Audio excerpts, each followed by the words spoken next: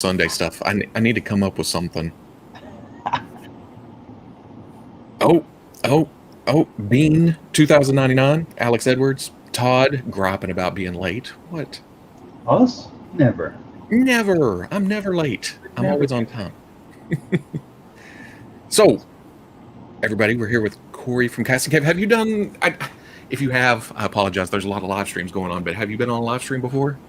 I did one with Bill, and then I've Yeah. done a few on my own on Instagram, Mhm. but that's about it. And I'm looking at these heads, just going, ooh, ooh. I have both the Han heads, and I think at some point I'm going to grab more because. So these, trying to grab one that's wet still. These are socketed for Black Series. Yeah. I think you have one. Yours is for Figuarts, right? I've put both of them because I have the one, the original or the earlier one, and then the one with the slight grin.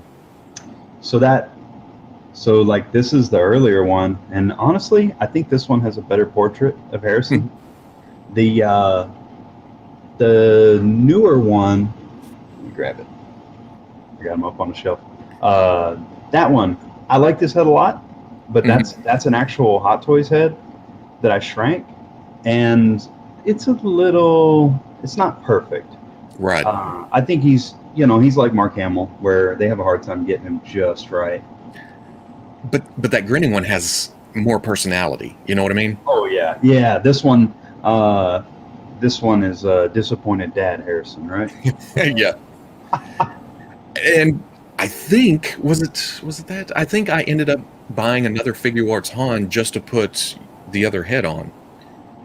I was painting enough of them that I started to get worried that I was going to mess up one of my Figuarts, so I bought a backup. I've done that a handful of times now, where I paint enough of a certain head that I'm like, I hope I don't mess this up, and I end up buying a double, and I go, oh well, there's an extra on my desk now. Well, at least with Luke, they reissued him later on, didn't he?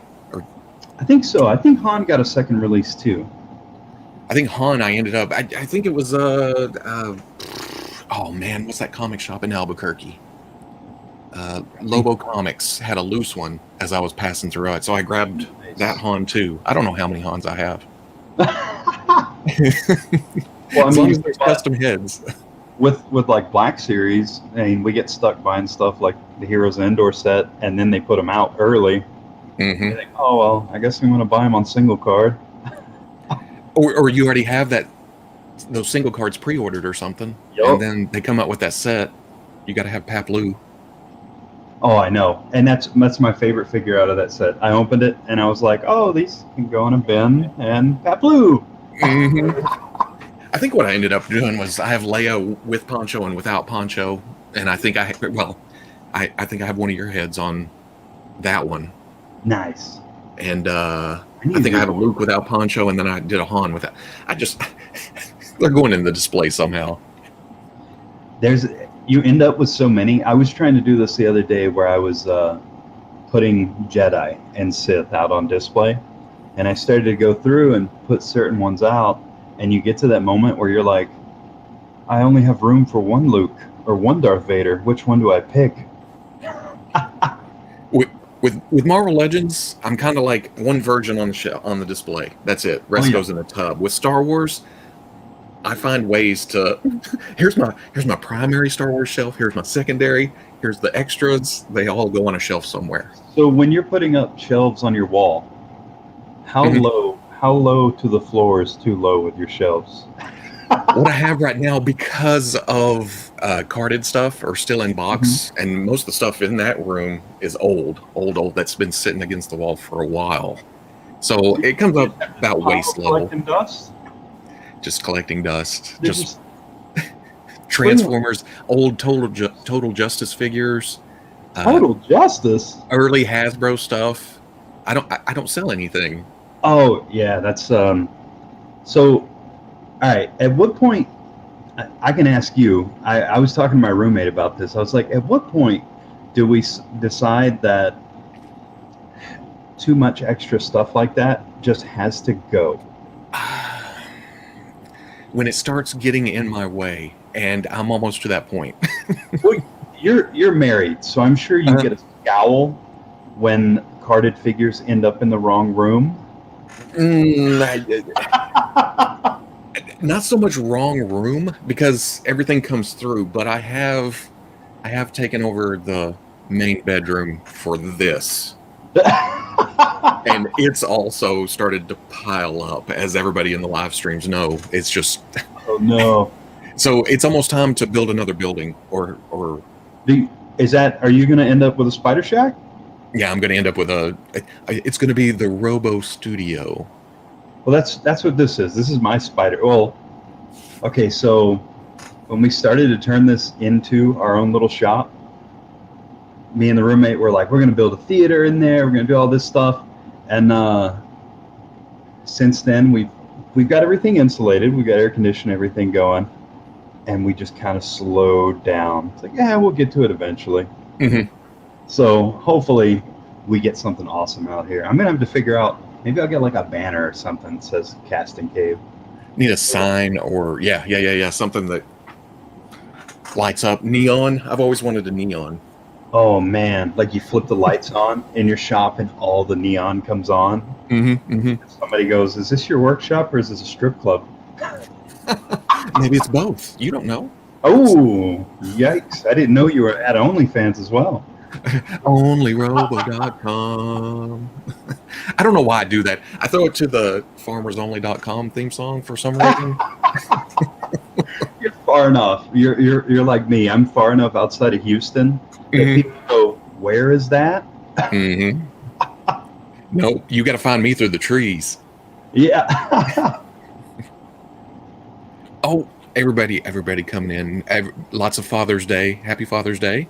Nice. So, let's see. I can see the comments on here, right? There we go. Oh, can you see on your side? Yeah, I've got it loaded up. Happy Father's Day. Oh man, look at all these guys. Yeah, look at everybody. Robo does a Zemo dance. Oh, I've got the screen set up to where it's too narrow. That's the only video on my only Robo is this.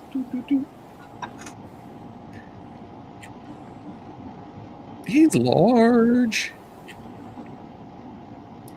How does it feel to know that you have a fan in Matt Hardy?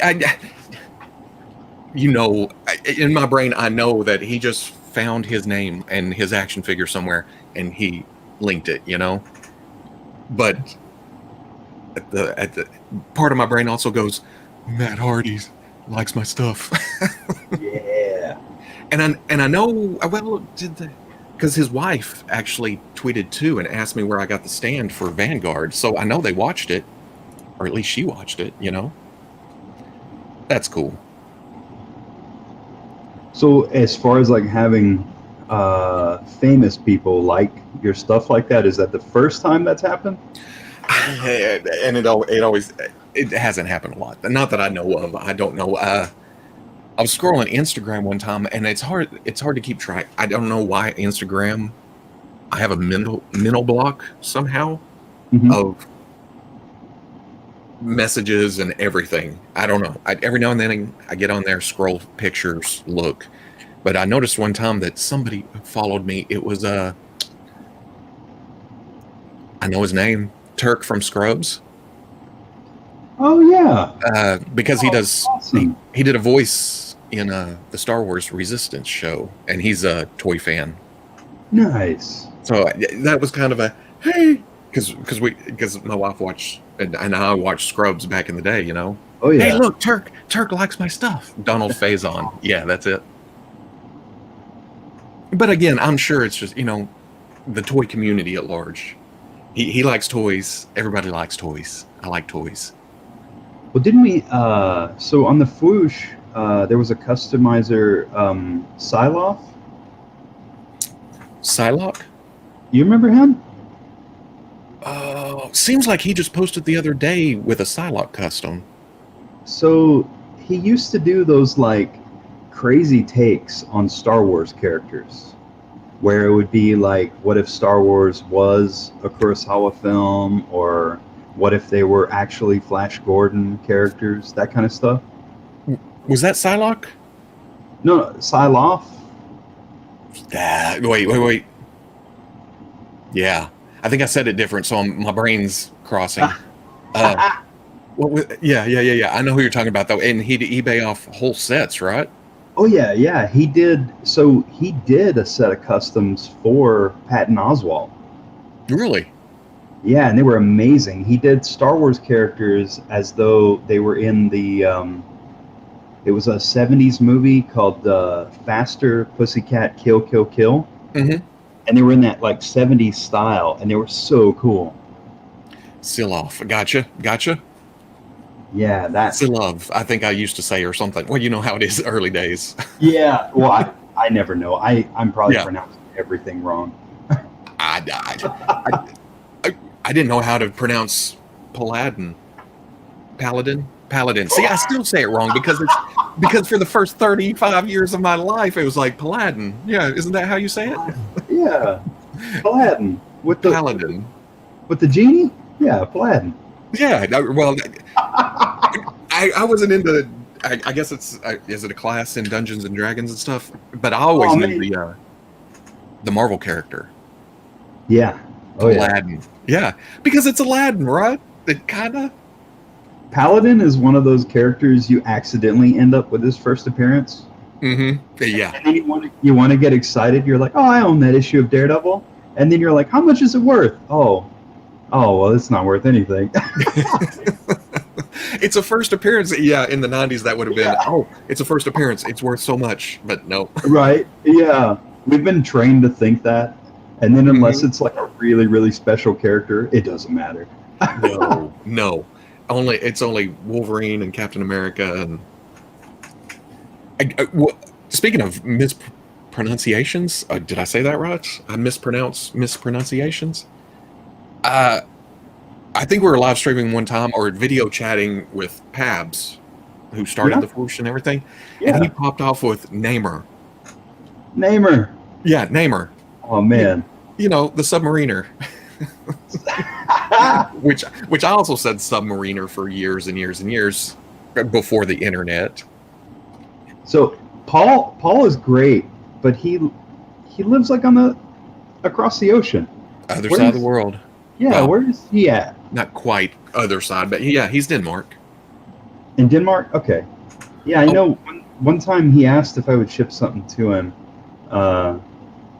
because it was something I guess I would consider unconventional, where I'm used to shipping to addresses that have street names and zip codes, and then somebody sends you a Danish address that has weird symbols and degrees, and you're looking at it going, I don't know how to write this. Or fill out the import slip or a custom slip. Yeah. Because we ran into that with the articulated icons when I shipped out most of the Kickstarter orders. Yeah. It's like we'd get stuff back, and I don't know how this is supposed to go, and the phone numbers, and with that kind of stuff, it's tough because you want to offer products to everyone all around the world. Mm-hmm. But sometimes you kind of have to draw the line, and it's not discrimination or anything. It's like, no, I hate everybody in Germany. I'm not shipping there. No, it's just because shipping there it's hard enough for our post office to mail within the state sometimes. Yeah, exactly. and you never know. And with stuff like that too, they get hit with a customs charge whenever they have to go pick it up. VAT in UK, they get the VAT, like a tax or whatever. Mm-hmm. And so they always want you to write out the value of whatever the package is a lot lower. Mm-hmm. That way they don't get hit with such a high charge. Right, but then if it gets lost and stuff, it's on you. Yeah, then you're out of luck. Yeah, and you're trying to get money back because it's your product. Right. And I don't know. It's that's why I kind of later on it was like, I am not shipping any more of these. This can go to an actual warehouse with people who get paid to do that. So Articulated Icons has their own warehouse. And not their own warehouse. It's kind of through a warehouse that takes care of a lot of companies and stuff. Oh, that's A awesome. lot of product. Cool. Yeah, because it's just too much for my wife and I and a couple friends. Right. That's hey, at least it's that much product, you know? Yeah, that is true. But I think it was and I don't want to say traumatic. It was just such a haul that I don't think I've had anything to do with ninjas since. I don't want anything to do with ninjas. It's You like, don't want nope, any more ninjas? nope, Oh no. man. Just send them to the warehouse and they can go out to people from there. But whew, My problem is every time you guys put them on sale, I mhm. go, well, I guess I need one or two more. I get people asking, in the comments on YouTube, the sale or what's happening here, and I don't know. I don't know. Paps takes care of all that. That's Paul's end. So should I just harass him and tell him I need more samurai? Oh yeah, he's the one to harass. He's the because I don't even know what's coming. You I just make the videos, and you know what? It's I also don't promote the ninjas on the weekly or anything because I feel, even though I'm not personally on that side, right, I mean, right. I hear things whenever they're talking and stuff, but I'm more interested in this. But I still feel that since it's kind of our own product, I don't Yeah, want to promote it. it feels kind of like skeezy, like Yeah, you're, yeah, uh, like you're pedaling. yeah. That's the hard part about. I've had people tell me that I need to post more on Instagram. It's like, oh yeah, you need to post more. People need to see all this stuff, and I feel that same way. I feel like if I'm uh, trying to like constantly show my products and go, come and get it, come and get it. Hmm. Sometimes it feels like it reeks of desperation, and I want people to know that whatever I have available is there, kind of when they're ready. Like if I can put something up and if I sell all of them, great. If I have some on the site, then I'll get customers. Hell, I think Matt K, Hmm. who does photos for you guys, Yep. I think he's had the bug here lately where he's been coming back and getting stuff. And I've seen his name pop up a handful of times, and I've been mailing orders to him. And I mean, I really appreciate whenever I have the return customers like that. They come back and they get one more and one more and one more. And I mean, even with you, like if I Hmm. see your name pop up, it's like, okay, Robo wants something new, and then I'm trying to find something that, like, I start going through new things that I'm working on, and I go, Yeah. okay, maybe I've got something I can send him that he'll geek out over when he gets it in hand. And that's happened several times because Yeah, if you open the box and there's something extra in there, then it's like, yes. because we've been doing this for years, right? I mean, I think I made an order from you years ago. Probably back as far as when it was just cast. Um, because like Adam, and it's weird, like seeing everybody on Instagram and kind of being able to put a real name to their handle. I didn't realize Adam was industrial. Like I had Yeah. no clue. He's always been kind of slippery when it comes to where his toy industry side and his online persona side. Right, yeah. And yeah, I mean, I had seen his name a bunch of times, and I just never put two and two together. Even that guy we were just talking about, Silof, Hmm. uh, he was a customer, and it never clicked until like I saw his real name, and I was like, oh, that's that guy, you know. Because I think we were friends on Facebook. He kind of is he still around? I haven't seen much in a while. I think so. Um, some of those guys, they take a while to put, something new out. I mean, look at like Raybot.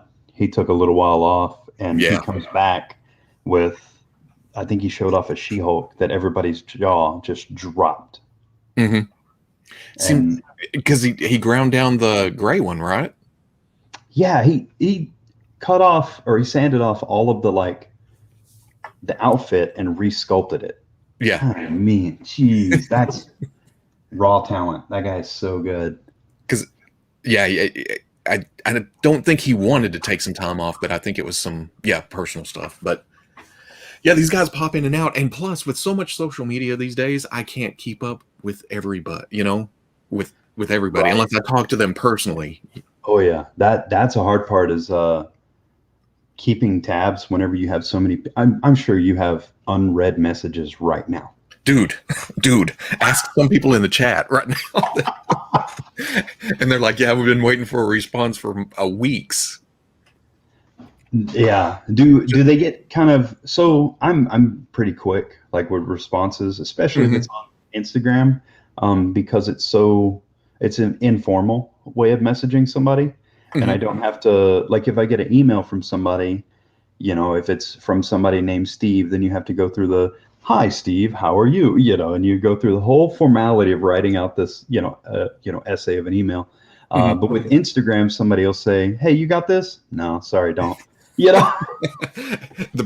It's brief. It's yeah. Because we chat on Facebook too, right? Mm-hmm.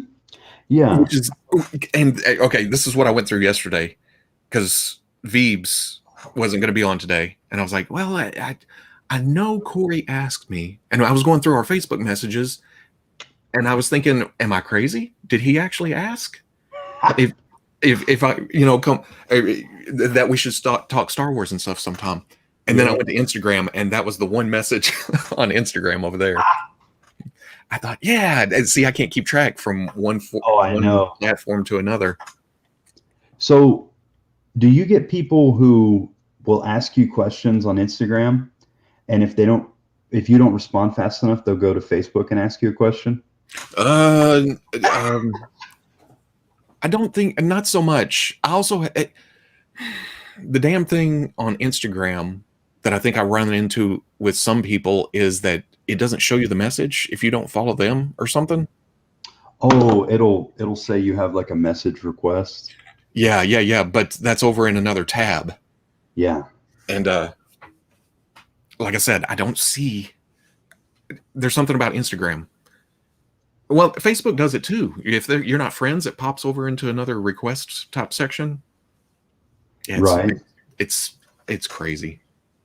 Oh yeah. You have your message request folder on there. Yeah, that's one that I didn't even know about, and then somebody showed it to me a while back, and I had messages from like 2016. And when you see that, you're like, do I respond to this guy? Like how? I'm sure they found a way to get a hold of me, elsewhere. Right. But when it's also when somebody goes through and finds your like personal Facebook page, and you never saw the message, maybe they feel like they struck out and got the wrong Corey. Yeah.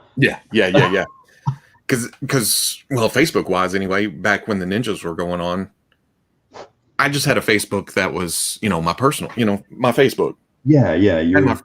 Had my local friends, had my family, this and everything. And then I got a couple of messages at that time of that people weren't happy with the ninjas or something. And they'd find me on Facebook and said, oh, now I know where you live. And I see your family. Oh, no, dropping that. God. Cutting all that off. Oh, wow. So I try to use that was with those hip joints? I think one of them was the eye was painted crooked, or it wasn't exactly on the thing. And when it comes down to that, I'm like, I didn't paint these. I didn't. Yeah. I'd be happy to fix it, but or send another, because at that time it was up in a local warehouse. But people are crazy, man. Some people are crazy. What do you tell somebody when it's like a factory flub like that? Do you message back and go, I'll tell them to put up another suicide net? well, a lot of times there's a lot of replacements. You know what I mean? Yeah, you guys order excess amount. Yeah. And we had extras. It's just, I don't know. I've kind of blacked out a lot of that that time in my life at this point because oh man, yeah, and I get it. I get it. We Do all you like our use this toys, but stuff? It's a brush soap. no. What is that? Okay. I've been kind of keeping an eye on chat, and there's some questions and stuff that we'll get to, but now I'm interested in that. All right. So with a lot of my like flat brushes like this, I find that over time they start to fan out. You end up with, a lot of times I just use this brush for mineral spirits, but a lot of times with fan brushes, they start to get crazy looking over time. And that's when I start using them as heavy dry brush. Right. So I Mhm. like having a nice like flat brush for doing dry brushes. And so what I started using, I have two little gimmicks. I love this. Let's see. It's called the Masters Brush Cleaner and Preserver. And this stuff is like, it's a soap. So it works as like, it'll clean any paint that gets sort of locked into the ferrule Mhm. of the brush itself. And then it also kind of conditions your bristles. Now, on a lot of these like synthetics, you don't have to worry too much about it. Um, but because of that soap, it allows you to kind of control your brush to keep it from starting to fan out too much. It's a brush pomade. Yeah, right. Yeah. The other thing that I've been using, sometimes I'll have brushes that start to, because anytime you have paint that's getting down towards the base of your brush, Which I do all the time. they're going to start to lock up, Mhm. and your brush won't have any flow to it. So if I have a serious problem, there's this Winsor Newton brush cleaner and restorer. This stuff, oh man, Really. it's serious. Whenever you've got a problematic brush, you got to break this stuff out. Because I have the problem of if I'm in the groove, I keep painting, and the paint, works its way, starts you end up drying on the brush and everything. dipping and mopping. Mhm. Yeah, and then you realize that back here on your brush, it's starting to look gross. Yeah, that stuff will knock that out. There's a handful of brushes where if I'm doing a lot of washes and things that are pretty wet, I'll notice that I have paint that starts to build up in the base, and I'll go to use my brush, and it's starting, to harden up at the back. And Right. what I'll do is I'll use this Winsor Newton stuff. I'll just put my brush down in there and roll it in that stuff until I can loosen up the bristles and get that paint out of there. And then once I've washed that junk out, I'll go back and use the brush soap on it. And because that works as like a conditioner, I can keep my brushes pretty sharp. Because that's always been the problem. I always feel like, oh well, need to go buy a new brush or Right. suffer through. Do you ever use like this may sound weird, but you ever lick your brush to When I was younger, I was one of those people, and then I started using brush soaps and stuff, and that tastes real bad. That's it. Okay. You Christmas storied it. Yeah, yeah, it's terrible. I wouldn't recommend it. Yeah, because I have a bad habit of not pointy enough, twist in my mouth, So- and then Do you do this where you have a paint cup for your water? I grab a red Okay. cup. So early on, I learned my lesson the hard way that this is not coffee. I see. That's always been back when I worked because that's always been on my mind. Back when I worked in a scout camp, I had a guy I worked with, and then the boss and his guy, and he'd wake up at night. The guy I worked with chewed tobacco and would spit in the Coke cans and just leave them. And that's not Coke. Yeah. Your boss woke up one night and he was choking. He grabbed the first thing, and Yikes. yeah. So I've always been mindful of cups laying around. Especially ones that have napkins in them. Oh, I was okay. I did wake up the next morning from a party we had at the house in my younger days, and I grabbed a Mountain Dew out of the refrigerator and went to drink it, and there was a cigarette butt in the bottom of it. Oh, That's the only time I remember. they put it back in the fridge? Well, yeah. They didn't know any better. Oh man, flat Mountain Dew with cigarette butts. I feel like That's somebody somewhere. That's their thing. That's how Yeah, they just go party to party, leaving cigarette butts in in bottles in refrigerators. Oreo Mega wants you to acknowledge his booze. Ori. Boo, Oh, Corey. Boo. he always boos me. I don't know why he does that. He's normally a really nice guy. Hey, well, yeah, he's nice even when he's booing. Yeah, So amazing watching that head sculpt come to life, Darth Clueless. And yeah, I'm way back in the chat, guys. I'll work my way through real Oh no, quick. we've been missing him. I know. Plenty of shots. I've been reading comics. Oh, there was another one. I started reading comics in 1964, and until third grade, I was still saying Submariner and Magneto. I'm a Magneto guy too. I have to make myself think Magneto. What is there like a video of Stan Lee saying it correctly? I just go by when the movies came out. You know, was that was early in my internet days? Was X-Men 1, wasn't it? 2000. So, with the way that they said Shang-Chi, That's still being argued about. what is the correct way to say Shang-Chi? I think when I did that review, I got a bunch of comments of one or the other. It's like Mafex. I got where I just say it in several different ways and hope for the best. Well, I think Darius was telling me that Mafex. they say Mafex? Mafex. Well, Mafex. Is it Mafex? Doesn't it stands for Miracle Action Figure EX? Mm-hmm. So I get it. I do, but Action figure be like May? action. I don't know. Mafex. Who knows? There's somebody somewhere that's going to tell us we're doing it wrong. It's okay. Oh yeah. Yeah, that's okay. That's why I say it. I don't even do it on purpose anymore. If I say Mafex once, I'm going to say it Mafex next, and then Mafex, and then Mafex, and We switch it up. They'll never know what's coming. Yeah, it's in the back of my brain now. Oh, Sithfire 30, Casting Cave. Love your paintwork. What paints do you use? Let me wash this brush. So I'm usually going through Vallejo paints.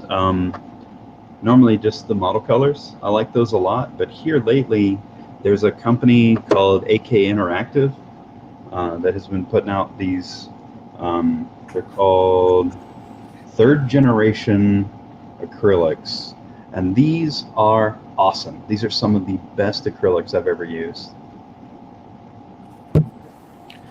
And I'm a sucker for anything that has a dropper.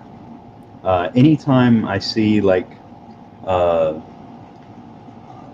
so like the Games Workshop paints, I like those a lot.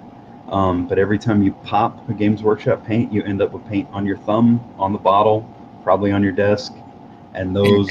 And you have the whole bottle open, just drying right there. Right. Yeah, if I can put paint onto a palette and work with that, I'm good to go. Which one is it? Is it the Vallejo that has the ball in it for shaking, or is it? I used to use a lot of Reaper paints. Reaper. Yeah, and the Reapers have like a little metal skull inside of them. So if you're done using one of these, you can wash that paint out and find that little metal skull in there. I didn't even know that was a skull. I've used those before, but I don't think I've ever finished a paint bottle. I always liked the Reapers. As soon as I saw there was a little Texas on the bottle, mm-hmm. I was like, oh, well, this is the paint for me, right? Yeah, I used to use, well, that's been a while back, was the Testors Model Master. They're gone now, aren't they? Oh, yeah, I think, is Testors even a thing anymore? Sure. I know that those were notorious for the lids locking on them. Mm-hmm. And it was an act of God to open them back up. I had a pair of pliers specifically for that because the paint would dry on the inside of the thing. Right. Until one day I grabbed the lid and I was gripping the glass part of it. Yeah. And twisted the top off. I was like, I'm done. Oh no! As long as it didn't break and cut Well, you. the glass shattered on Yeah. around the top. I really like these Tamiya clears. I use these a lot for Okay. different. Like I can load this into an airbrush, and Mhm. they're alcohol based, which is kind of cool. It makes them pretty easy cleanup, and you can. They seem like they last longer because as they're curing, you can resuscitate them with that alcohol. Right. But I use this stuff every once in a while for things like, what's a good example? If I have to do any kind of metallic colors, a lot of times I'll use, I like this Vallejo Model Air Chrome, Mhm. and I'll do this as a base and then airbrush the Tamiya clears over the top, and it is the prettiest candy coat. Oh yeah, candy. I used to do the Iron Man red. Well, sometimes you don't even have to put silver down. I've taken figures and put the clears on just on top of the base color, and it I bet spruces that's a them up. good way to revive. You know how the old Toy Biz Galactus, his skirt is every one of them. I haven't seen one that isn't faded because that rubber material that his skirt's made out of, I guess it breaks down the paint colors or something. I have no clue. So you come back with that, just clear over it. Good. Yeah, I bet you could go over the top of it. I mean, you Now could, I don't know. I don't know how hard that stuff dries. So you might want to do like a real thin layer. because back in the day, I used to find the regular paints in that line was kind of rubbery and would peel off in a sheet. If Oh yeah, yeah. That's one of the things that worries me with Storm collectibles. On some of those, they have the rubber torsos and they have Mhm. airbrush shading, but I've noticed that on some of them that I've seen, the paint looks kind of like it's peeling. I don't think I've pulled my. I think I have uh, the ninja. It's going to be one of those days. It's been one of those years apparently so far. The ninja from Mortal Kombat, The, yellow. the ninja, which one? For the yellow. It's like Gatorade flavors. You go, which one Yeah, you got? you Oh, know, the lemon ninja. my favorite flavor, blue. Luca Rock says Casting Cave is my hero. Oh no. Johnny C. Dagger with a $5 super chat. Have you seen that AWOC Animal Warriors of the Kingdoms by Spiro live stream yesterday? New waves are coming with new animals. Nice. Did you pre-order? Did you get any of those? Yeah. I got it. I just did my backer kit last week. I don't know why I waited till the last minute, but I got a couple of pails because I'm talking about Paul again being in Denmark. Whenever there's something that comes out like that, or even regular Marvel, he has everything shipped to Veeb's house, and then he gets a big package every few months because shipping every single item separate is Right. expensive. So I got him a couple of that from that, and I've seen pictures from that live stream yesterday, but I haven't dug into it yet. Man, that is too cool. I think he just sent me a picture on Instagram too of the big gorilla that was at the Yeah. end of He this looks- one. Oh yeah, it's looking beautiful. Man, so here's my problem. I wanted Plunderlings and I wanted some of the Spiro stuff. Mhm. I'm already too deep on Mythic Legions, and I don't even have them displayed. That's always been my thing with Mythic Legions. Jumping in, that seems like a commitment almost. The problem is it's kind of addictive. You'll get one and you'll love the colors they use. You'll love the sculpt. You'll become enamored with it, and then you'll find yourself buying other characters, and sometimes they use the same parts. So a lot of the dwarves, right? A lot of those use the exact same build, and you'll buy one and think, "Oh man, I love dwarves," and you'll end up buying 3 or 4, and they're the same toy. Right, because I think way back early, what was the Fuchs actually had a figure in that line. The females, way back in the day. And I think it was before Mythic Legions. It was from Seventh Kingdom. Yeah, and I think we had an elephant too. Really? Yeah, in fact, That's awesome. I think that shipped out from Veeb's because what it ended up happening was they would produce them and then send us the the stock, and then we would ship it out. And Nice. that was our first little experience with that kind of thing. And I should have known. Hated it then. Hey, this is so fun. Let's do it ourselves. So But was that with those figures, the Seven Kingdoms stuff? I've owned one or two of them, and I didn't keep them because I felt like maybe the factory they used didn't give them the best materials. They were kind of fragile. I've heard that with that and the elephants. I think the elephants had a breaking problem. Yeah, I had. Oh, which one was it? I wanted to see what they were like, so I bought some of the. They were like cat characters, um, and I remember getting them in, and one of them broke immediately, like right out of the box. It's one of those Mhm. things where you go to turn a wrist and it's fused together, like almost like the DCUC stuff. Yeah. Which I'm DCU. amazed. The DCUC stuff that I still have, I'm amazed that it's still in one piece. I have a lot of mine. Well, I think all of mine are in tubs. I just have a few customs out because I didn't want to toss them in. I think Flash and oh, Johnny. He had the red mask that just floated above the red suit body. Johnny. Oh man, I don't. that was in the, what were they called? The like fan club stuff they did, signature series. Signature series. I have a couple out, but all the rest is in tubs. The only time I see DCUC is when I go up to Veeb's house, and he has them all who's who'd on the His shelves. wall. Yeah. That's man, they make for such a good display because it feels like when DC or Marvel would do those murals with every character possible. Hmm. You see it and you think, oh man, I'm just gonna go through here and where's Waldo this? I'm gonna name everybody. And I can't even remember. It's been so long since I've read a DC comic, actually. Johnny Sorrow, Crash says. That's him.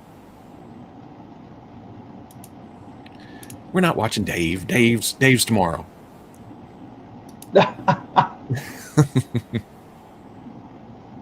Oh, sorry to say, but I asked Cincy about Hot Toys Tarkin for you to make a cast of. He sold his already. He probably made some money. That Hot Toys Tarkin is bank. Can you show us how to paint eyes? Let's see if Yeah, I got how do you paint so good? how to. So one of the things I started painting Warhammer stuff Mhm. when I was really really young, and I was painting for so long that whenever I first started Casting Cave, I was like, maybe I should paint stuff. And at first I was like, maybe I could paint weapons, but there's not really, like if you just paint some weapons and ask painted cost, there's not really a demand there because so much of it is like, oh, I could dry brush myself. But with the painted heads, it was something I was already doing. I would get figures. I constantly mess with stuff. I have, I guarantee you, like 90% of my Black Series stuff, when I get it in, it's like matte coating, and then I'll fix eyes or I'll fix something on them.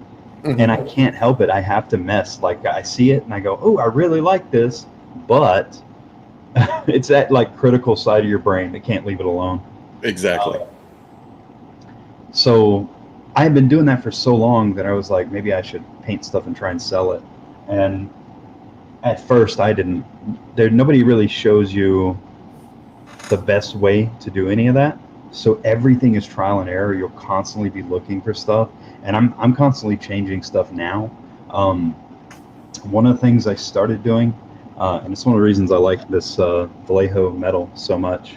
I was trying to figure out good ways to make eyes pop without making them look like anime eyes, if that makes any sense. Mhm. Like whenever you sit down and paint eyes and you put a light inflection on the eye itself, it's usually like this bright white dot. And every time I would paint them like that, I would look at them and I'm like, well, you glossed over them, so you're still getting the same light inflection. So now they look like anime eyes, like, you know, the big dots on them. So I started using, whenever I paint certain color eyes, let's say I'm doing like a blue, I'll Mhm. actually shade up to silver. So I'll start with a blue and go up to the silver as my highlight on the eyes. And I feel like the reflection you get out of that metallic color, I don't know if this will even focus, is probably, um, More natural. yeah, it looks so natural. It feels, when you see it in hand, it feels more real, because human eyes catch a lot of light in them to begin with, and they have this sort of like a shimmery look. I don't know the best way to describe it. Mhm. But by using that metallic with your base color, it really, really helps to highlight them. Do you use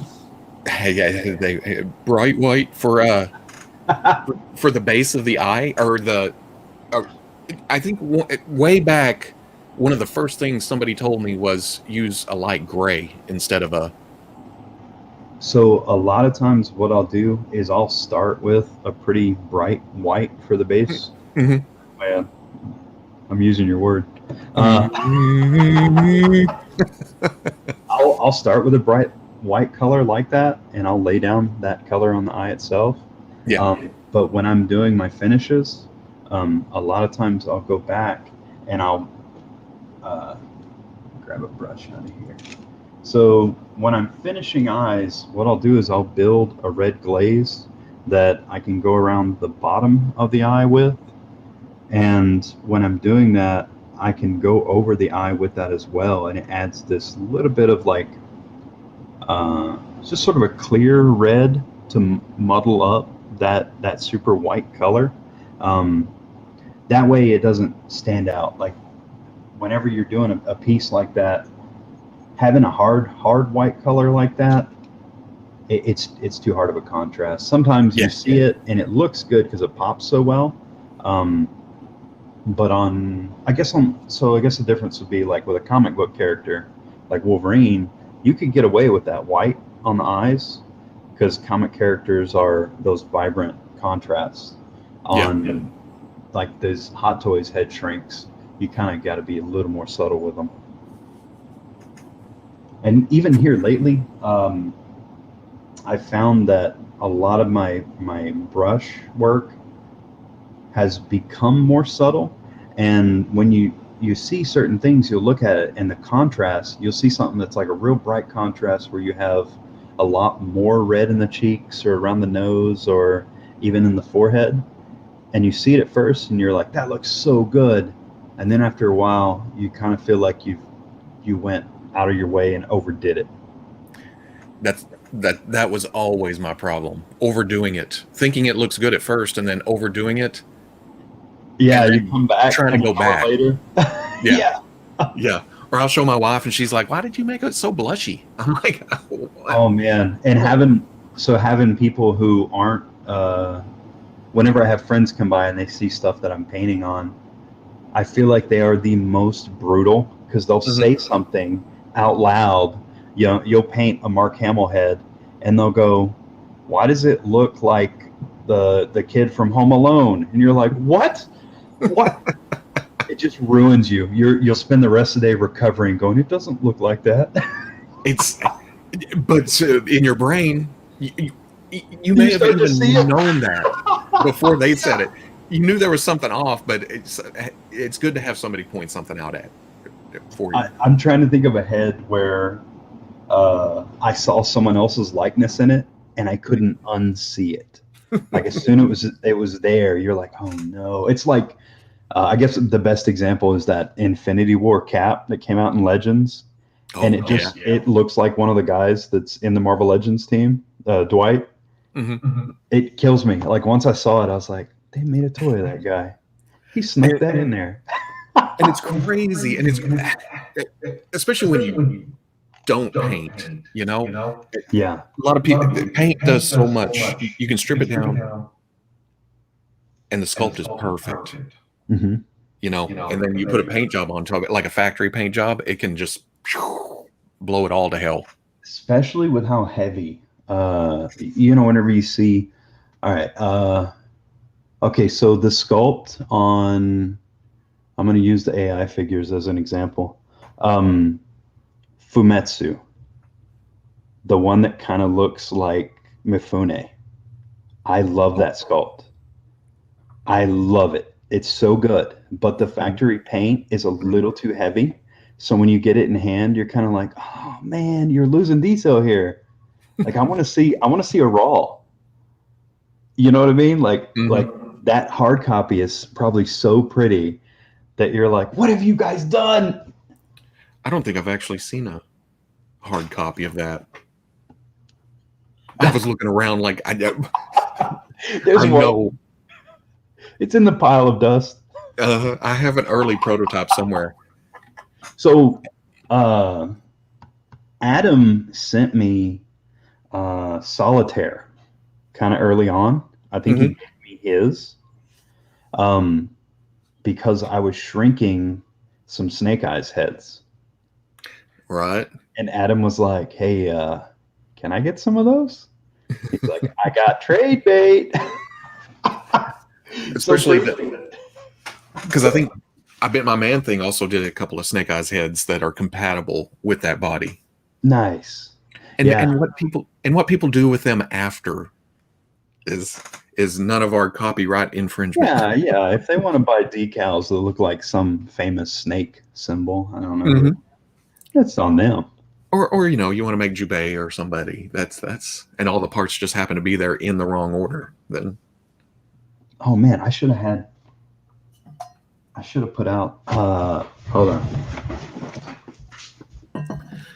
Yeah, I think that a couple of people talking about echo. I think that's when I get excited and talk louder. It comes across on the other side. Oh, is there an echo?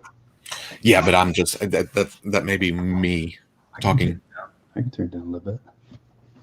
Yeah, it might be. So this guy. Oh, yep. I'm gonna harass Pabs. I need more Drunken Masters. I don't even know what's on this. What the plan is for re-releases. So Bill saw this, and he goes, "I need that. How do I get that?" And I was like, I don't think you can get the Drunken Master anymore. He's like, well, find out. I need that. Where it's sold out, right? The Drunken Master? Yeah. I think all the martial artists are. Come on, Robo. It's your toy line. See, I don't keep track of any of that. I'll have people ask, and I don't know. Yeah. In fact, I don't know if I have a set. You don't have a full set? I don't know. I'll have to look around. There may be a box somewhere. How many Red Ninjas did you end up with? Well, everybody knows the problem with the original Red Ninjas, that some of them, was it the waist or the hips?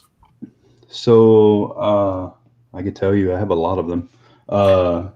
On the waist joint that plugs into the lower torso, on some of those, it gets stuck, which is fixable. You can boil and pop it and then just put Vaseline or a little bit of like silicone oil on top of that when you pop it back together, and it's good. Really, on the first round, the big thing were the hips, but as soon as you put silicone oil in those hips, they're fine. Yeah. To say, because I was still doing QC, my wife was doing QC. Let's just say I opened a ton of Red Ninjas, but I think I only have like one or two for myself. We were opening a lot to send replacement parts out for the red stuff, for the So reds. when that happens, do you guys just end up with a pile of parts? Yeah. Oh wow. Yeah. I wonder if that happens with like the Four Horsemen as well. Like if they just have tons. In that line, you get a bunch of the same weapons. I bet they just have bins that are just filled with the same weapons. And that's what happened was the tubs, when we'd open the red, separate the weapons out, tub, and then red. Because you break the waist, there's not really any send me this part, and we'll replace that part. That's the whole figure. I really am. I am the worst Fwoosh Toys employee. But that was the first. Okay, so to be fair, on the later stuff, because I have a handful of the later Red Ninjas, I've never had any problems with that like tight joint on the hips. Right. It could, because on later runs we were able to, okay, need to fix the tolerances on the hips or the hands or the feet. Because I think the White Ninja, the feet popped off every now and then. So on, did y'all have problems with Shibito? Uh, The not Bruce Lee. oh, wait a second. What was wrong with that one? I was curious if the Shoulders? calf, if those kind of stuck. Oh, I don't remember a lot of calves. Was that because it was it baggy pants that went to a wrapped tight leg Yep. down at the Yep. bottom? There may have been some of those, but I think it was shoulders, and the arms pack also had the right shoulder would lock up on some of them. So on the arm packs, I noticed that the arms are always like super nice. At least on the newer ones that I've picked up, they I don't know are the newer ones, super, but the super originals, tight. yeah. Oh yeah, those things are great. I'm sure that everybody wants those because they can use them constantly for customs. Well, the thing about that too, I think Dustin, I think he said something about those are actually compatible with Mezco bodies. If you want Nice. bare arms, was it Mezco bodies? It was something. I think he was swapping them out. No, I saw somebody. Okay, I have seen somebody put them onto the smaller Mythic Legions bodies, like the elves. Oh yeah, that too. But I don't know how well they would be compatible with Mezco because Mezco kind of does their own like scale. That, and I've never actually seen a Mezco body because I don't like taking the clothes off, or Yeah, a lot of times they try and sew them on so that you can't yeah. tamper with any Oh, of it. he's all about ripping seams and taking it completely off and putting new suits on. And Now, is that what is his handle? just Thunder. Okay, all right, I know him. Hmm. Yeah, Yeah. he's Oh yeah. he He's always he been. posts a lot on Instagram, and he goes through the Mezco figures. Oh yeah. That is it, kind of intimidating to me to spend $100 on something to I'm making a custom. I live in the backwoods, uh, dirt road, everything else. I'm afraid to leave Mezcos out in the open for too long, Yeah, yeah. Well, and he's all tearing them apart. with how warm and humid it here is here in Texas, even with air conditioning controlled environment, Hmm. there were I got rid of some of my Mesco stuff that uh, the best example is that Spider-Man they put out. Their classic Spidey, I noticed that the material, the red part of his costume, it Hmm. was starting to like break down over time, and it could just be, conditions here. I don't know how it would fare elsewhere. I don't know. I need to open mine someday. Everybody knows about my stack of boxes with unopened Mezcos. Actually, I Oh, didn't your buy that Mesco originally. I are the actually best. ran through when I was in Indianapolis. I bought that at the toy pit, and it just went into the pile when I got home. And dang it. So you do like big toy shows? Before last year, shut Okay, everything down. I well, have it's a starting local to open buddy. back up. Yeah, yeah, yeah. In fact, I think Dallas is having a toy show here in a couple weeks. Yeah, in Uh, July, I think Houston's doing one. I have a buddy that goes con to con to con with decals and Oh, nice. patches and that kind of stuff. So I had to help him out just because I got to go to Comic Cons. Yeah. So it was once, twice a month. I was out of town. I got to see countryside. I got to go to Comic Cons. It was You were pretty the fun. roadie. Roadie, yeah, a Comic Yeah, Con roadie. that's awesome. We So, talk about start TV show. We should do a TV show, Con Men. But perfect. that was that before it didn't. What's his name? Captain Reynolds. I think they did a mini series of called Con Men where they go to Oh, I have no conventions. clue. Nathan Fillion and Oh, Adam nice. Tudyk. Oh, because they do a lot of those guys have such a huge con presence that it's like every convention they go to, they'll have people lining up for autographs and Hmm. for their panels. And a lot of those celebrities, that's all they do anymore. Well, like Power Rangers, and I was at a show with a lot of Joey Fatone. Was that NSYNC? Oh, you got me. I know that's where I am. In. I nearly sold him a figure of Data from Goonies. That's awesome. Because Data from Goonies was a celebrity there, and he was going to get it signed. Oh, nice. It's crazy. But yeah, a lot of those guys just run con to con to con. Data should be more famous than the NSYNC guy. Well, the NSYNC guy was buying. Oh yeah, I could get him to sign this for me. Right. Instead, more people know NSYNC. That and voice actors, and yeah, it's fun seeing behind the scenes like that and stuff. Because I've been to a few Comic-Cons where I was just. You go in when they're open, and it's a completely different beast when you're in there setting up and people just wandering around. Sitting here using this flat brush with that blue, just dry brushing. Mm-hmm. And as I'm cleaning it out, you can see that blue coming out of the brush. So you do just leave that in there for? I'll wash it out. If a little bit of soap is left in your bristles, that's fine. But really, this is just to clean out the base of your brush. Make sure you get that excess paint out of there, because the last thing you want is to leave any paint in your bristles when you stick it back in your cup. Right. Now, if I wanted to really, really clean out any paint that's left in these guys, I could take that heavy duty stuff to it, but I think it's good for now. And any little bit that's, soap that's left in there, you can contour your brush back to shape. So the soap doesn't affect the next time around. No. And that soap is actually good for sables. I don't know. Have you ever spent any money on like expensive brushes? No. Most once they wear out, well, when they would wear out, I'd buy new ones. So I didn't want to spend a lot of money. I was one of those people that I got to a point where I was like, I should buy a Kolinsky. I should buy one of these nice brushes. And you spend $20 on it and you get it.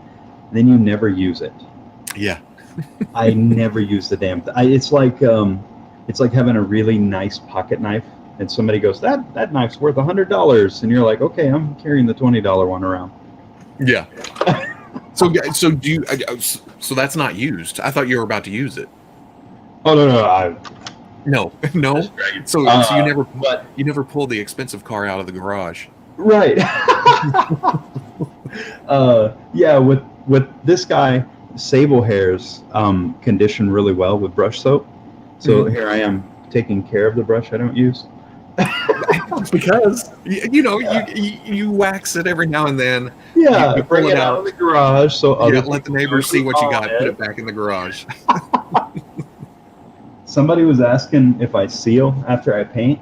I just saw that, and somebody asked earlier what kind of seal. Okay, so I have two sealers that I like, and I use this stuff. It's a Duplicolor. I saw somebody. Now I'm trying to figure out his handle on Fwoosh, but there's a customizer on the Fwoosh that uses this stuff, and he showed it to me, and it's like a hard coat. When you put this stuff onto a model, it's like a durable, scratch-free finish. And so what I'll do is I'll hit it with this Duplicolor, and it cures glossy. So what I'll do after that is go back with I'll airbrush on a matte varnish to give my model the finish that I want. So it's actually like double sealed. Yeah. So I'm doubling down that way. Really, this is like a finish more so than like it is a sealer. You're putting another varnish on top, but this is kind of like the like matte coating that you want, as opposed to having something that's kind of glossy when you get it in hand. And then a lot of times on top of that, let's say I want to go back and do the eyes, or like if the mouth is open, I'll go back and do gloss again over those areas. Gotcha. But this stuff is Vallejo Mecca varnish. These are awesome, and I love that you can buy them in big bottles because I use the heck out of them. Damn. It's good because I'm in such a habit of still using the Tester's Dull Coat. That stuff is great. I like just the Krylon mat. This stuff's really good too. But these suckers are so susceptible to humidity, and you'll end up with a lot of like fogging. And I think that's why when I did try that back in the day, that was the problem. Does the Dull Coat fog on you as well? I haven't had that problem, but I haven't sprayed outside in a long time. Okay. Sometimes I find that with any of those rattle cans, you'll spray them, and if you cure your stuff outside, in open air, the humidity will abuse the heck out of it. It'll cure too quick. It'll start to cloud on you. Sometimes you can resuscitate that with just a little bit of mineral spirits. You just wet a brush with mineral spirits and go over the model, and it'll get rid of that clouding, which is useful. But then you got to go back over it and hit it with something. Well, like we were talking about before, I've put some wear and tear on your stuff, and I've never had a problem with chipping. There's been a couple of times where where I should probably prep it a little bit to try to get it on a ball joint, but I'll just go shoving, and I've never had a problem. Yeah, sometimes with so the Han Solo heads are a good example. You would think that the Bespin Han and their indoor Han have the exact same size ball joint because that's the same torso and neck. Mm-hmm.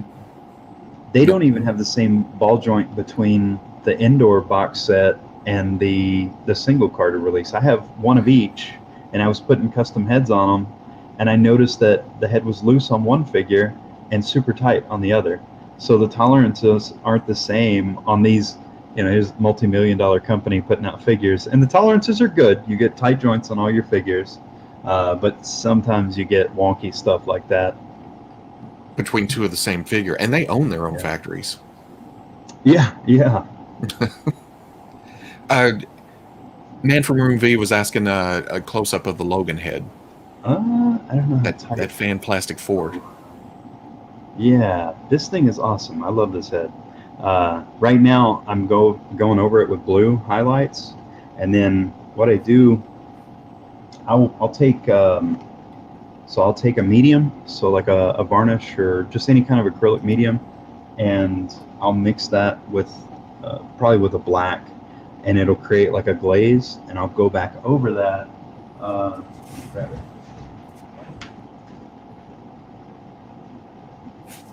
I got one sitting here.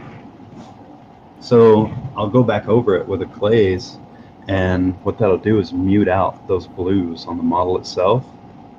So whenever you look up close, you can still see the blue in there, but it's super, super subtle. Right, it's not in your face, because I saw you painting on the blue a minute ago, and I was like, wait, there's black already down. Yeah, it looks like super heavy at first. You see it, and you're like, damn, that's really, really blue. But then, kind of like with these Han heads, a minute ago they were brown, and what I did was I used a black glaze over it, and that mutes out. Of course, this is probably not focused at all. What it does is it mutes out the brighter brown colors, and it gives me shadows in the hair that I want. And honestly, I'm just trying to emulate the like really nice depth that you get out of like the Hot Toys heads. I'll look at them and be like, how do I do that? Of course, the Hot Toys figures, they use metallics in the hair. And that's always been a problem, or at least a gripe. Me and a lot of people, they go gold with like Luke or blonde hair. Yeah. Well, they did like Luke has like gold, and then they washed his hair with like almost like a black. And it looks good, but it's a lot darker than Mark Hamill's hair actually is. Right.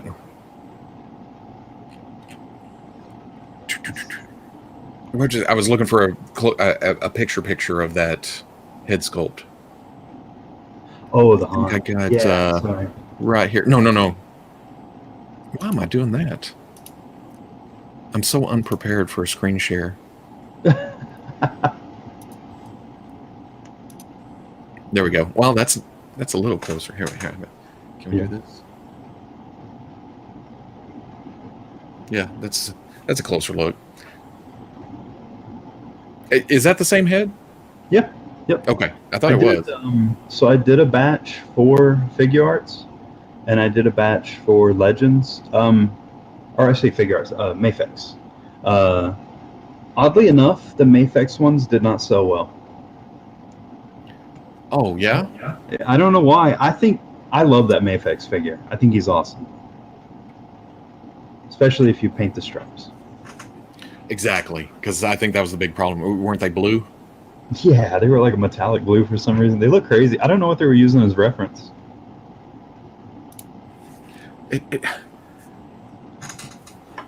Because I think the brown one's about to come out, and I think that may replace the yellow. But I still like the yellow too. Well, you're like me, where we have like a sweet spot of X-Men, Mm-hmm. and brown costume is just the best Wolverine costume.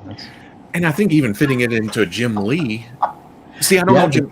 That was the time I fell out of comics about X-Men Well, number 4.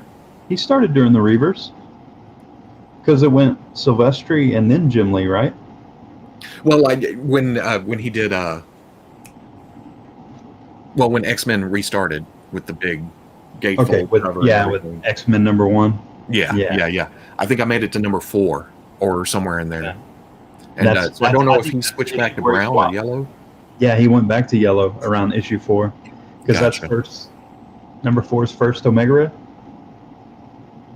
Yep. I think so.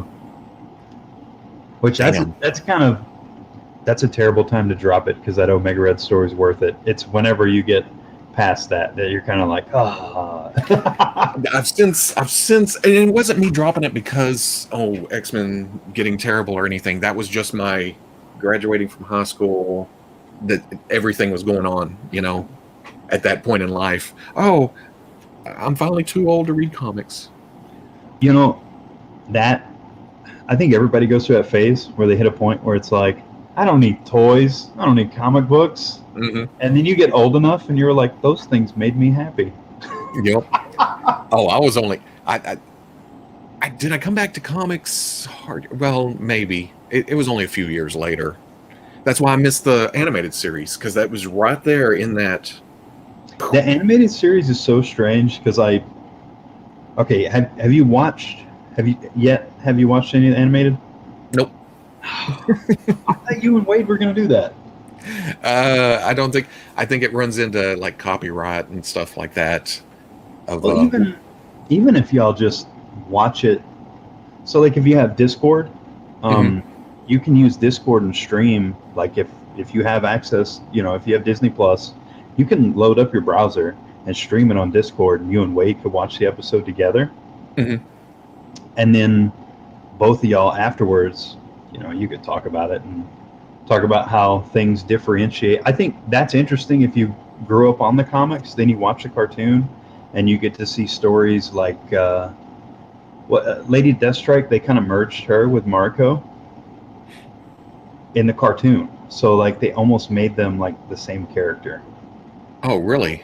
Yeah, where Wolverine used to be in love with Lady Deathstrike or something weird. It just throws the story all out. Well, what was Storm in the animated series an original member? I'm not sure. There's an episode where they show like a flashback of the X-Men, and it shows the original 5, but they never establish when Wolverine, Storm, and the others joined. I've seen discussions on what's different, and I've seen screenshots and scenes and stuff like that, but I don't know. I think if somebody would do it with me. I'm down. Hold my hand through it. Dude, do it. I'm down. We'll make notes, and we can if you want to throw your hands up in the air and be like, this is terrible, this is awful, it'll still give you something hilarious to talk about. Right. Because Crazy enough, for some reason, I have the VHS copies of a lot of those episodes. Weren't they sold, or they were like given away through like Pizza Hut or something? I worked at Pizza Hut whenever. Yeah, yeah. Yeah. You remember? Uh, they were like at one time they gave away copies of Turtles 3. Oh, I don't remember that. Yeah, there was like Turtles 3 and Ghost. Was that?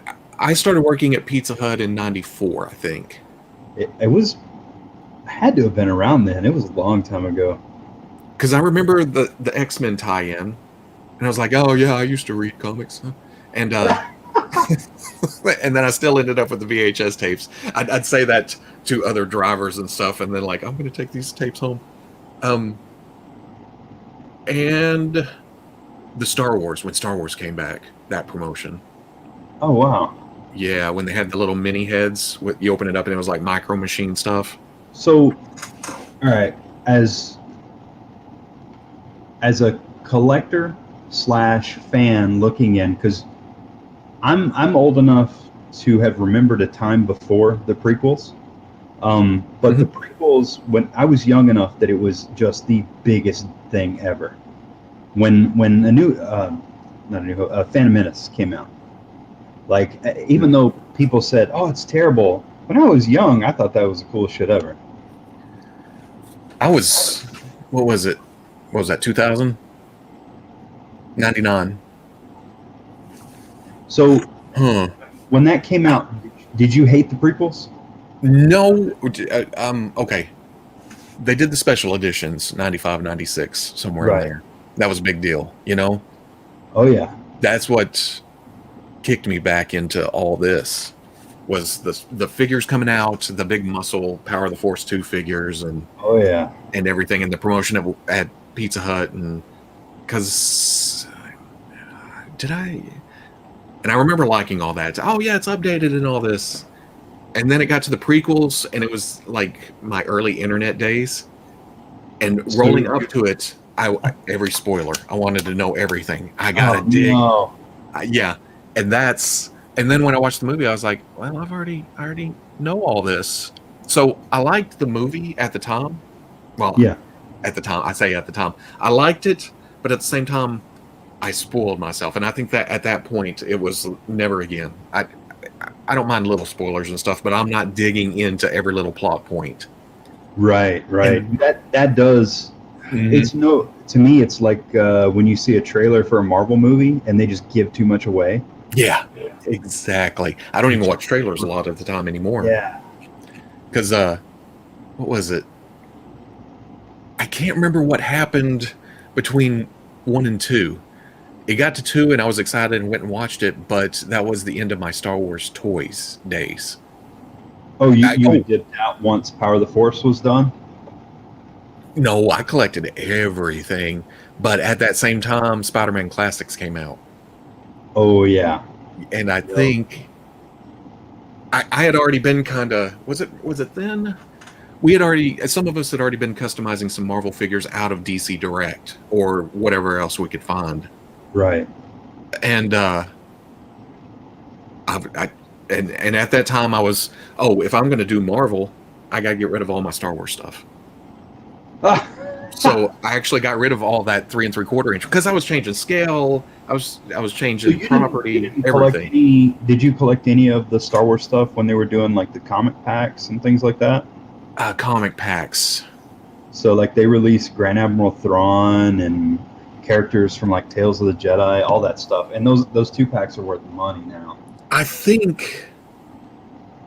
don't think I was still collecting at them. I think the Expanded Universe wave with the Dark Trooper and oh yeah, with Dark Empire Luke, Kyle Katarn, Mara Jade, all those. Yeah, I think that was the only really.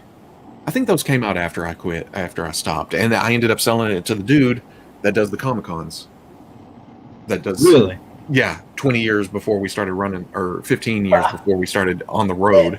I'm amazed that you found those to begin with, because when I was younger, seeing characters like, because Dark Forces was a big deal. That game was like Doom, but Star Wars. So Yeah. Oh yeah. I don't remember a lot of the 3 and 3/4 inch stuff that I had and bought, and because at that time it was a blur. You had to be at Walmart every night. You had to grind. There wasn't pre-orders and stuff like that. I feel like we're still in that grind. We have the advantage of being able to order stuff, but if you want Joe's, There is a grind, but for some reason, having the pre-order, I don't really go to stores much anymore unless it's just kind of a random stop by. right? But back then, I'd leave. The wife was like, "Okay, you're heading out." Yep, it's 9 o'clock. I got to hit night stocks at Walmart. That was even when so when the prequels had finished and Star Wars switched over to, it was like Saga or Original Trilogy Collection, one of those. I can't remember the exact name. They started putting out all of these like great sculpts at 3 and 3/4 scale. I remember seeing them and thinking, "Oh my God, how do I get that? How do I get this?" And I was old enough to drive, and I was having to go on hunts and go to Walmart at 2 a.m. And yeah, it was weird. I don't I don't want to have to do that. Oh yeah, no, there's no reason to run into. Because I've always had 5 or 6 Walmarts within a 45-minute circle. I mean, just. But you're in Walmart Heartland, right? Oh yeah. I'm 45 minutes from corporate headquarters. Yeah. I'm in the area where my grandma would talk about, Sam coming by and helping out at the local Walmart store. Oh wow. Yeah. So it's always been just a Walmart's thing, And Target didn't come in till way later. Walmart even kept Target out for a long time.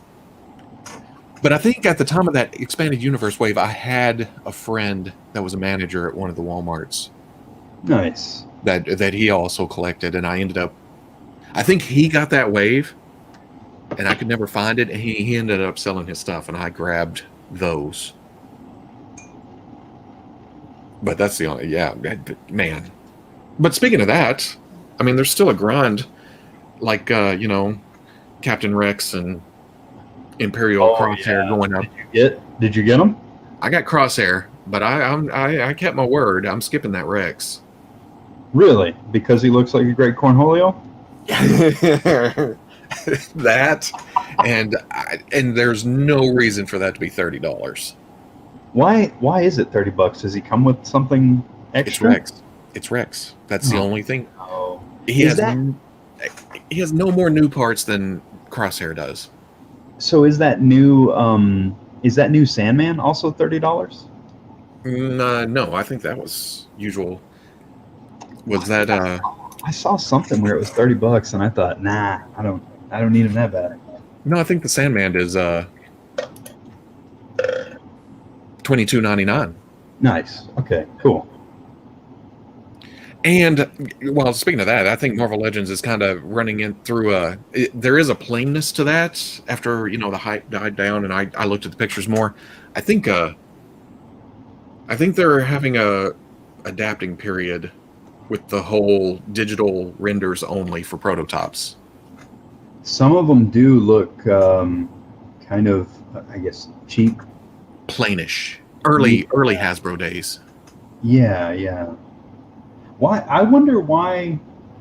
Why would you get rid of having a? I mean, you don't even need that many artists to have hard copies, because those models are 3D printed at this point. Well, doing it this way and them all working at home, they couldn't pass around the hard copies. Oh, that's true. Yeah. So at some point they said this may be the way to go from here on out, but they may be reevaluating that. I don't know. We'll see. Yeah, that's a shame because I love seeing. I mean, you look at like pictures at a con of a 2-up that's hand painted. Mm-hmm. What was Eddie Wires? All of his legends. Like looking back at old. I mean, I'm sure you did the same thing. Did you save pictures? Like anytime a website would put up, anytime the Foosh would put up pictures, you're saving them, and then you go back and look at them years later. And you're like, man, that looks so good as a prototype. Uh-huh. It's almost to the point where they didn't want to do that anymore because of the how drastic it is from prototype to factory. Right, right. Yeah, Eddie. because there were figures like, oh, Mystique and Scarlet Witch from Toy Biz that were notorious for having beautiful prototypes, and then the final figures were just atrocities. And the factory, I mean, it wasn't even the same shapes. Even the sculpt was. Yeah, the bodies are different. hmm Yeah, back in the days, Eddie used to talk about zombie apocalypse, how he would wrap duct tape around his arms and stuff. If that's the first I'd ever heard of that back in 2000. I was like, oh, you know what? That's genius. That's awesome. He was also one of the first industry guys, and I know this is, but it was a big deal for me that going to Comic Cons in the 2005, 6, 7, 8. He was one of the first people that I just barely talked to the year before, and he remembered my name the next year. Nice. And I thought, man, that guy kicks ass.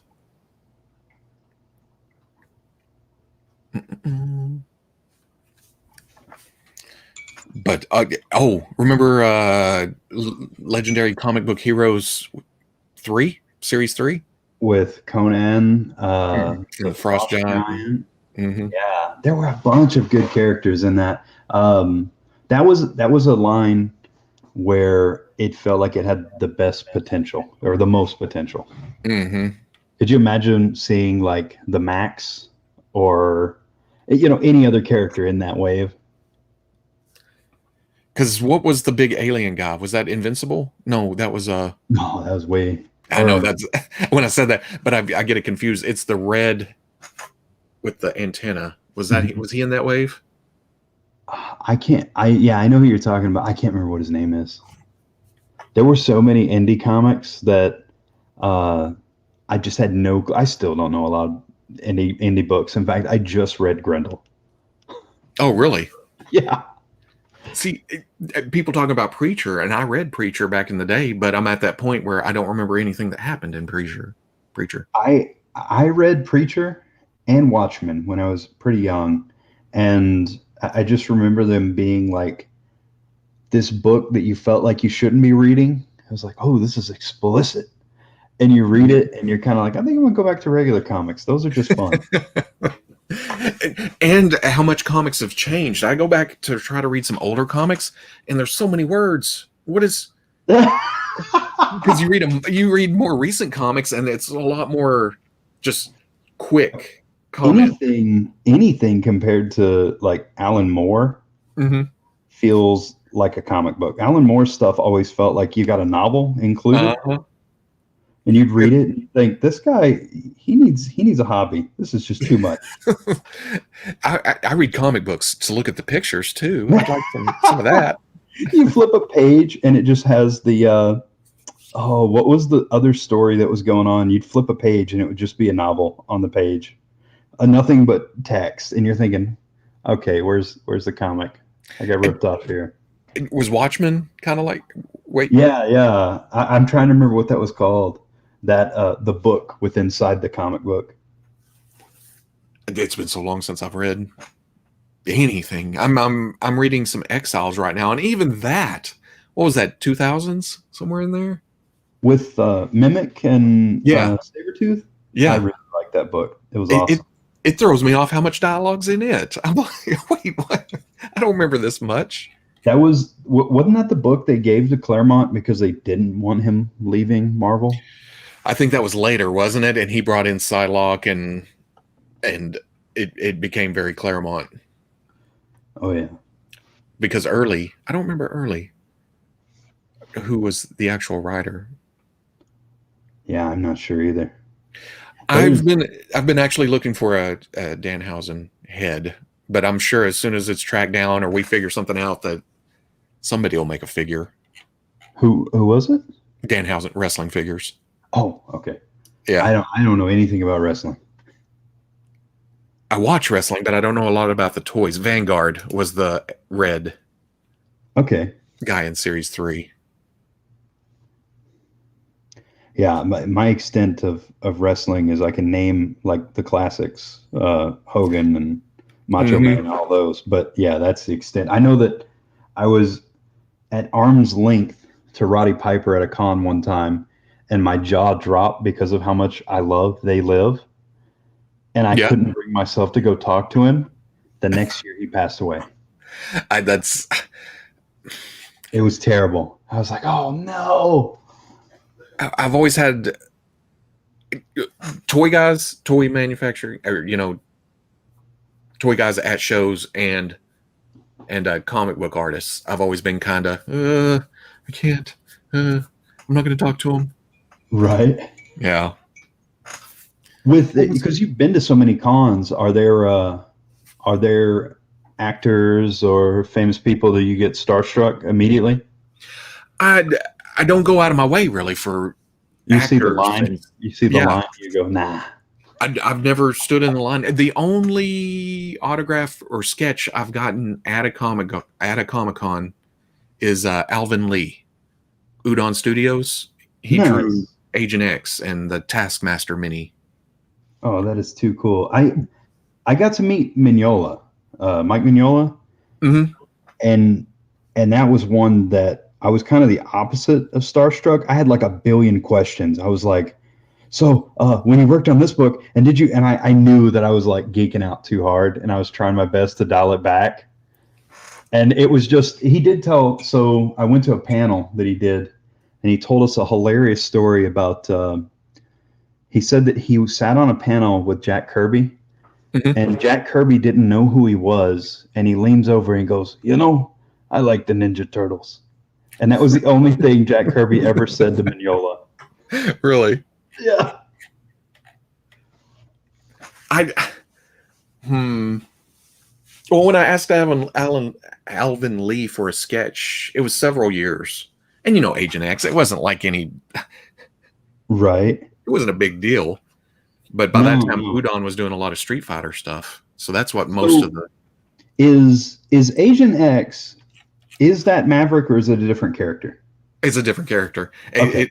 It was meant as a Deadpool because I think at that time, Liefeld, they were having some kind of lawsuit about him creating Deadpool, Cable, and X Force. Right. So Deadpool became Agent X, Cable became Soldier X, and X Force became Ecstatics. Okay. Like did away with the original character and everything. But Agent X ended up kind of being a merge of Deadpool and one of the other characters that was introduced right as it changed. They got blown up, and Agent X shows up. And so did they end up retconning him to be he's not Wade? Yeah, he's not Wade. He's Alex. Okay. He shares. I guess he got his healing factor from Deadpool, but he also has kind of a mental power that he got from Oh, from like Cable one or or somebody. No, not Cable. I never read Soldier X. I don't know how that worked with Cable, but I loved Ecstatics. so I never that was the book the Dupe came out of? Yeah, I never read any of that book. They had it's good. It's kind of a wacky. didn't they have Mike Allred on that book? Yeah. Man. His work is so good. His he did a Silver Surfer run for Marvel that is gorgeous, and then he did a for some reason he did a book of Jack Kirby's The Bug or Forager, and Yeah. it's almost like a send off for that character. It's a beautiful book. It's so well done. Is he still doing he was doing Fantastic Four for a little bit, wasn't he? Oh, I haven't. If he is, I would read it in a heartbeat. And I think it was it Fantastic Four, but it was Ant-Man and Medusa and Huh. I can't remember who else. Somebody wearing a thing suit. Oh, weird. That sounds awesome. Yeah, I can see your messages. Oh, yeah. Sorry.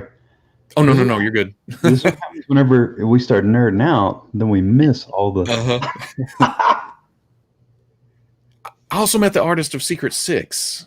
I bought a couple of prints, and he was supposed to send me another one, and he didn't. And I've messaged him. No. I've emailed it a couple times, and it's I've never heard anything back. But that's been it. That's been a Like, couple nope, of comic not artists. this guy. He doesn't have enough followers on Instagram. Yeah, I can't remember. I think that was Indianapolis too. Oh, Future Foundation. Nice. That so Doom was part of the team during Future Foundation. I think not that Future Foundation. I think this is more Okay. recent. I don't remember what happened to the Fantastic Four. Is that when they kind of shoved them to the back burner because they didn't have Oh movie yeah, 'cause rights they or didn't have something? yeah, that was that time where they kind of like canceled a bunch of books. Well, Fantastic. didn't they send out? They basically sent out a letter to a lot of the artists saying, "Don't draw these characters," and it was mostly like Fantastic Four. And wasn't X-Men kind of? Yeah, They yeah. never did away with them, but they didn't do as much. They didn't want to. That's all. What do you call it? Like product recognition. Yeah. So you're basically like drowning out the market for something by there not being any products. That was around the time of Days of Future Past and the Age Right. of Apocalypse movies that came out. And then they end up with the license. How weird is that? Oh, and now all the products in full force. Mm-hmm. Oh, okay. You can get out of my chat. Get out. Get out. That was my introduction into DC, I guess. Really? I don't remember how that came about and why I started reading that hardcore, and then I started reading a lot of DC. So when, like, growing up, you weren't a DC, you were a Marvel guy? Mm-hmm. Yeah, same. And again, it was, I'm Marvel. I can't read DC. Even I remember reading a few Wally West issues, Right. and then a few Batman issues earlier than that. But never anything on a regular basis. It was all Marvel. Yeah, same. I had lots of X-Men growing up. And lots of X-Men. And my brother I got X-Men, my brother got Spider-Man and Avengers. Oh, nice. So it kind of worked out. We'd read each other's comics. Yeah, around that, I guess you're old enough that your run probably would have been like early Venom, like when he was first introduced. Oh yeah. That's my brother's. And in fact, right now, he still collects. He's got that run. I think he's missing 398 or 399. Or 298, 299. Was that issue 300? Yeah, I can't. That was around the time he was introduced. Yeah, that 300 cover with the black suit Spider-Man in that pose. Or no, with Spider-Man when he came back to the red and blue. Yep. Yeah, that pose. My brother collects any cover that is an homage to that. Nice. Oh man, he probably ended up with a handful of Spawn books. He's got quite a few at this point because, hell, I think there's a G.I. Joe comic with Snake Eyes like that. Wow, that's awesome. And it seems like he's run into all kinds of same poses, different characters. Did you read the it was a little bit later, did you read like the Devil's Due G.I. Joe books? No, the only Devil's Due. The only thing G.I. Joe I've read other than the original series, and I don't remember a lot of the original series, was the run where Chuckles was undercover. It was focused on him. That was a cool run, but they had Howard Chaykin on art. Mm-hmm.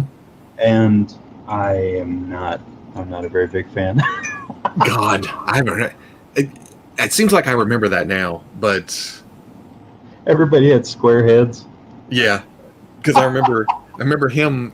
What was the magazines in the 90s that always featured him? Oh, I can't even remember. You got me. Was that like that Ace Pilot character he drew? Yeah, because he was in Wizard World a lot at that time, wasn't he? Yeah, there would be characters that would show up in Wizard that I was just like, I have no clue who that is. Wizard's over there going, please buy this book. We like this artist. Yeah. But I haven't read a lot of other GI Joe. The Devil's Due stuff was so good. That was some of the best Joe books, and it sort of ramped up the realism of GI Joe. It made the characters feel like they could be killed by Cobra, and all of a sudden it wasn't this sort of cartoon. It wasn't lasers and bubblegum all of a sudden. Is that digitally available digitally somewhere? I doubt it, huh? Sure. Yeah, I have no clue. I don't know if Devil's Due is even around anymore. Seems like well, who's doing GI Joe now? Is it IDW? yeah, I believe so. Yeah, I think IDW kind of picks up everything that failed as a Marvel book. They're like, look, we can release artist editions of things, and everything's beautiful. Because it was Marvel back in the day, right? Oh yeah, with Larry Hama. Yeah, because I don't think that's even available on Marvel app. And then he transitioned from GI Joe into doing Wolverine for a long time during the Bone Claw stuff. Mm-hmm. So some of that stuff is really fun. I think some of Larry Hama's writing is great on it, and then other times there's some stuff that just. I think what it is we started getting more crossovers at that time. Mm-hmm. So you had it led up to the Onslaught stuff and all that, and those stories were just, you'd read a Wolverine book and one issue he looks one way, the next he's got hair growing on his arms, and you're like, I don't know who this guy is. Yeah. What happened to his nose? Oh, the no nose thing. Yeah. But if they made a toy of it, I'd buy it. Of course, because it's Wolverine. Yeah. We were talking about that the other night. Dave's even made a custom of noseless Wolverine. Oh, nice. Yeah. But even though I wasn't reading during Onslaught and missing Adamantium, and so I was all about it. That was around the time that they brought back Cyber into the comics, and I love that run. I have a special place in my heart for it. I'm sure if I went back and actually read it, I guess as an adult, I'd probably scrutinize it more. Yeah. Uh-huh. But as a kid, that was the coolest thing I'd ever seen. I was like, oh, he doesn't have the metal? Oh my God, he's vulnerable? See, I can't remember a lot of stuff with Cyber. Whenever I think of Wolverine, I think of his main series. Was it Rough House and Bloodsport? Oh man, I would buy toys of them and so quick. Why don't we have figures of Rough House and Bloodsport? Now that I think about it, in fact, and Albert and LCD. Yeah. And, oh yeah. And it wasn't until recently that I realized LCD. I swear. Wait a minute. Somebody spelled it that way, and I was like, who the hell is LCD? I'll be damned. Yep. Yeah, I would buy those characters so quick. I love those characters. Yeah. That the early Wolverine stuff. I think I still have issue 1 of that. Is it worth $1 million? I don't know. Don't get your hopes up. When in Falcon and Winter Soldier, did you watch it? Mm-hmm. Okay, the Madripoor episode. Were you expecting some more Wolverine-related stuff in that episode? Besides just the name of the bar? Yeah, the Princess Bar. Yeah. I wanted to see a white tux of some kind, or some, but I knew they wouldn't go that far with it. To have a shorter guy wearing a white tux off in the distance or something, It would have been cool if they would have introduced O'Donnell, the mysterious owner of the Princess Bar. Oh yeah, I forgot about him. Yeah, he would have been a good nod, and then they could have brought. That's one of those where you can hire an actor that everybody recognizes, mm-hmm. and then when you bring that character back, all of a sudden he's a fan favorite. Wasn't he the pilot? That was. Oh shoot, I forgot his name. Was that a different dude? Oh yeah, that was Wolverine's homie. I can't remember his name off the top of my head though. That's another character that if they made a figure of it, it wouldn't sell at all. Right. But I would buy it. Because he's just got the hat, right? That's his only Because distinguishing they would end feature. up using the same body that they've used for like the hood and like the Stan Lee, the Spider-Man, and he uses parts off of Coulson. Yeah. And we've seen that figure so many times now that you get it and you're like, oh, the ankles can't do anything. Because they can't really, like, you know what I mean? Like, they can't really go up. Yeah. So you have some that fall backwards all the time. Oh, yeah. Yep. Even back to, like, Chameleon and Purple Man. Shit, I think both. Well, I don't know if I have a Chameleon out of the package. Oh, it's over there with some dust? I popped the Jonah head out and then just left them in the package up on the. Because I've never. Is that Lizard Wave? Yeah. I've never built Lizard. Either that or Hobgoblin. I can't remember. It's right here. I'm looking right at it. Oh, no, that's Rhino. Sorry. Oh, well, that's another one of those Builder figures that's sought after now. I didn't. I think I got Chameleon for an eventual. Put him on the shelf eventually. I don't think I got a bunch of that wave, but I ended up buying Rhino at a little show in the middle of Kansas for $40. Oh, man. Yeah.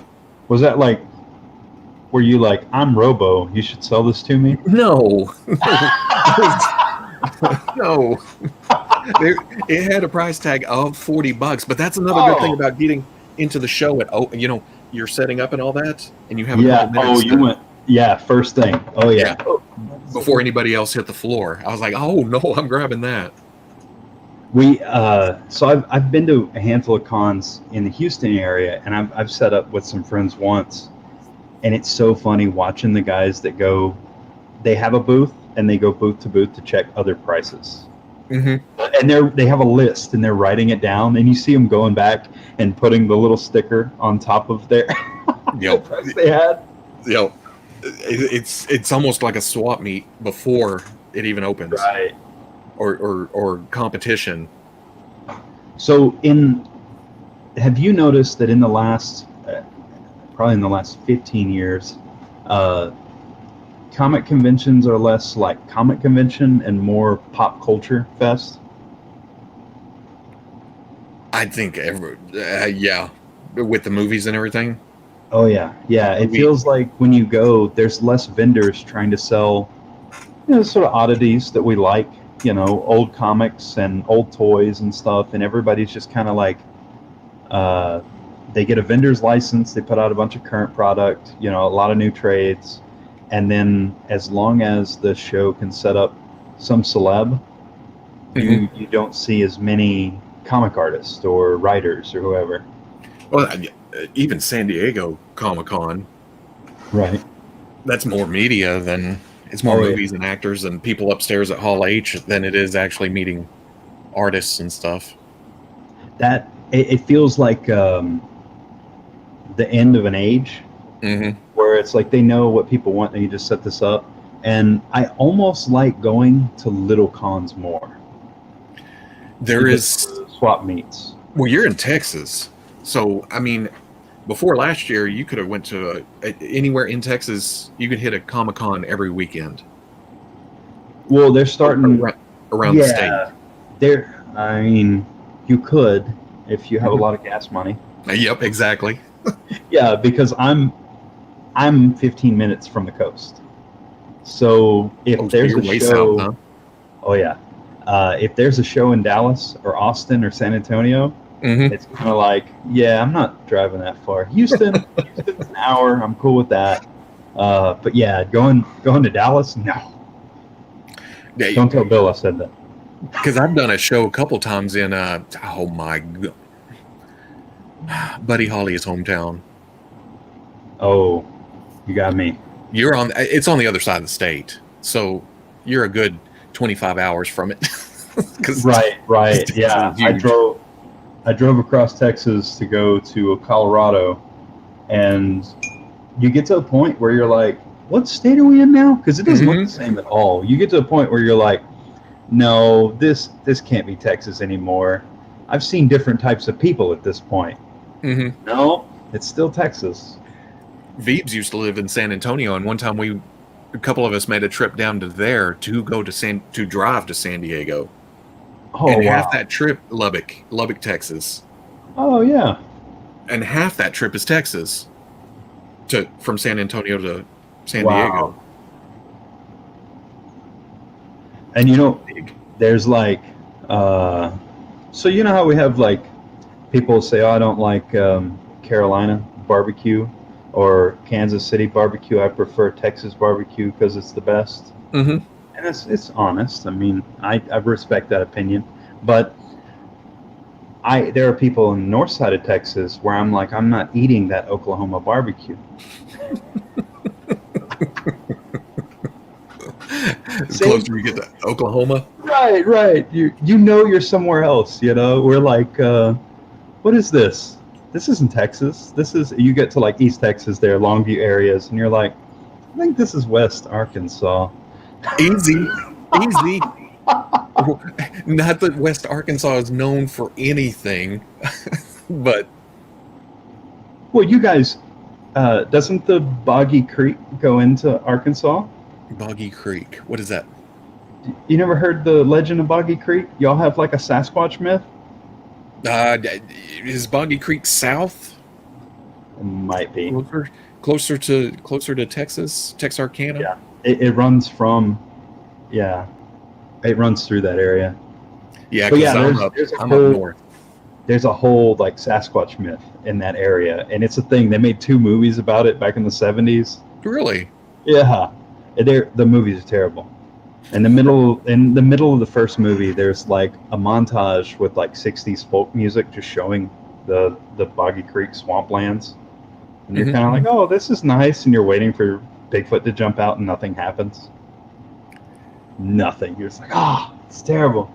Much like West Arkansas. No, I'm trying to think of something that we're known for besides Walmart, I guess. I know I went to Tennessee one time and I stopped in Arkansas to get gas, and there was a fella across from me pumping gas and smoking a cigarette, and I was like, I got to get out of Arkansas. Welcome to Arkansas. Welcome, pow. That's right. Oh man, yeah. I'm having, but you do that about what you're used to. I've been here 40 some odd years, so you get used to. Oh yeah, that ain't nothing special because I'm around it all the time. Right. But see, like we have things here in Texas that, or even because along the Gulf Coast, there's as much Louisiana that bleeds into Texas as there is Texas here. So there's all kinds of sort of Cajun stuff you grow up on here in the South that I tell people about, and they're like, I don't know what that, like Boudin. Yeah. You know what Boudin is, right? I only know because, well, Prod's from New Orleans, so I hear a lot of Cajun. Okay, so yeah, so there's all this like Cajun stuff that you kind of grow up with, and you show it to people, even people from, if you go out towards Panhandle, those people are just like, I don't know what that is. Get that away from me. or what's the donut? What's the see? It's that day for words. It's the donut with the powdered sugar on top. Cajun. Oh, oh man, I have a box of them in my. Yes. Yes. Yep. But again, I wouldn't know otherwise. I wouldn't know if I had never talked to him. Right. There's so much stuff. Like all of that culture kind of bleeds, and so you get all these different things. Like brisket is its own creature here in Texas. Not like there's a brisket animal. It's still cow, but brisket is this like thing. It's such a serious. It's like the respect that you see like veterans giving the flag. That's how people treat brisket here. And if you see somebody disrespecting brisket, it's a fight. Like if you go to a barbecue restaurant and they disrespect brisket, that barbecue place will close. It's done for. It's done. Yeah. Like ribs, okay, yeah. Everybody's got ups. You got bad days with ribs. Sometimes they're good, sometimes they're right. Yeah, but if you disrespect The old standby brisket. Right. I don't think I've ever stopped at a actual in Texas at actual. When we go through, we usually stop at Rudy's, Yeah, Bruising and I there. don't think that I don't know if that's Texas specific or not. Yeah, it's like a chain, but Yeah, they're it's a chain because I think I've hit it outside Dallas and I've hit one in the Panhandle. well, like we have. Okay, so we have Buc-ee's here in Texas. I've never had the food. I have a shirt. So they have Buc-ee's here that are big enough that they have their own meat markets in them, and Right. they have barbecue, and it's awesome. You would be Beignet. like, a gas station? I'm not eating barbecue at a gas station. This is not.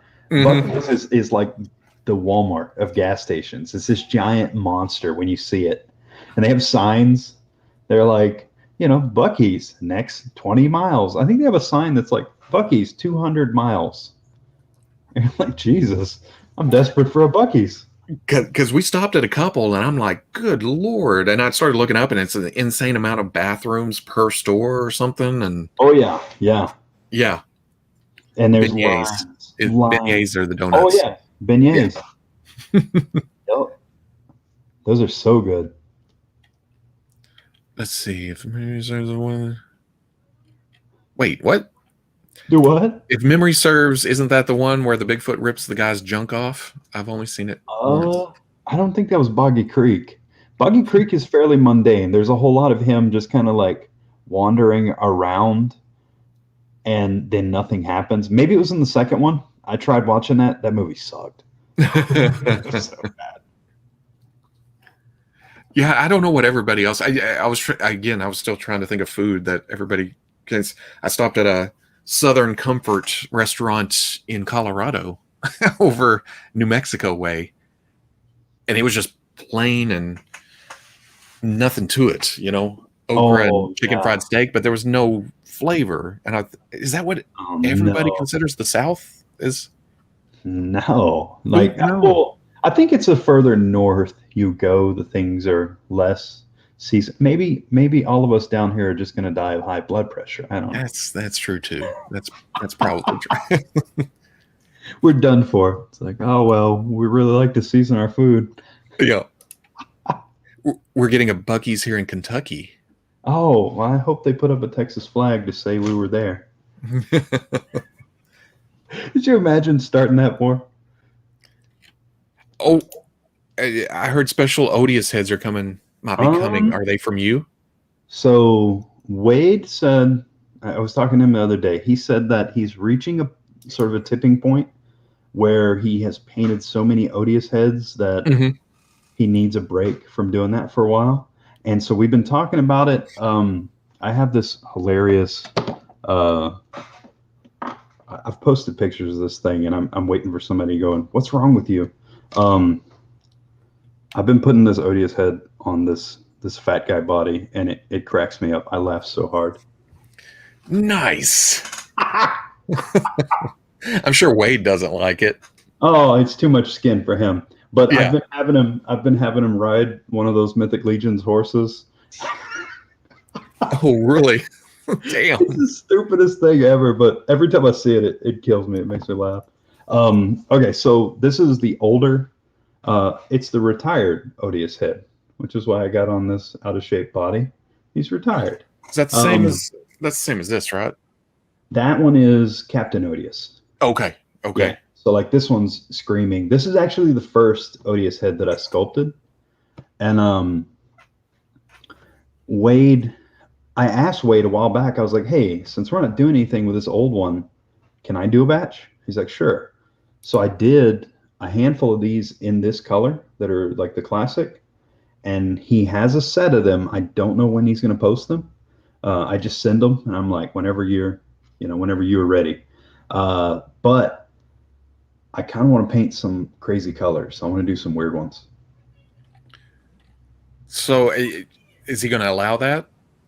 Well, he's down. I don't know how soon they'll be sold. I say that as a is he going to allow that? Yeah, Yeah. I don't know. So if I do some crazy colors, I'll probably do a handful in the classic, and then Mhm. maybe some of the Captain Odious, maybe some weird ones on on the Rubio.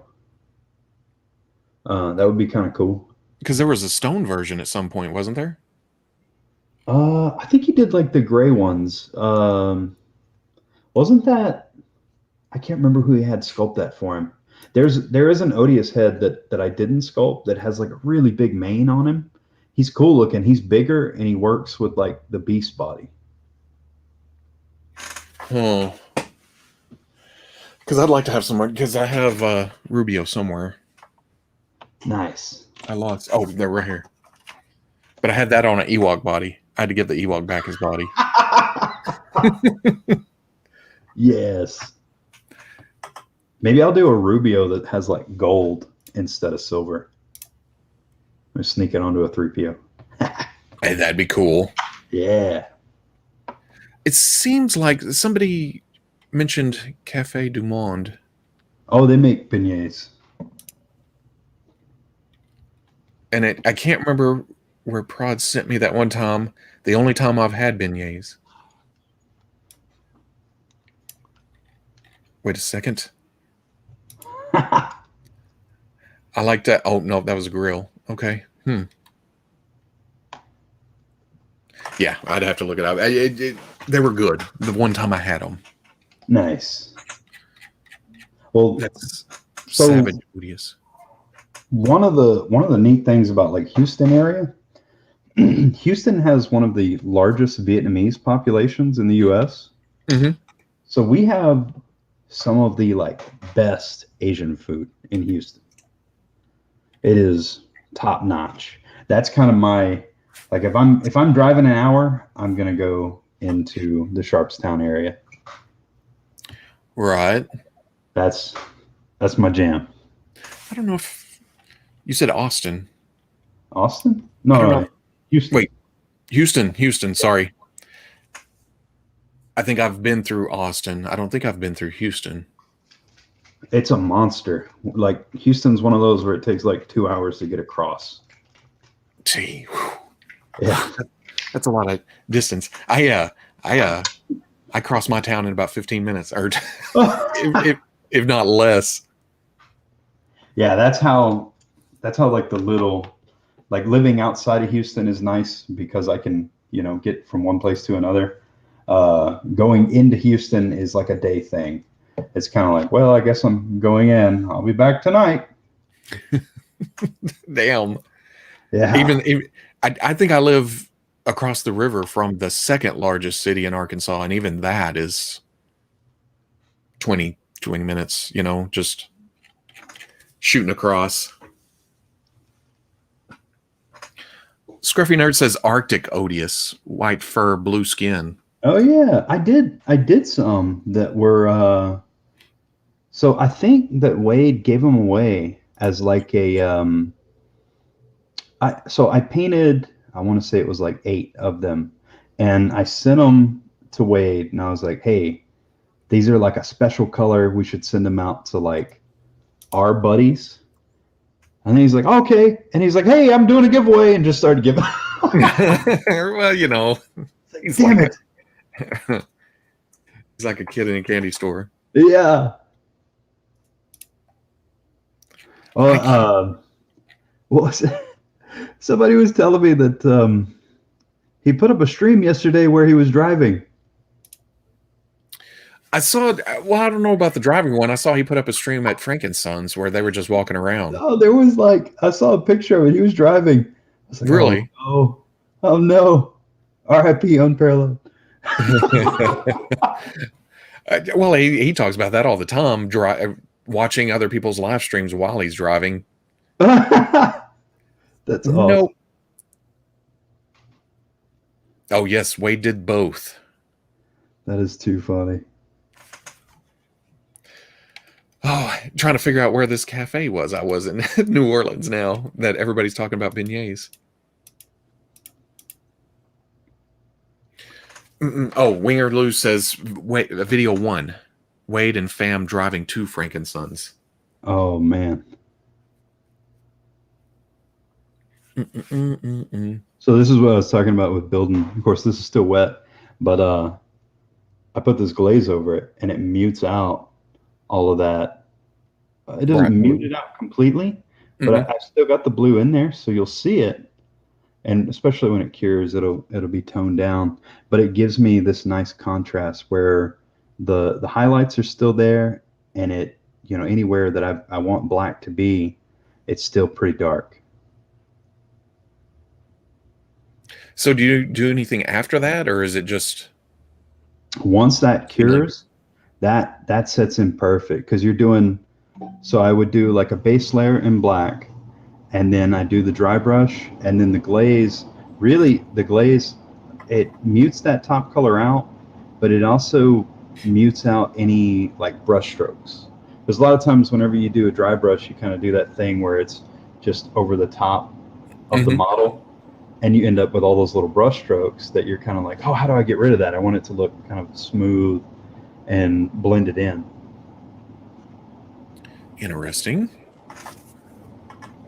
What a what was this thing? Oh, Hankin. How do you go from his deuce filmed him in the car to his wife? That's that's a weird typo. They paid $100 for 2 Novas. Ooh. I kind of skipped around, but I saw where did he buy Rick his Nova too? Oh man. Because I guess those are hitting Canada. I guess we're waiting till summer. So I saw where people are already getting Quasar. Canada. Oh man. Yeah, EB Games is pretty quick on the draw, getting their stuff in like that. So does EV also get? Is that who's getting the Cobra Island stuff in Canada? Uh, I'm not sure who's getting the Target stuff up there, and because I found him, I grabbed another Major Blood, and I was talking to Danhausen, and he says up there it's all he runs into is Baroness constantly. What? I'm like, wait, what? Really? I have never seen a Baroness. Yeah. Yeah, I'm in one of those areas where I've got. So Houston is like heavy competition, and it's really strange seeing. I watch all the forums and stuff. It's so strange seeing when people are like, I drove out to this Target out in the middle of nowhere, and I look and I'm like, hey, that's my Target, and, and they're like, yep, no Joe's out there. Which is surprising. It seems like I have a few people around here, and stuff goes pretty quick. But yeah, I don't know. I've seen lots of Bloods. Oh yeah, he's out now. Billy Baloney says got Nova 1 month ago here in Canada, and Cobra Island is Toys R Us. Nice. I don't know what this magical Toys R Us crap is. I've never heard of that. We have the corpses of a few of those. Seems like, well, again, it's been a year and a half since I've been out and about, but we were still seeing buildings with Toys R Us Oh yeah, signs yeah, on them. yeah. We can look at them and be like, wasn't that nice? And at the time they were going out, I was like, yeah, whatever. I don't buy a lot from you anyway. Oh right. So I thought about that whenever they were closing their doors. I was like, what's the last thing I bought from a Toys R Us? Mm-hmm. But now through rose-colored glasses, you remember the things we you have did nostalgia. buy. We Yeah. have nostalgia for the business we accidentally killed. Yeah. The business that probably 6 months before they closed, I'd go in and just kind of like, this is the same crap that's been here for They're months. like, that guy keeps walking out really disappointed. I don't know why. Now that the McFarlane Batman 66 stuff is coming out, I remember back to Toys R Us having those and me passing on the Batmobile and the Batcave and their stuff. And Right. I don't know. And I did, like I said. Back in the days, the like early Hasbro Legends days, I remember walking into Toys R Us and seeing a wall of just Emma Frost. Because they had the regular one and then they had a diamond variant, right? Mm-hmm. And I walk up and I was like, whoa, look at all these legends from the side. And then from the front, you're like, oh my God, there's like 40 of just Emma Frost here. That and was it the Mattel? Was it the Mattel? Which Robin was it that had the King Shark head that they had? It seems like there was pegs of those here. That was that a little bit later on. That was during like the DC. What they call it? The multi. Was it a multiverse? Was it multiverse by then? I think I so. can't remember. Yeah, and then their events way back in the day around Phantom Menace, their release midnight party for that first wave of episode 1 figures. Holy shit! Oh man, I've seen. I never went into any of those, but I've seen videos of the people just barreling in to Toys R Us trying to get Darth Maul. That was one of the first times I saw. I pulled up in my truck with a couple of buddies, and we just sat in the back for a little while because the line went from the front door through the parking lot to the street and then down the street a ways. It was like, holy moly, I've never seen this, and I never saw it again. I think they still had the same thing later on, but it got smaller and smaller. Yeah, they sat on so much of the Phantom Menace merch because, I mean, how many people really want Rick Oley? At that time, you're like, oh, I need a Rick Oley and this Chancellor. I hear it there, but even though everybody was grabbing the Darth Mauls, you were like, I really need Chancellor Valorum. Yep. And Odie Mandrell. But then I think one of the last ones I remember at Toys R Us, the big midnight thing, there was maybe 7 of us, 8 of us, and we went in and they had one case of figures. Wow. Yeah. That wasn't Force Awakens came out while Toys R Us was still around, right? I think so, but was it Force Awakens? It seemed like it may have been Force Awakens. Plasty, what's happening? Oh, I got my Cyclops Dark Phoenix 2-pack out of Toys R Us that was almost empty. Lucky grab. Oh, wow. Yeah, for real. That set is money. I think I got that set in Topeka, Kansas, Toys R Us. I got lucky with that one. I was able to order one of those online, and they didn't cancel it. Because they were canceling stuff on people. Yeah, because I don't even remember that hitting my local store. I was lucky. Did you manage to get any of the Wolverine Legends wave? Hold on. Remember that had like Magneto, Storm. Who else? Was Jubilee in that wave? Or she was Seems like I got that. Was that Toys R Us too? I think so. Seems like I got in on the pre-order on ToysRUs.com on that when I did too, and they canceled it on me. Oh, really? I think I got them for buy one get one free or buy one get one half off. Oh, wow. Yeah, and they ended up actually sending it. Wait, was it that wave? I think so. Yeah.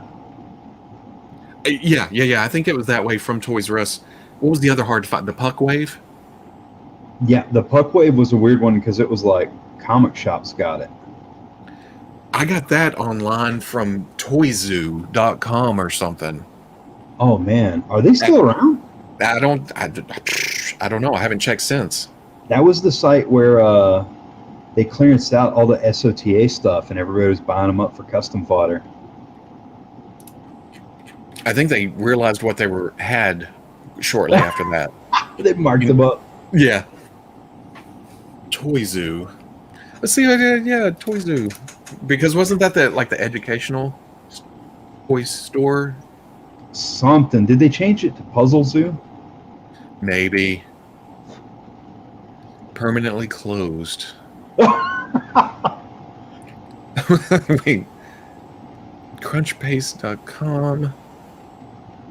Oh, Toyzoo Toys on Facebook. Oh, their last post was 2013. So, did you see the stuff about Nippon Yasan? I had my problem with them with the Emperor, where they wanted extra shipping cost or something. Right, because So I never went back. I started using someone else, and I've heard some bad stories. Yeah, they were saying that they leaked a ton of credit card numbers. Really? Yeah, somebody did a search and found their own information online, and it was all stuff from their Nippon Yasan order. I think I've always used. Well, shit. I may need to check on that then because I, I've used my PayPal. I think it was my PayPal card I'd used Yeah. there, but uh, yeah, after them trying to hit me up for another $50 for shipping, Golly. I was like, That nope. that I think that shipping costs is probably one of the things that really hurt figure arts. Mhm. I love figure arts. I think they are, uh, as far as like bang for the buck for a figure, you kind of get everything you want out of the package. Right. Where in some cases with Black Series, I guess my biggest gripe with Black Series is getting a figure and wishing that it had alternate hands or an alternate head. Hmm. Uh, but yeah, with figure arts, I think they took a hit from how many people stopped ordering imports and looked at like Black Series and were like, these are good enough. I'm cool with $20. I don't want to spend $100 on one figure. Exactly. Because all those parts are nice. I'll never gripe about options, but once you get it how you want it, Yeah, you put yeah, the set of hands you want and then just leave it. yeah. Because woo, those early ones, I think it was Darth Maul. Holy shit, I never want to pull those hands off again, So ever. were do you know if with Darth Maul if there was multiple releases of him? Did Darth Maul ever get re-released? He came back out when they did the Sith Six Speeder. speeder. I Hmm. wonder if the plastic is softer on certain releases because so like with Luke on his first release, Hmm. the hands pop off easier on here, but on the later releases, these things every time you try and pop them off, you think, "Oh my god, I'm about to break." And I've seen a lot of people break that wrist joint. What did I have? I'll have to go back because that's been several years now. I could have swore the original had the tighter hands, Did he? but I'm maybe not not. sure. Maybe that was the one that I think that was my first import figure ever. Was that Luke? Really? Yeah. That's that's a good one. That's a good one to have like that memory of being like, oh yeah, this is such a good, or at least a good insight into what Japanese figures can do. Right, because I was at that time when, oh my God, we're getting 6-inch Star Wars. Because I think Black Series had just started, right? Yeah, yep. We kind of got those at the same time, and they dropped the model kits, which Damn model kit. I'm hoping we get more than Mando. No kidding. We need that IG-88, IG-11 kit. Yes. Oh yeah, that would be amazing. I want uh I want figure arts of the other bounty hunters. I, I don't even know where Figure Arts is right now, though. And Like you figure said, they arts, dropped off a lot, but even though I really like Zuckus and Bosk, those two I think are great, like really, really good Black Series figures. mhm. If they made figure arts of them, I'd buy them in a heartbeat. Well, I mean, I think was it before the stream we were talking that it doesn't Yeah, matter. We're gonna buy yeah. whatever. You kind of get. Although, okay, I didn't buy the armor, and I didn't buy the heavy Mando. I ended up getting those. I've cut back on the Marvel stuff a lot for the imports Yeah. because I'm happy with the Hasbro. But for some reason with Star Wars, I can't chance it. It may be better. It may be slightly better. Or I'm gonna turn the camera. okay, Can I do that? It's not gonna make anybody sick. I don't. Yeah. There we go. It's too late. Yeah, it's too late. You get to see my ugly face. But even if it comes with parts that may be usable to upgrade other toys, I want it. When it comes to Star Wars. Harsh. But going back to Rex, talking about that price, I'd forgotten to mention it during the weekly. Hasbro actually reached out because they had we saw the old Rex go up for reorder a couple Right. weeks ago. Yeah. Hasbro reached out to all the fan channels and told them to pull them down. So are they pulling that? That pre-order. They're apparently still coming. If you got your Okay. orders in, and I guarantee here in the next couple weeks they'll pop up again for pre-order. But they Cool. didn't want it. They didn't Man. want it against the Walmart version of that Rex. But that Walmart version sold out so quick that nobody And stood a it- chance. And they knew getting they would. And they knew it Yeah. would. But I was happy to see Crosshair comes back. He came back a few times. I'm just bummed that we don't have Echo yet. Well, they couldn't make a new Echo because they were selling the Target Echo. Yeah, It and seems I like- don't. So, I've had access to with those Target figures. The Jedi's are the ones where you're like, okay, those are good. I want those. Mhm. The clones are cool. I like Echo, but I don't need Echo. Mhm. It's not one of those where it's absolutely mandatory. I was kind of cool with living, especially with that pilot. Oh, yeah. Hawk. I fixed my light. that hard light is just all on me. Yeah, with Echo, that is a good figure because he comes with so much, and you get one of the the Alpha clones. What are they called? on Echo or one of the ARC troopers. Arc Troopers. Yeah. Yeah. Although I wish they had the gun that they had in the old Gindi cartoons Yeah, with that like drum on it. but I want that. that would be new mold. Well, they did add some parts to Hey, Echo, I guess. The ability to make stuff, they just kind of they're like, is it just a head? Okay, we can do just a head. Mm-hmm. I mean, so with Legends, they're like, can we do a head and maybe some hands? All right, we're good. And we see it and we're like, I want a little. I'm not even being greedy. I don't think I'm being greedy. Mm-hmm. But it's like, give me a little more, just Yeah. a little. Especially if the price is going up. Yeah, A little yeah. more. Like, okay, so Obi-Wan and Anakin got a bunch of new parts. Yeah. Are those hands on Anakin new? Hold on. I cannot remember. I think they may be the same, Yeah. and I think now that I've looked at it more and more, the problem when I review something, I'm opening it. It's my first Yeah. reactions, and I'll sit on a figure for a couple weeks afterwards, and then I realize, oh, I think his right arm is actually reused Off of- from the yeah. previous figure, but he's got a whole new left arm. It's so strange. But they redid the articulation in that right arm for a Maybe it little is. bit more movement. Maybe Maybe. it is new. Do you feel like the Anakin has like real long arms?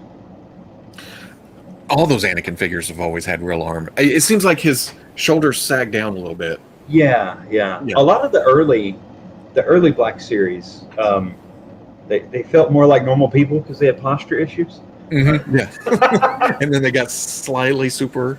Yeah. I mean, I love that Obi-Wan is so good. Like, I got him, and he Mhm. does all the poses you want him to do. I would say those little straps are hazardous, but you can clip those off. They're not even on when you look at the armor in the cartoon, they're not even there. And it gives them a little bit more range with them off. Yeah. With Anakin, I swapped the hands. I had a bootleg Figure Arts Vader, Mhm. and the wrist joints, I was able to make them work in the Anakin.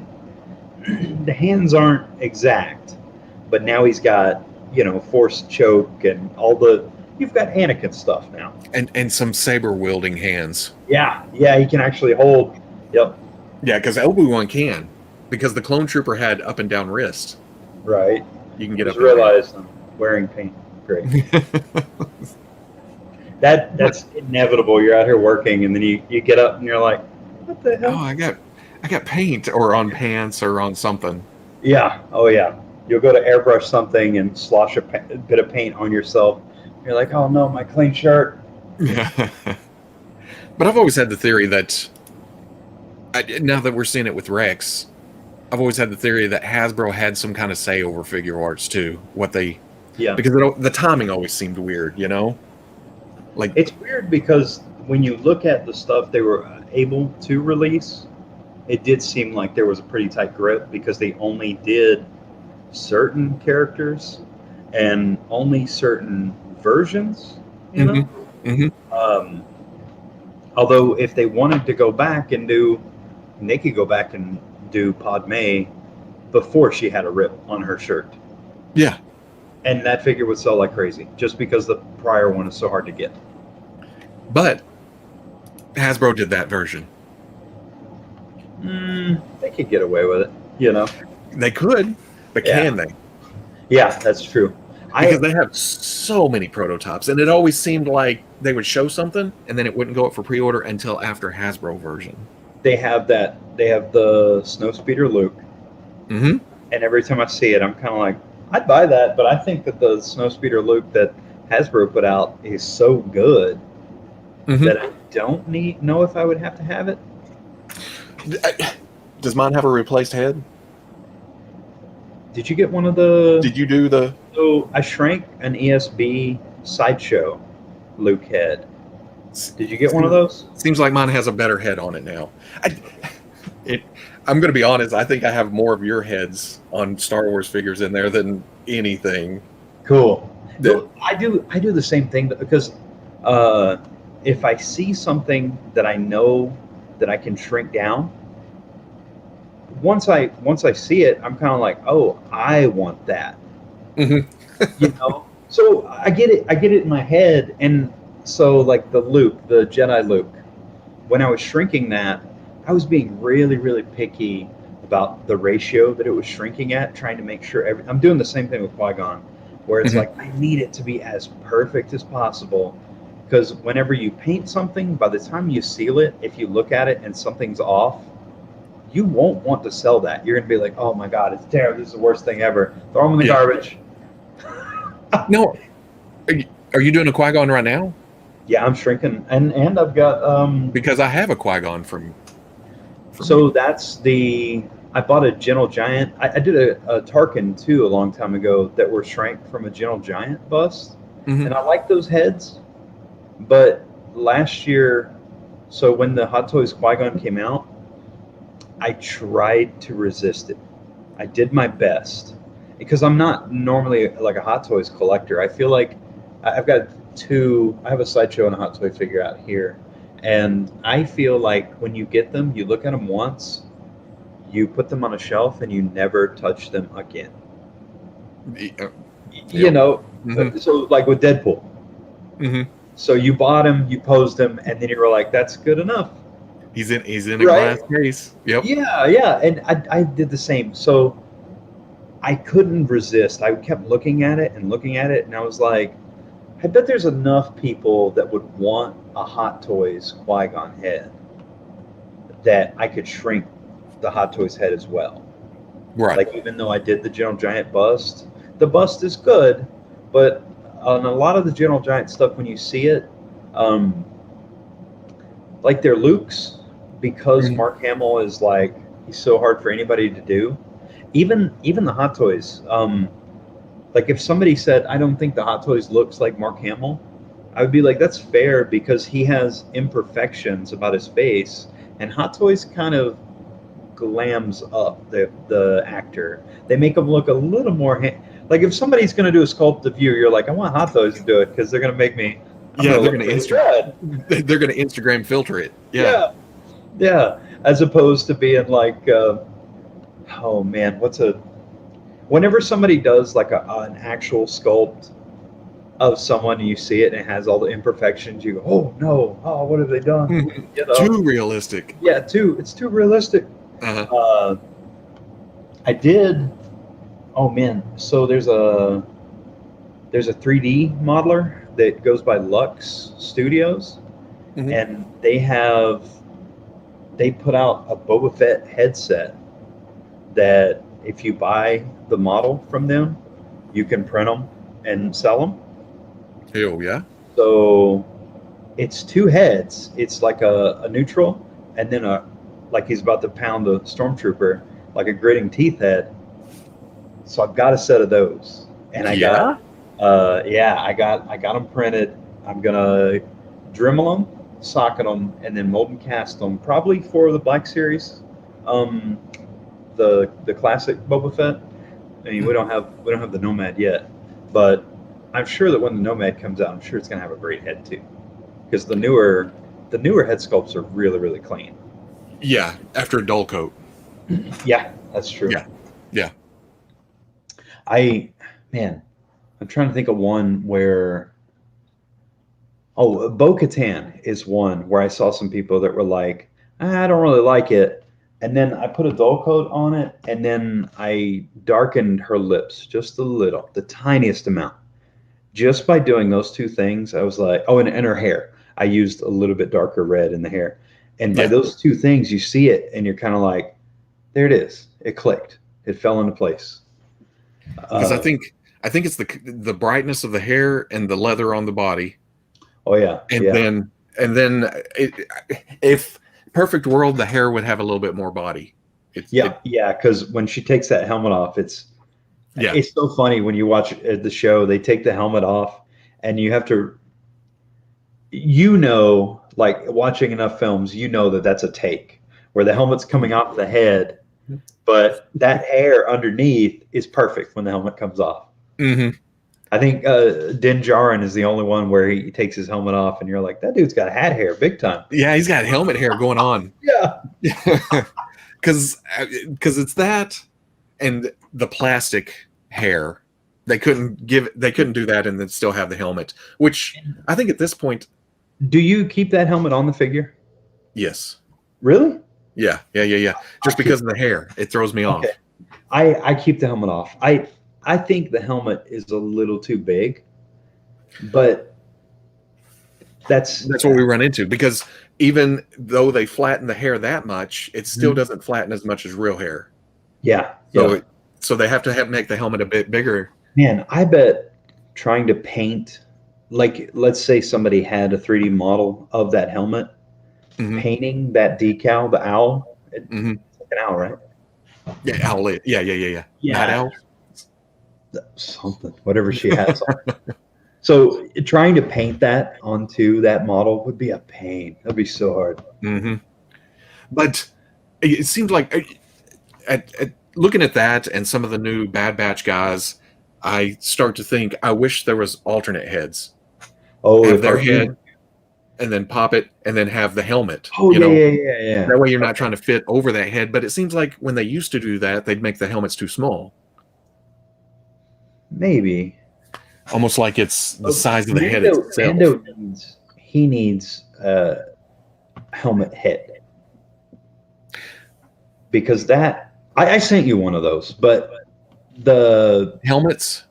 I sent you one of the Hot Toys buckets. Yeah, but isn't that a big? I mean, that's a big. It's not so much an argument, but everybody seems to have their own idea of how big that helmet should be on the body, and It's their big. own mental image.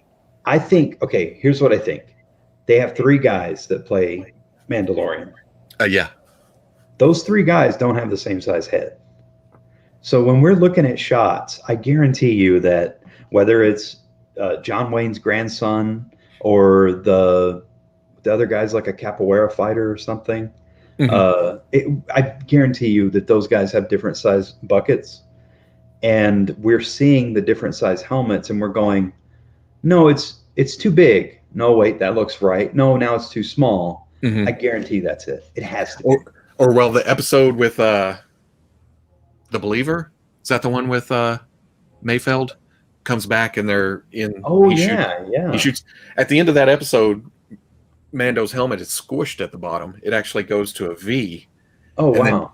So you see it all sticks in your subconscious, and you form this mental image of all through. And because Right. the figure arts, it's too small. The It's, you know what? I think here's the minor gripe. That figure art's shoulders stick out real wide. So because they have the butterfly joints, his arms stick out further, and we see that, and we Mhm. think he's bigger than he actually is. but they also give him too short a neck. That's that true. figure. Yeah. The bucket's like sitting on his shoulders when you first. Yeah. I think because of how far out his arms, so he is the exact same height as the Black Series. Like if you stand them next to each other, Yeah. they're same. So whenever you see that big bucket that's on the Black Series, you're kind of like, you're looking at it going, that's too big. It's got to be too big. Then certain shots in the show. Mm-hmm. But then you start looking at the Black Series too, and it's too short. Oh, you It's think like he's the too bottom, scale wise, the bottom inch is like shaved off the helmet. Oh, yeah, it's weird. It's Yeah. like, oh, how do you explain it? So on a lot of those, I think it's the mold. On a lot of the helmets, it's like ovular. It's not. It doesn't look like a helmet. It looks like a head or something. They're Yeah, kind yeah, of yeah. And I think that's the problem they run into whenever it's just. Well, I don't know. You think that's maybe why they've been sticking the fake heads up under or unpainted heads, gluing them in? I don't know. Yeah, I don't know why they're gluing those fake heads. I think that's like because I've seen a lot of people pull that head out and just annihilate the helmets, Mm-hmm. and then they're stuck with a head that has like plastic stuck on the side of it, and it's like, oh, Glued. there's this great head sculpt under there. It's like, yeah, but now you're out the helmet, and you've got like this crap you have to sand off, and I don't know. I don't know if it's worth the effort. Because some are glued on heavy, some are glued on crooked, some are Yeah, glued on halfway. Because I think I have a Stormtrooper where it's this side's popped out and this side's glued down, yeah, so it's yeah. kind of crooked. And if you look up in there, you'll see. So if you look at like where the center line of the stormtrooper head is, and then look at where the jaw is or the chin for Mm-hmm. the because they have like Tamara Morrison heads in there. It'll be crooked, and you're thinking, oh my god, they messed this up at the factory and they glued it in. Yeah, and I think there's two heads, right? There's one with hair and one without. Yeah, yeah. There's like I think one of them is. I think that's how people knew that we were going to get the Echo. Oh, because of I the think hair. yeah, because one of the clones had that Echo head glued in. Um, do you ever buy anything off of like AliExpress?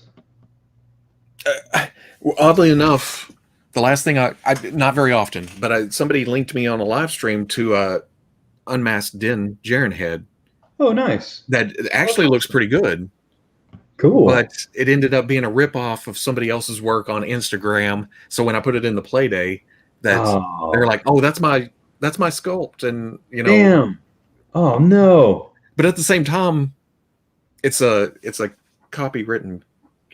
It's their work, but then it gets to all Yeah, this legal that's stuff, and there's so nothing I can do that's about it at sort that of point. like gray, Yeah, like that gray area of what is like custom art, and the fact that everything, like if I sculpt, oh, so like, oh, there it is.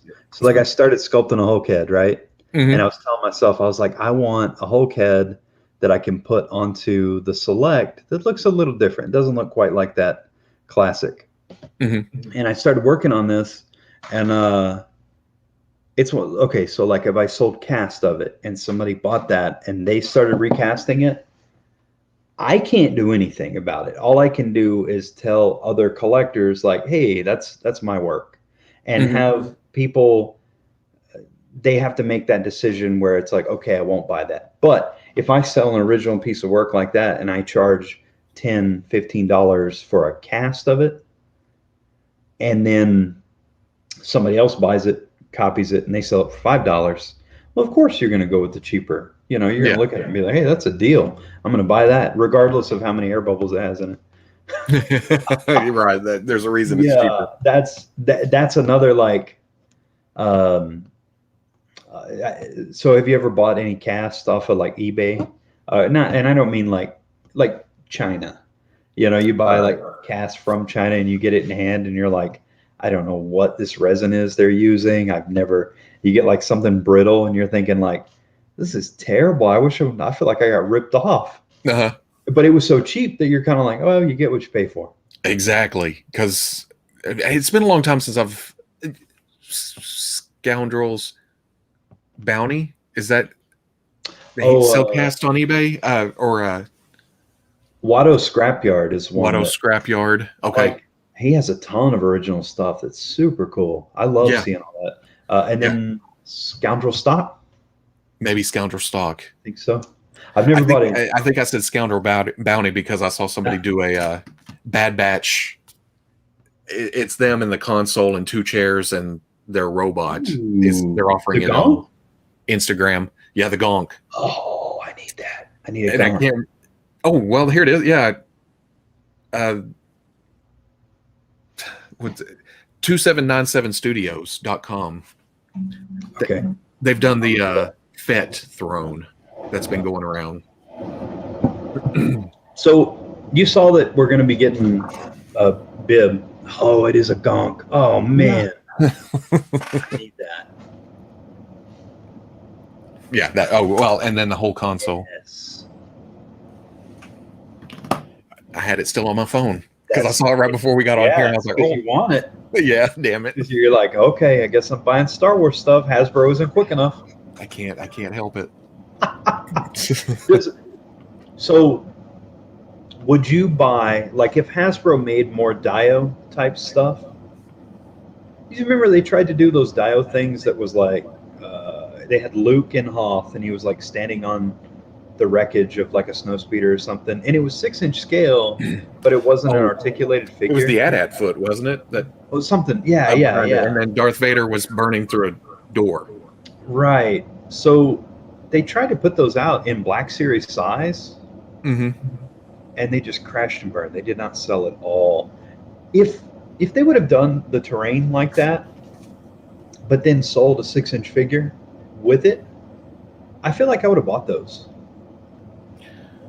An actual figure instead of a statue. Yeah. Because if it came with something unique, like okay, let's say they gave you Death Star 2, the final duel, and you have like the stairs walking up to the Emperor, Mm-hmm. and then like some like flooring or something, and you have Luke with it, right?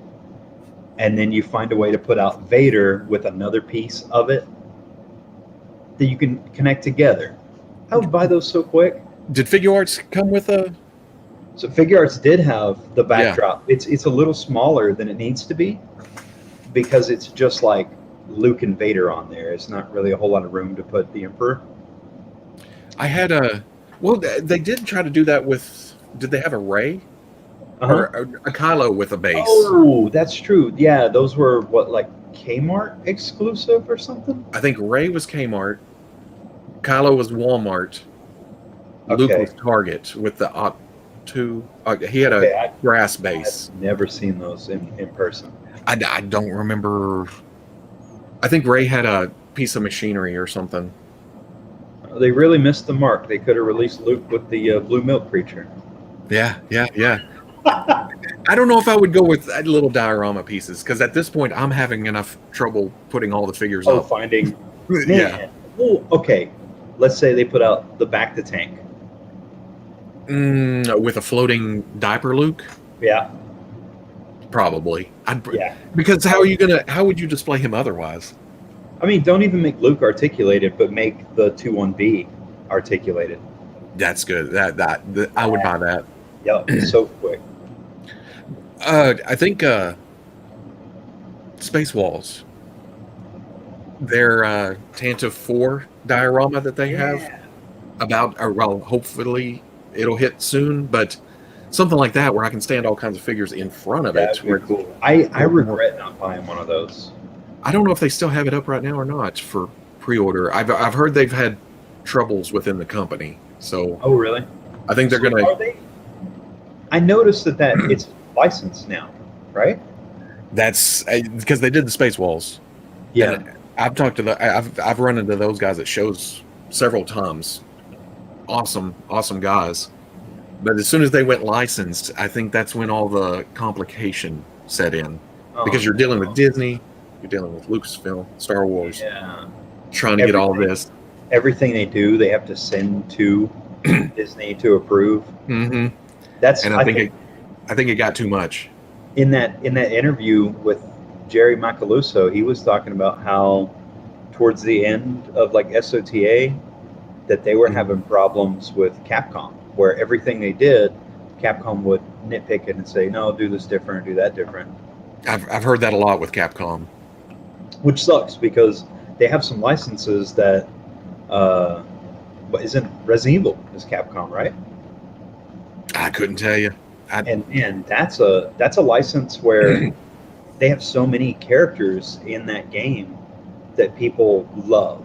They would buy toys of immediately, which I guess it's good that we have like the third party stuff coming out, like Lim and I can't remember any of the other, like that Joker that you had. Trying to remember the name. Lim Toy did the Resident Evil. Bullet Head? Yeah. All these like third-party companies are kind of putting out.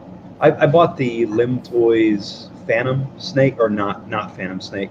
Ahab. Yeah, Ahab. Mm-hmm. That figure's awesome. It is so well done. And there's like things. I said earlier that I'd never gripe about options, but there's almost too much stuff in that box. There's so much stuff, and I feel like he's so close to being. So his outfit that he wears in that game looks like an outfit he has in one of the other games. Mm-hmm. And my brain was like, "Oh, you'd only need these parts to make that one." So I'm still going, "Give me."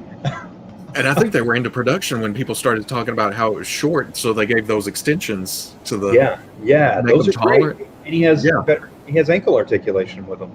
Yeah. Those are weapons and everything. Yeah, I love that figure. Oh yeah. That's a weird one because I don't have an attachment to that game, but I think the figure's awesome. Yeah, I've played a couple of them. I've only went through one all the way, but the first Metal Gear Solid, and then what was it, Sons of Liberty? Was that the same one? Oh, I couldn't tell you which ones. I think I played through Sons of Liberty, and I've played some of 2. So Sons of Liberty I believe was the one where you get stuck playing Raiden. And I say stuck because everybody hated him so much.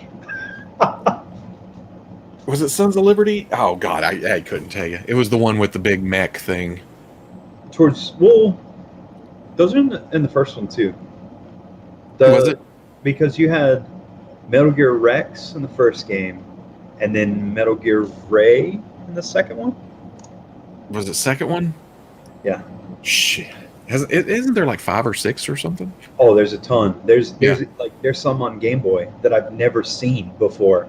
I just looked online and I was like, I didn't know that existed. So, but you get to where you're kind of overwhelmed, and then somebody starts telling you about the lore of a franchise, and you're kind of like, oh my God, I didn't even know. Sometimes I kind of get nervous doing a review on stuff like that, because if I call him Snake and he's actually Big Boss or Clone or something, I'm like, that's why I won't do Dragon Ball. Oh man. So all right, so I went through that phase with Dragon Ball where I was like, I love Dragon Ball, but when it got to GT, I just dipped out. I was like, I don't know. And then they did Dragon Ball Z Kai, which was like a condensed version. And they turned around and they started Super, and I don't know anything about it. And so I have an interest in DBZ or Dragon Ball, really. And then I try and talk about it with friends, and they start going, but the episode with Jiren, and I'm like, I don't know what that dude is. I never heard of that dude in my life. And Dragon Ball and Warhammer, I've learned. Did you see Bluefin put up their Father's Day sale? I saw a picture of Thanos, and it was like Thanos, King Piccolo, and Goku. I was like, what is this, bad Father's Day sale? Well, worst dads. Fathers in general. Oh. Yeah, they deserve a break. That's why they're on sale. Yeah. And it's too bad. I think I have that Thanos from whenever. I wonder, Figure Arts is putting out another Thanos, right? Is that already released? The one with the armor and stuff? I heard the last release wasn't great.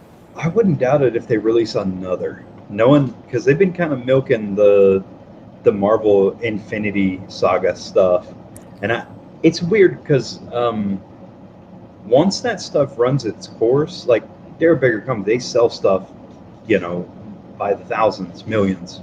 But once something kind of runs its course, so like if I paint Infinity War Captain America heads, I like bearded Chris Evans. Everybody does. Yeah. We all like him. He's got a nice beard and he's got nice hair. We can't help it. So if I paint those and I put them up on the site, they take a little longer to sell than like Star Wars stuff does right now. But 2 years ago, if I would have painted bearded Chris Evans heads, which I did, they sold super fast. So it's weird how that fluctuation of demand, you got to hit it. Whatever's in front of faces. Yeah. At that moment, whatever the. But Mafex is doing the same thing, going all the way back and doing Infinity War stuff, and they're selling them. People are buying them. I wonder though, how well do those sell in comparison? I mean, we don't have numbers. We don't have any of that. Yeah, exactly. Yeah, you always question. You look at it and you're like, I wonder if it sells better than a Figuarts. Even though we look at the Figuarts and we're like, who's that? Right, because they're trying to hit that window of, oh, it's out right now. We better hit it. Concept art. The thing with Mafex is they can come back 2 years later, nail all of it, and then all you're worried about is QC stuff. Because they have gotten better with the likeness or the face printing. And Mafex is one of those companies that I just crossed my fingers. Did you buy the Alien? No. I got really excited because the quality control got so much better on Mafex after Boba Fett. And I was like, the Alien's going to be the best Alien figure ever. It's going to be tops. I bought two of them. I bought two of them at retail, and they were like $100 each. And I get them in, and both of them had parts rattling around in the box. I was like, what's going on here? And I opened it, and I went to pose them, and they just fall apart. They're like the early Mafex stuff, like the old Vader or C-3PO. Like that amazing Spider-Man. I never had it. Oh, he would just like crumble when you got him. My C-3PO split and slid off. Limbs would just under their own weight. That set, because of how much I love Star Wars, that set with 3PO and R2, every time I see it, it's so enticing. And I know you didn't like it, but there's always that part of my brain that goes, well, just because Robo got a bad one. Which does happen more often than not. I do get... But no, I do the same with Mafex. Like, I get some duds. And so, like, I got a Cyclops where the blue on the side of his mask was a different color from the rest of the blue on his mask. Like, they didn't paint it right. He had, like, Mars all over his paint. There were all these imperfections across the figure. And I got him out, and his hips just wobbled straight out of the box. It's like, this is terrible. See, I didn't have a problem. The only problem I had with that Cyclops is they didn't make the shoulder strap long enough for the belt to go down. Right. So it rides high. It's like way up on over his belly button. But a lot of people were talking earlier about the Wolverine arm just popping off. So you fixed your Wolverine arm. I fixed mine. I had the same problem with that Wolverine arm that I had with the 1000 Toys Abe Sapien.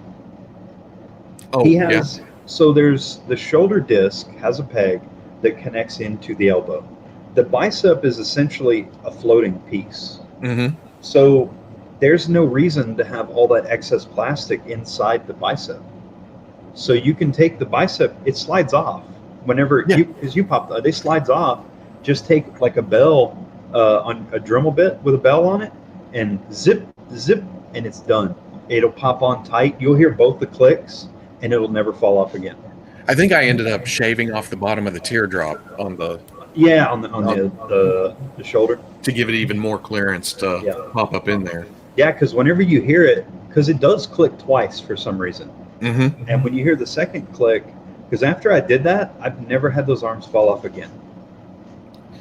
Like we were talking about, I get kind of rowdy sometimes with my figures, and I've had it come off a couple of times, but I went back to Venom, and he's the same way. It's the same setup, Yeah. but his doesn't pop off unless you I'm pull. thinking- Who else did I see? I think a bunch of them are like that. I want to say Batman's even like that too, right? Oh shit! I've never tried to pull Batman's arms off. Did you get you got Superman as well, right? Mhm. That Superman is like I'm not a Superman fan, but that's like a 10 out of 10 figure. He's so good. I got him and I was just like I don't Mine have has to a buy paint Superman. smudge on the yellow Oh no! Oh, the luck of the draw. that I could probably fix. You know, it's not a problem, but it's so weird that it's not consistent. The I don't issues like understand that. why that the QC errors within Mafex. This is the same company. This is Metacom. They make the RH stuff, and they make some of the nicest 1/6 scale figures. Like the last one I got to see in hand was the Metacom Guts from Berserk, and I Mhm. remember holding it in hand and just being like, "This is Hot Toys level. This thing is so nice." And then you look at like some of the Mafex stuff, and you're kind of, it's good, but it doesn't feel like it's held to the same quality standards that Figuarts. You know, Yeah. where you're kind of like, this is good. But what really, I mean, I got the Mafex Star Wars stuff was okay. A lot of it. Well, of course, Boba Fett. But their Dark Knight trilogy figures, the way they were The movie consistent, stuff. yeah, throughout with the Christian Bale and the Yeah. Bane and the only, if I had to pick one thing out, Joker's face was pixely. They printed on the whole yeah. everything instead of just That's gotta painting be- white and doing detail. That's got to be tough for them to do because he has all that detail on his face to begin with, the scarring and everything. Mhm. So getting that paint app to work the way they want it, I bet it still breaks up. Yeah, because they did the white. Yeah. I So want to see. Have you ever seen the face print, like how it's done? no, I haven't either. I want to see it. Hasbro's very they don't like talking about it. The actual process a lot. Oh, it's photo real and it's amazing.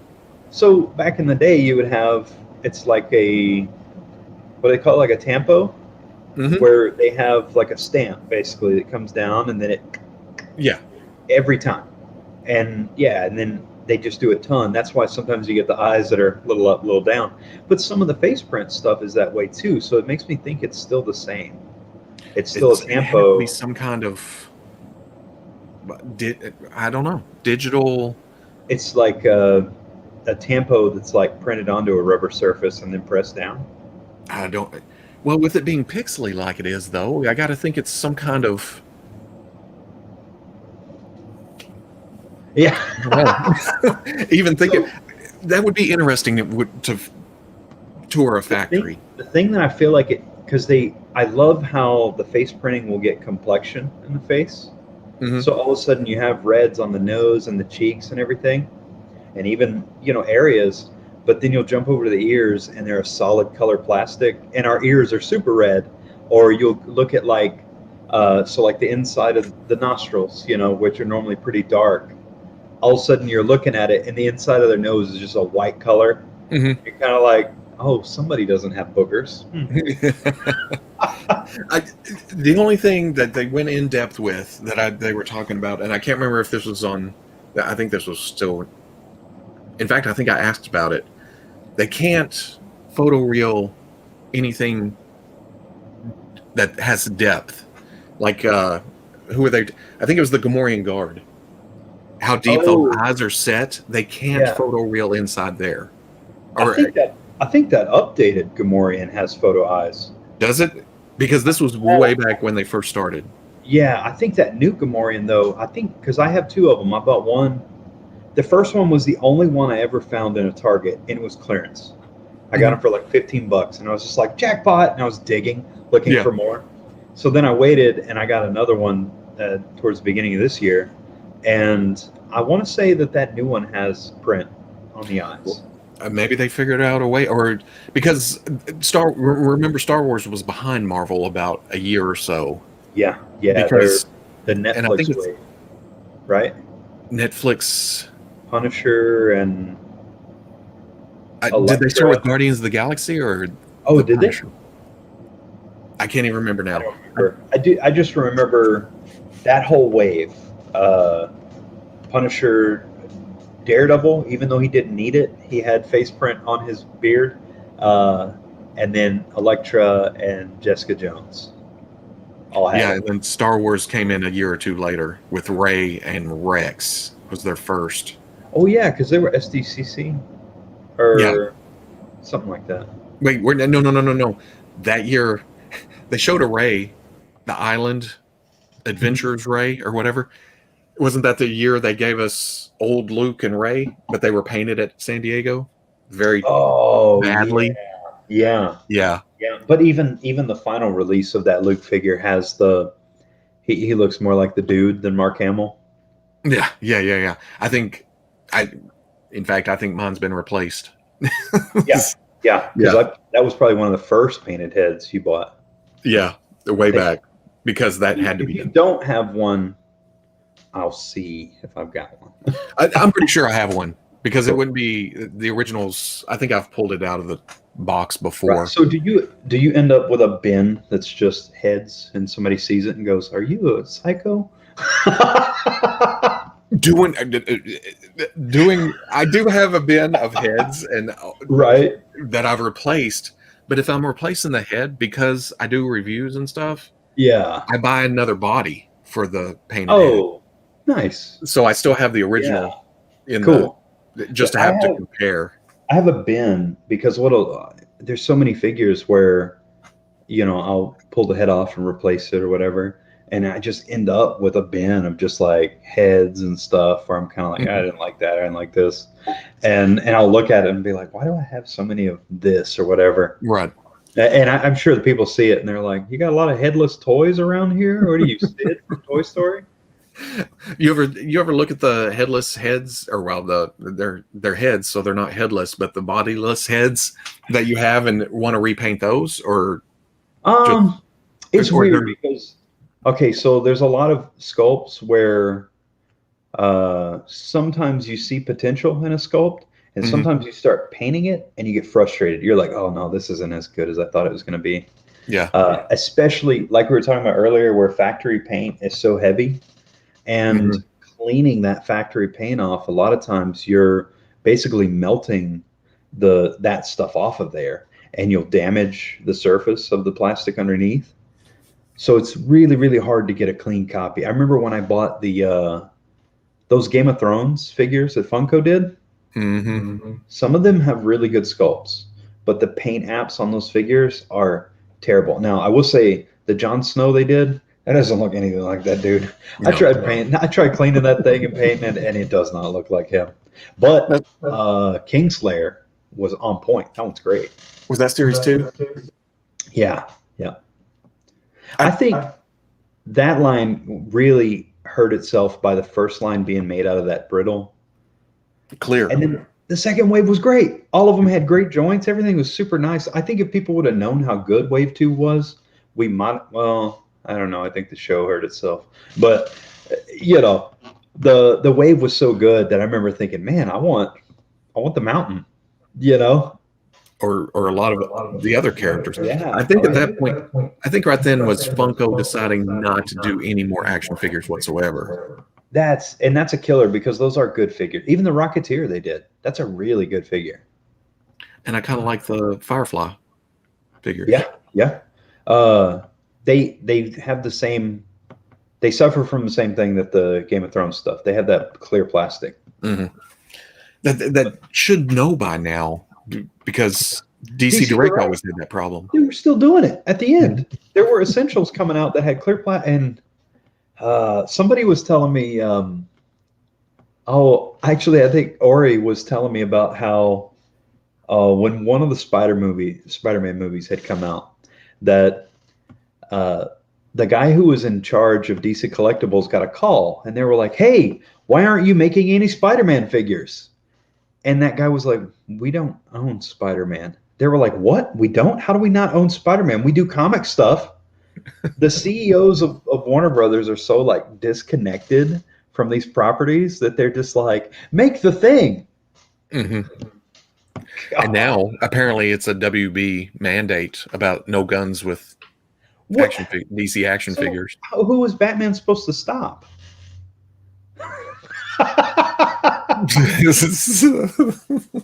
Like what? How do the bad guys kill people now? They just tickle them to death?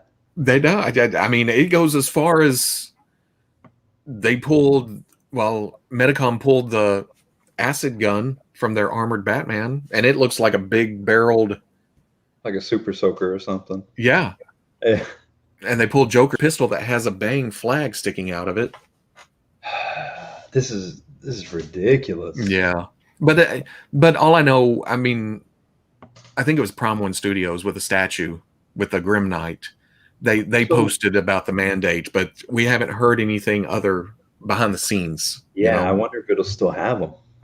Those statues, they're way too expensive to have those kind of shortcuts. They have the guns, Yeah, but they had to state in their solicitation, and they blurred out the guns if it was in the same picture as Batman.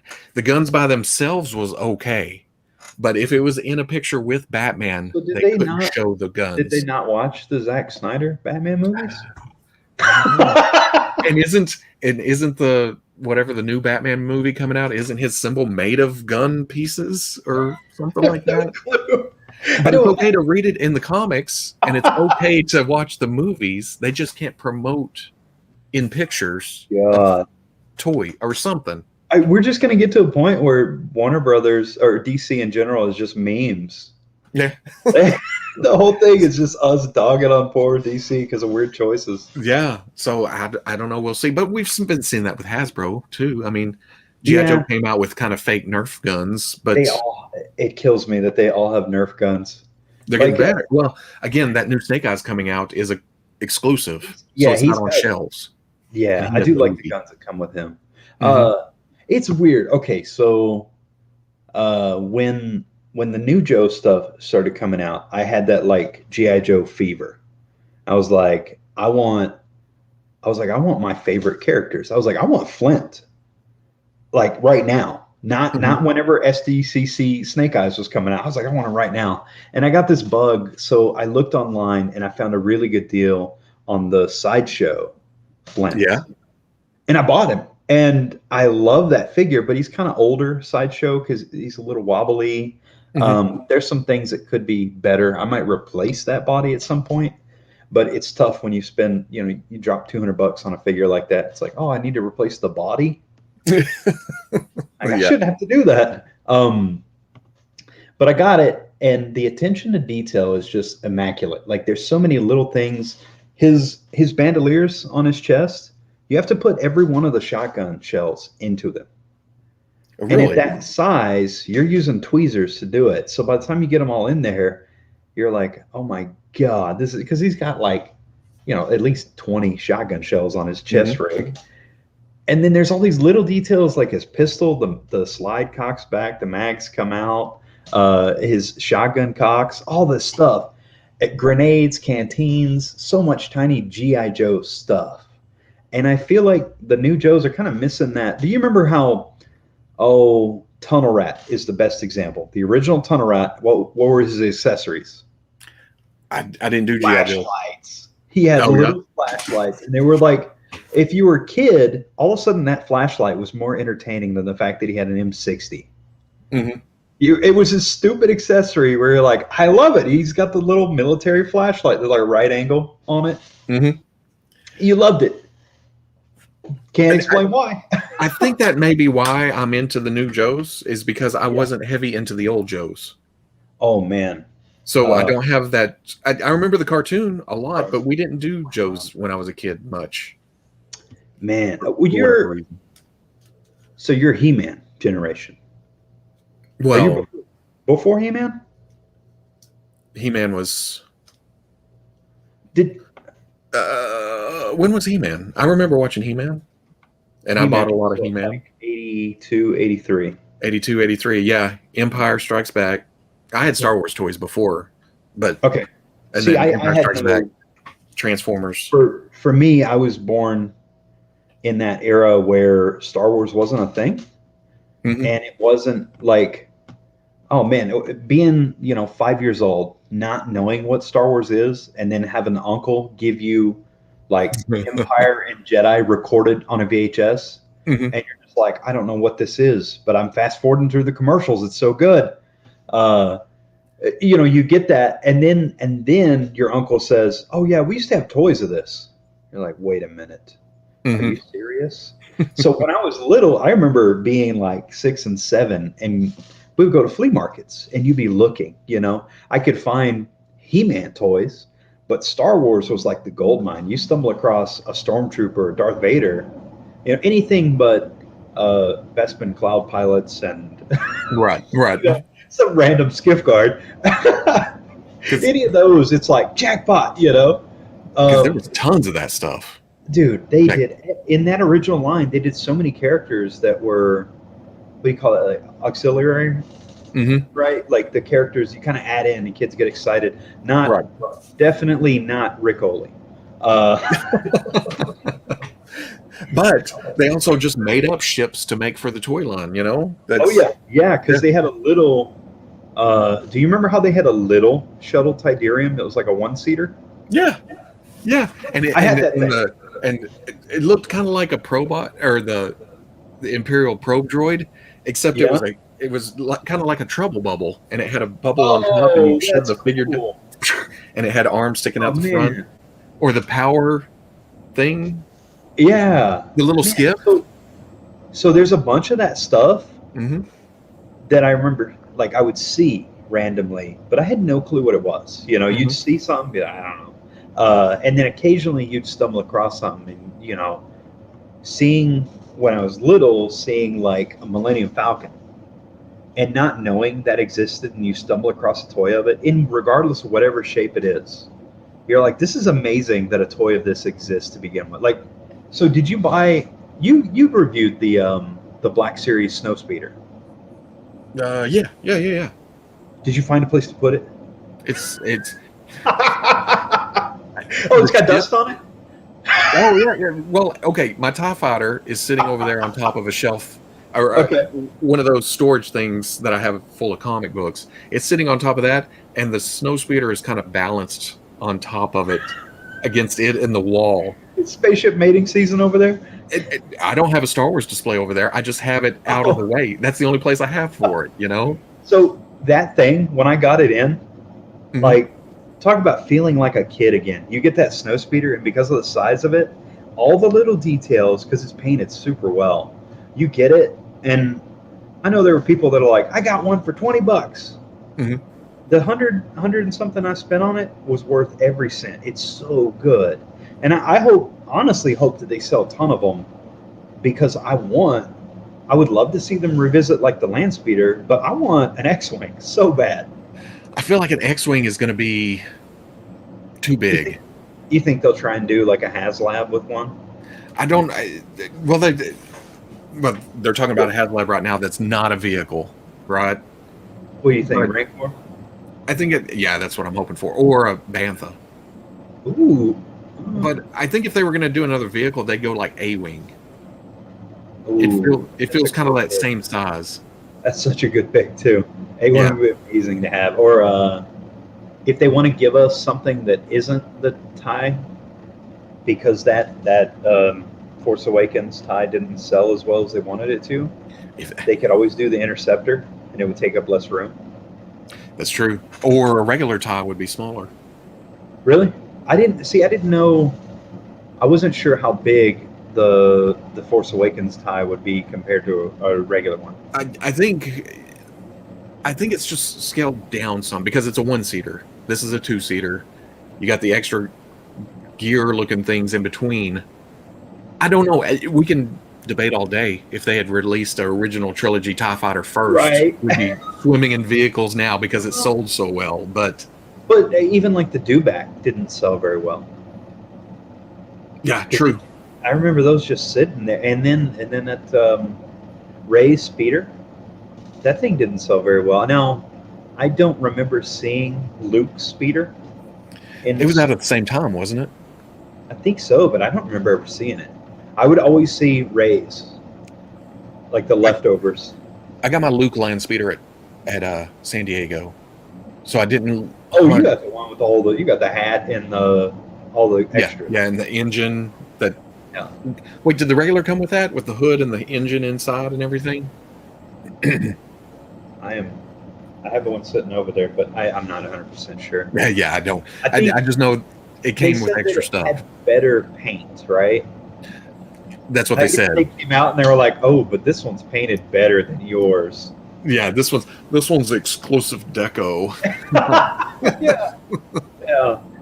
And I remember when they revealed that at Celebration in Orlando, 2017. That was the big, vehicles. I don't know. And I'm talking all this shit about wanting a Rancor, but I don't know where I'm going to put it. I would just carry it around with me. That's true. Once I gave them such a hard time at San Diego 19 when they had that display with the big Rancor in it. Yeah. I was like, you don't want to take that home, do you? You need somebody to take that home for you? Yeah. Can I have that? Can I have that? Can I have that? He got sick of me. I got a kid that's old enough now. He can live in the garage. Yeah. There is room for the Rancor. I've had one move out. I'm about to kick another one out. No, I'm not about to kick another one out. Easy.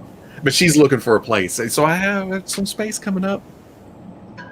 I saw somebody ask about why isn't the McFarlane Suicide Squad figures coming with guns. It's because of that. WB Oh, don't like toys and promotion with guns.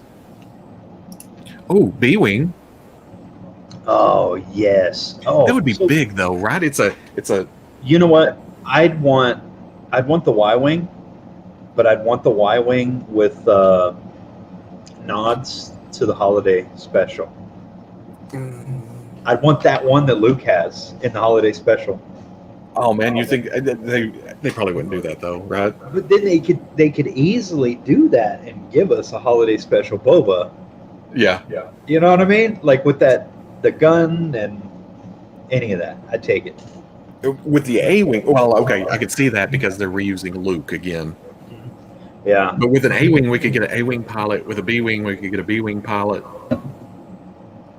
So I would want, I don't know if, okay, so like with the Hoth Trooper, they gave us the alternate phases.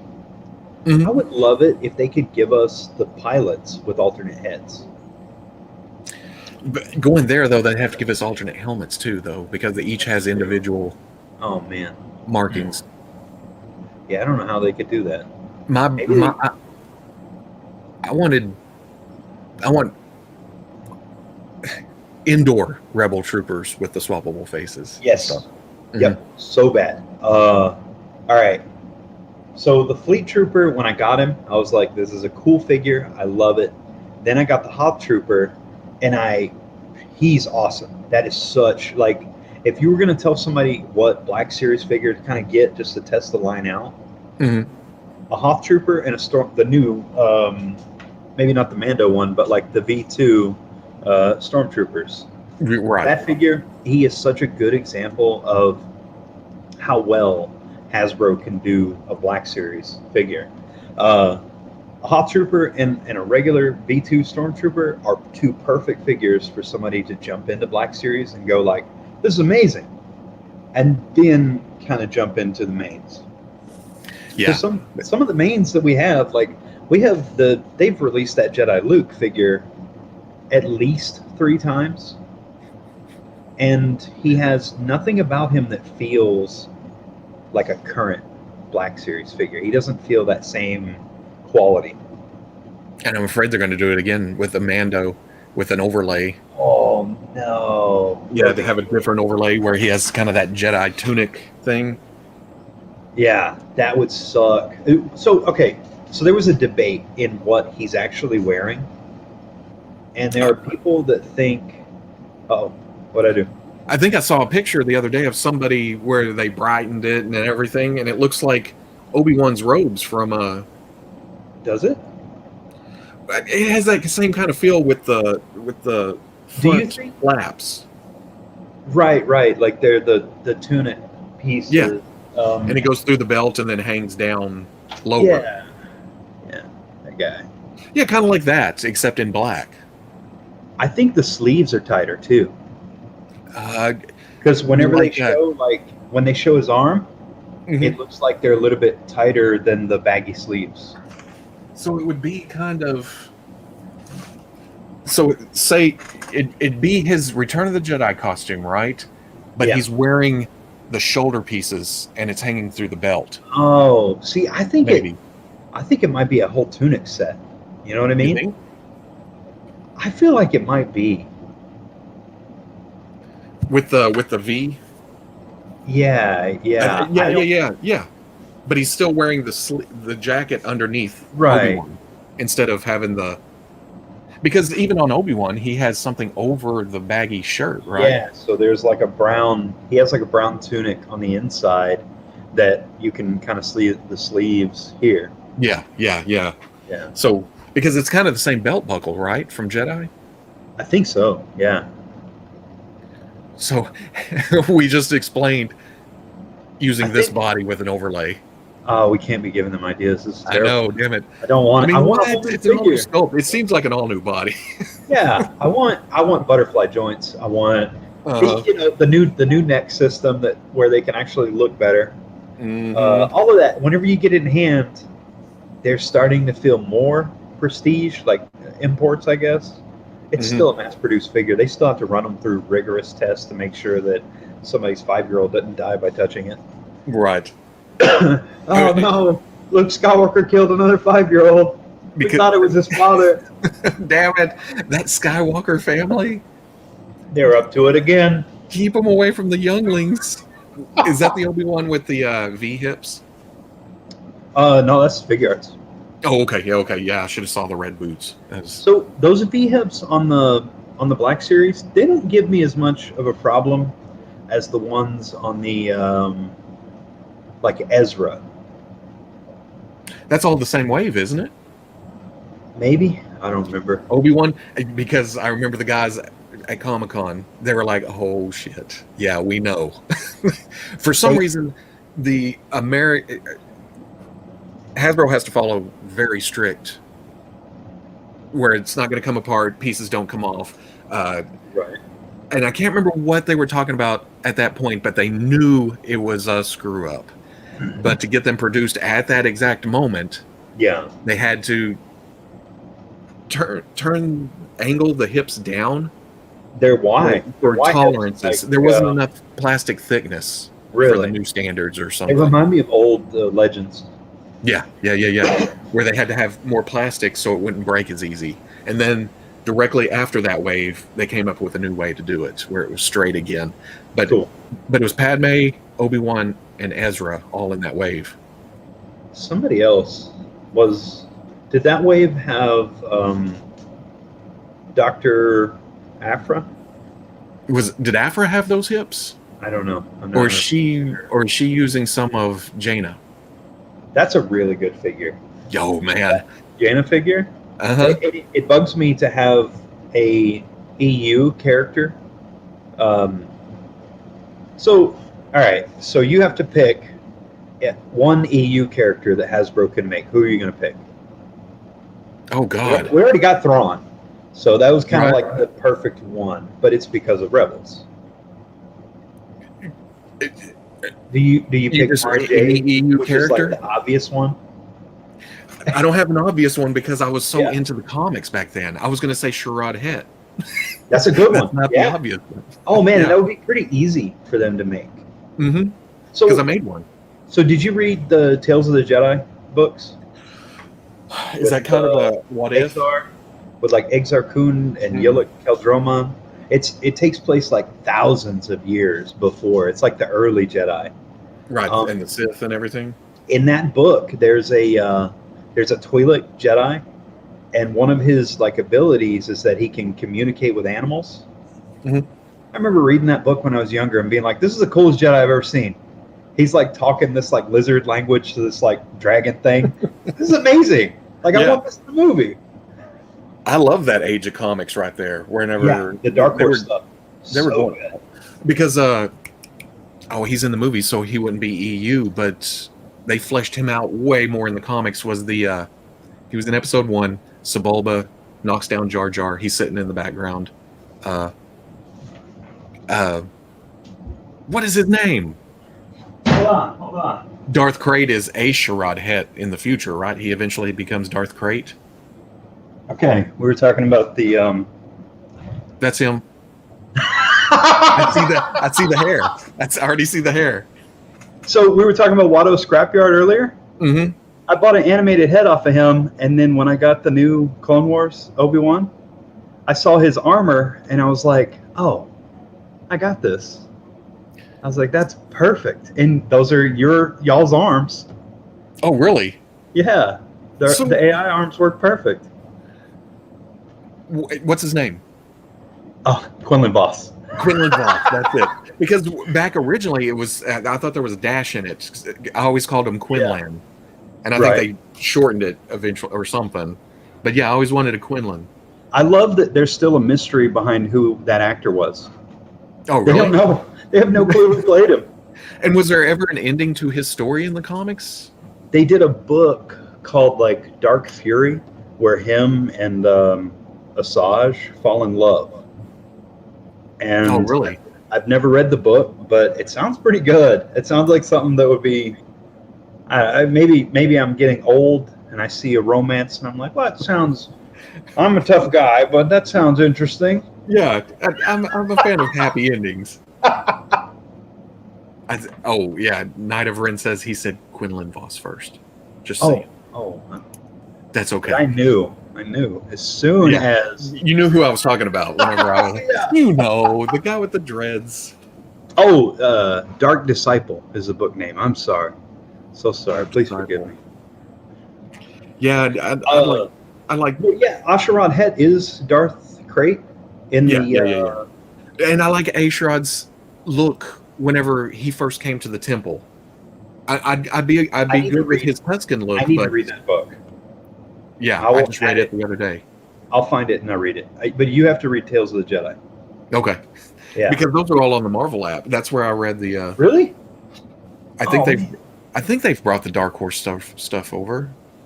Man, okay, so Tales of the Jedi, when that came out, they did like this is gonna sound like next level nerdy. They made like these like radio drama audiobooks. And I was that weird kid that would read audiobooks when I was little. Like I just thought it was the coolest thing in the world. I would have my Walkman and I wasn't listening to music. I was listening to audio. I was just like, Star Wars audiobooks. Oh my God. And so like I listened to all the Tales of the Jedi on audiobook. And of course other kids were like, isn't there a movie? Can't you just watch the movie? It's like, not these stories. Oh, so is Tales of the Jedi novels or So they made comics? They made graphic novels. Okay. I think they did regular novels, and then there's like the radio dramas. And some of those, oddly enough, are like hard to find now. I guess they're finding new ways to market them. I don't know. So like on YouTube, a lot of that stuff got pulled down. Gotcha. Well, it's because of Outlander that I want Ki-Adi-Mundi with the big hat. I want the hat. Oh yeah, that would be cool. So in Quinlan Voss's comic that Dark Horse did, wasn't there like a Jedi Master that he was with that was like the big, like the furry guy with the like tusk? Muff Talk? No, No, not him. I know what you're talking about. You know what I'm talking about. He's awesome looking. I would love that. Was he was in the movies though? Somewhere though, wasn't he? Or was beats me? There was Jedi, not Jedi, but just the creature. Yeah, probably. There are Jedis in the Star Wars movies that I just wouldn't want at all. You know, like whenever when they show the council and you got that dude that's like a snake body or something. Oh, you see like that. Yeah, you see that guy and you're like, that wouldn't work as a toy. And then you see stuff in the comics and you're like, I need that. Yeah, because they make it actiony. Mm-hmm. The dude in the Jedi Council just sat there. Yeah, he didn't do anything. But I want the Zabrak Jedi. I forgot Eve Koth. Oh yeah, he had a big part in the Clone Wars cartoon. See, I still need to watch a lot of that cartoon. Oh man, even the little guy that had like the eye patch. You know what I'm talking about? Did he have an eye patch or just the scar over his eye? He may have had just a scar at first. I think they gave him an eye patch. I don't remember. But he has an arc in the Clone Wars cartoon, Mm-hmm. and it's great. And he's like this little like hard like Russian dude. The way they Even Peel. Evan Peel. Yep. Nice.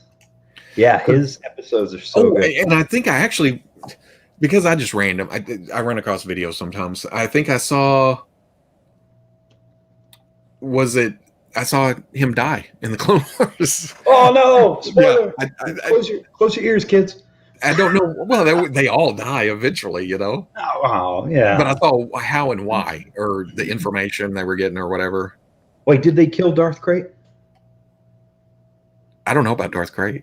Oh well, he like lived forever, right? Yeah, I know. I never got to the Darth Krayt part of Asherod or Asherod. Okay. So that's I've only seen pictures.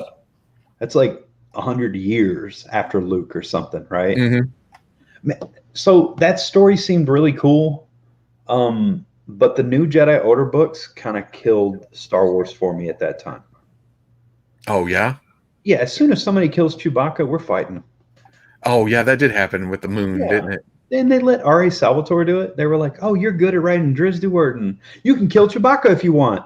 I bet people tried to fight him over that. Like, I bet people were like, "You want to kill my favorite character with a moon?"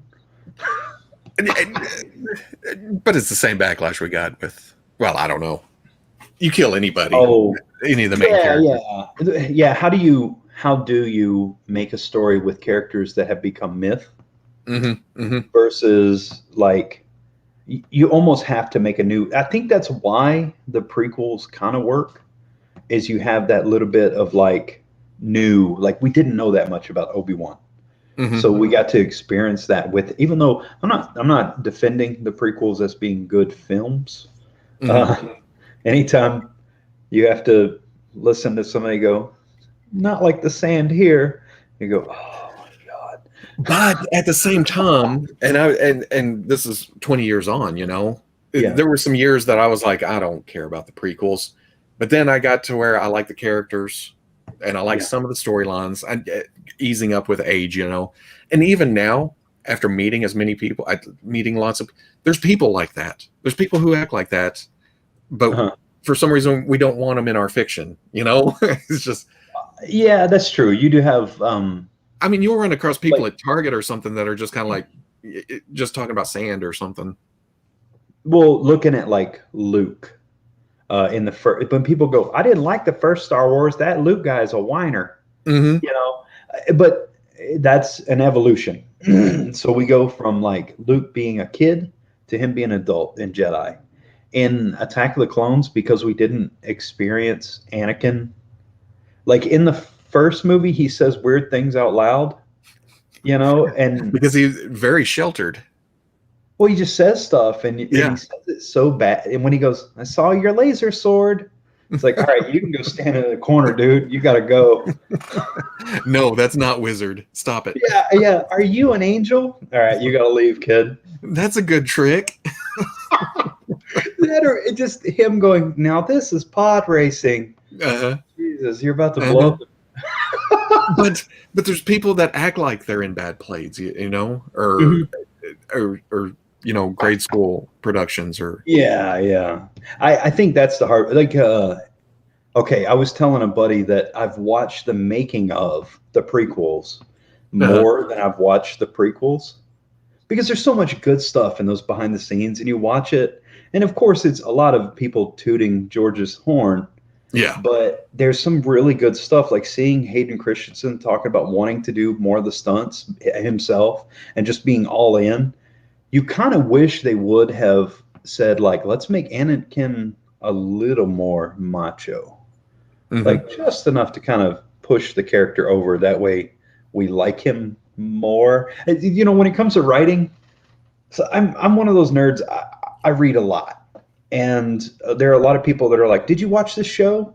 No, I've been reading books. And you get all this time with characters in novels where you can kind of flesh them out and you understand what makes those characters work.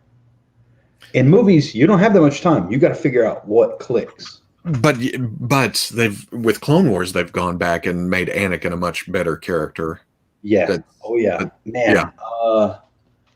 How far did you get in Clone Wars? I've skipped around. I'm not very far in, but I've seen episodes here and there of for character. You know. You have to get to, I want to say it's season 6. There is an episode with Anakin and Asajj, hmm and they're looking for Ahsoka. See, I've seen a lot of the Ahsoka stuff because one of the big things people have told me or talked about is how much you hate Ahsoka at first, And she and grows how much she as a grows character. into a Oh character. yeah, yeah. That's So I've that's the watched a same lot of thing the they're going to do with Omega. Because are you talking about the episode where she kind of gets framed or yeah. That whole arc is awesome. Yeah. Yeah, it's so good. But I did think there was a bit of there was a little bit of monotony because that arc follows the arc where the clones start to find out about Order 66. Mhm. And both stories involve a framed or a character who's being hunted down. Is that, And you literally go from one arc that does the same thing to another. And you're kind of like, well, it's a bit of the same, but they're so well done that you don't mind it. is that Fives? Mhm. Okay, yeah. Also, an amazing arc. Again, I don't think I've seen all of it, but I've seen like the bookends of it. Right. Because when they're, I think I've seen a lot of season 7 out of the blue for some reason. I don't know, because it was on, Yeah. Season 7's really good. There was oh man. So I loved, and I didn't realize it was happening until my brain was like, hey, look, idiot. The way they tie season 7 into Revenge of the Sith, Mhm. it was amazing. It was really well done. And my brain did not, like, when somebody calls Ahsoka and they're like, Anakin's killed so and so, and my brain didn't realize that you had two storylines going, at the same time. I was just like, wait, when did that happen? Right. Oh, Yeah. Even down to the hologram scenes where they're standing around the table, and we saw half of it already way back. Now we see it from a different angle. Oh, and they're doing the same with the Bad Batch with the speech and the everything going on. So in Clone Wars, the way they had to kind of put the Bad Batch in there to give us that taste of new characters. Mm-hmm. I'm curious if we're going to see them fleshed out in different ways. Right now, we just know them as these ex-troopers in their armor. I wonder if we're going to do something different with that. Like if they make it to season 2 of Bad Batch, will they have different outfits? I don't know. With one, they have to sell more toys. One, and then That's true. 2. Well, I don't know. They just have to color them different. Oh yeah, it could be like, we already got the mold. Mm-hmm. That way we don't have to pay any more for tooling, right? Because it really surprised me to see how much Crosshair had different on his Imperials. Oh, really? On the figure, Cool. Them actually changed it on the figure. Do you think that the rifle that Crosshair comes with is a little too big? Yeah. Oh yeah. Okay. It's thick. If anything, it's thick. So I kept looking at it, and somebody messaged me and was like, "Oh, I lost the barrel to it," and I was looking at it, and I was like, "I feel like it." This is when his hand is through the handle, it's like way down here, right? Mm-hmm. And I was like, it could be shrunken down just a little, and it would actually fit the figure better. Are you? Is that a future plan? Because I look at stuff like that, and I'm like, it's constant. Like every time I see something, my brain, I automatically default to like what I want. Mm-hmm. Like, oh man, that would be kind of cool to have. Do other people want? Because I never know. You might shrink something or do something, and then everybody else is like, yeah, I don't give a shit about that. I'd be down for a smaller rod. Would you do it in like one piece? It wouldn't break down or anything, right? I could probably do it in 2 pieces. I could make it still work. Does it break in 2 pieces? Is that half? Yeah, the barrel and the body. Yeah, because I'm already thinking about how to switch out the Imperial armor Crosshair shoulder pads. So So are it's they inaccurate? Oh yeah, Really? his Bad Batch armor has that big antenna flat And they left it on the Imperial one? on the figure, Oh damn. and then in Bad Batch he's just wearing stormtrooper bells on his shoulders. I wonder if those are on that ring. Like They if should you be. boil and pop them out of that shoulder joint. You yeah, can just I'm swap curious. with a stormtrooper. Yeah, especially the well, are they stormtrooper or are they clone trooper armor? Stormtrooper. They got the seam line running down the middle. Cool. So Yeah. this, how many of these have you ended up with? I've only ended up with. I've got one dirty, one custom that somebody sent, and two clean. I didn't. I don't go crazy with troopers anymore. But this How is many you this got? is the bad thing about like playing Warhammer when I was younger. Mhm. My brain defaults to army builder. I just go, oh, I need like 50 of these. So Oh, I How many you started got? buying them. I started buying them, and here's what happened. I would go into whether it was GameStop or Walmart or Target, and I would go, and if I saw one that had a good helmet, I mhm. was like, well, I'm going to give you a good home. So I think I bought like 7 or 8 of the clean ones. This is the only one I've ever found of the dirty one. I don't think I've ever seen that many stormtroopers out in the wild around here. So I guess I was hitting the jackpot. Well, I had a few on pre-order too, through like Dorkside and Mhm. probably through Big Bad.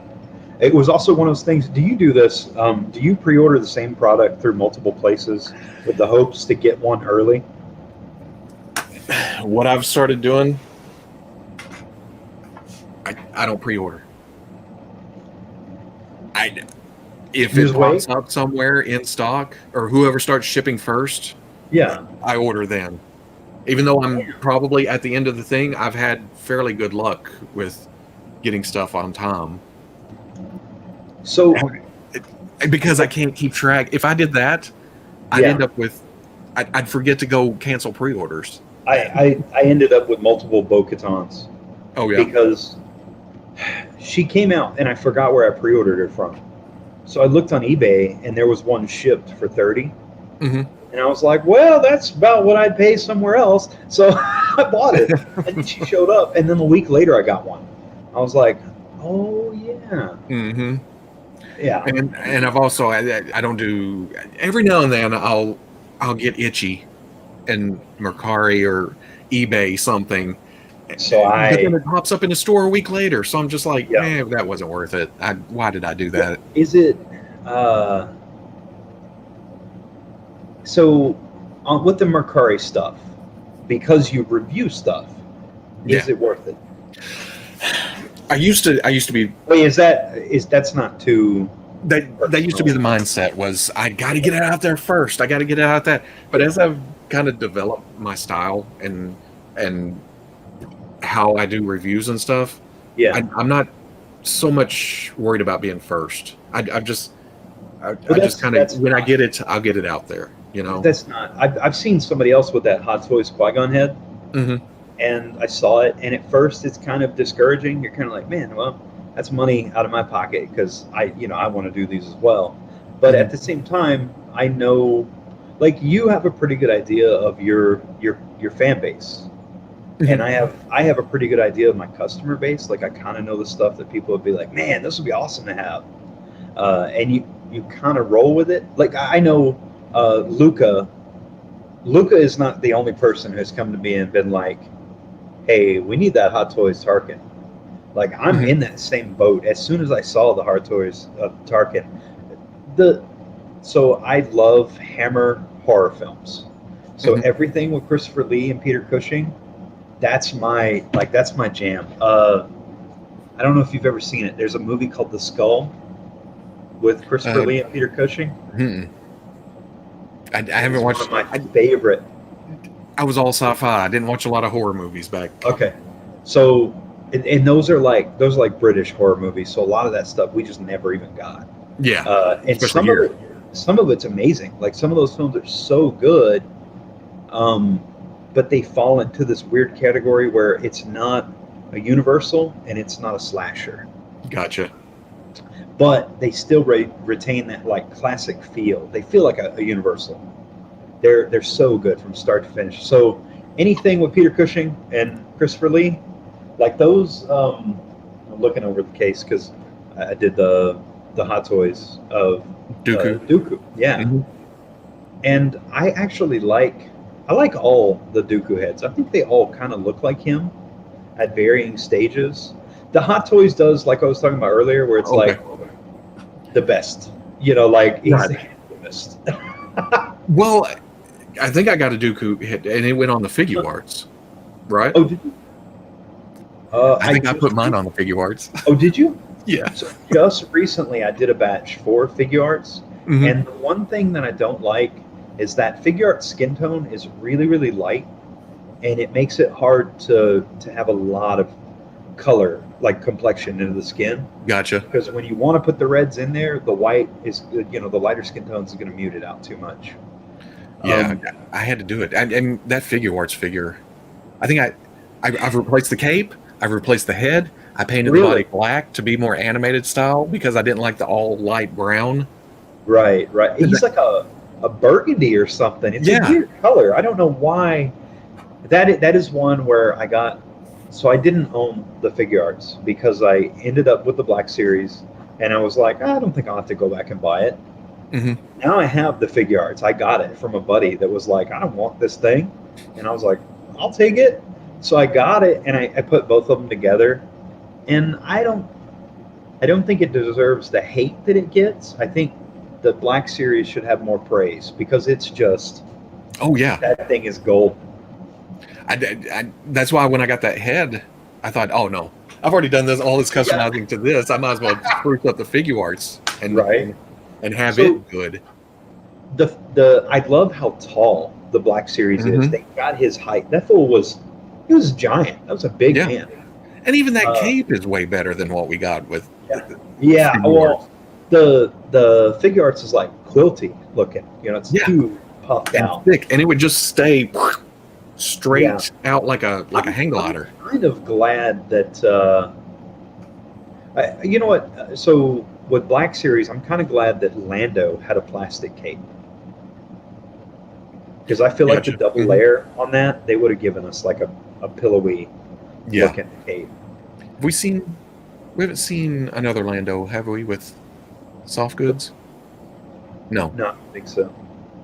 I don't think I've seen a third party or paid attention to a third party. Now that you say that, I'd kind of like to see what could be done. But cool. But he has all that like filigree on the inside of that cape. That would be super, kind of like the way Doctor Strange has so much going on with that cape, and it's kind of hard to replicate that. And Lando didn't do a lot. Well, I guess towards the end of Cloud City or Bespin, he was kind of billowing and actiony, but most of the time he was just standing there. Get some hard. I don't know that skiff guard Lando. I think that's one of my favorite Black Series figures. That was a good figure, especially. Well, the head was way better than the first Lando. Really good, yeah. And then they did the face print for the Cloud City Lando, but I had such a hard time finding one that was centered. They were all wonky. And not shiny. Which again, we're used to it at this point, which we shouldn't have to because, man, the photo reel on the Star Wars stuff started so nice. It almost started better and kind of got worse. Not worse. I think the Figuarts has got worse too, though. Yeah, because some of those are really rough. Well, the Marvel stuff that seems to be getting kind of cartoony. I don't know if they're going for a different style or I don't know what's going on. As long as the movie head sculpts don't start looking like the comic head sculpts, where the eyes are out here. I don't want to harp on that stuff because I feel like those guys, they watch, they know what everybody says about their product, but it has to be like maybe the way they're sculpting, they're doing mirroring on the face, and the way they center an eye on their sculpt, it doubles over here too far or something. I don't know. I don't know why a lot of the legends have like fish eyes almost. On the photo real stuff or on the comic book, And all on the the painted stuff. comic stuff. Yeah. Yeah. Like sometimes we'll get some that are amazing, like Bishop, Scarlet Witch, Nightcrawler. Um, yeah, but then you get the other ones that are kind of eh. What was it for a little bit? They started photo reeling the comic book stuff too, Really? for like at least some shading and some placement, maybe or something.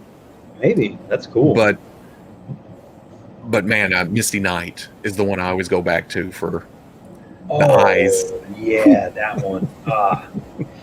So that one was a peg warmer too. That was one that because she didn't even have that much exposure in the Netflix shows, putting her out to begin with was kind of eh. It's like you know how somebody will put up a wave, like they made a bunch of custom figures of obscure characters from Marvel, and they'll be like, "Look at this wave," and you'll look at it, and like me and you'll look at it and be like, "There's not one Wolverine, Spider-Man, Iron Man in there. It won't sell." And I understand it, but you may be done with your Wolverines, but they always have to put something out like that. And again, Yeah. that's just become the mindset of you kind of train yourself. So I'm not the only person that goes, it would be nice to have black costume Spidey on the retro body, you know, because you thought it, right? Yeah, like as soon as you see it, you go, upgrade, let's get that. Okay.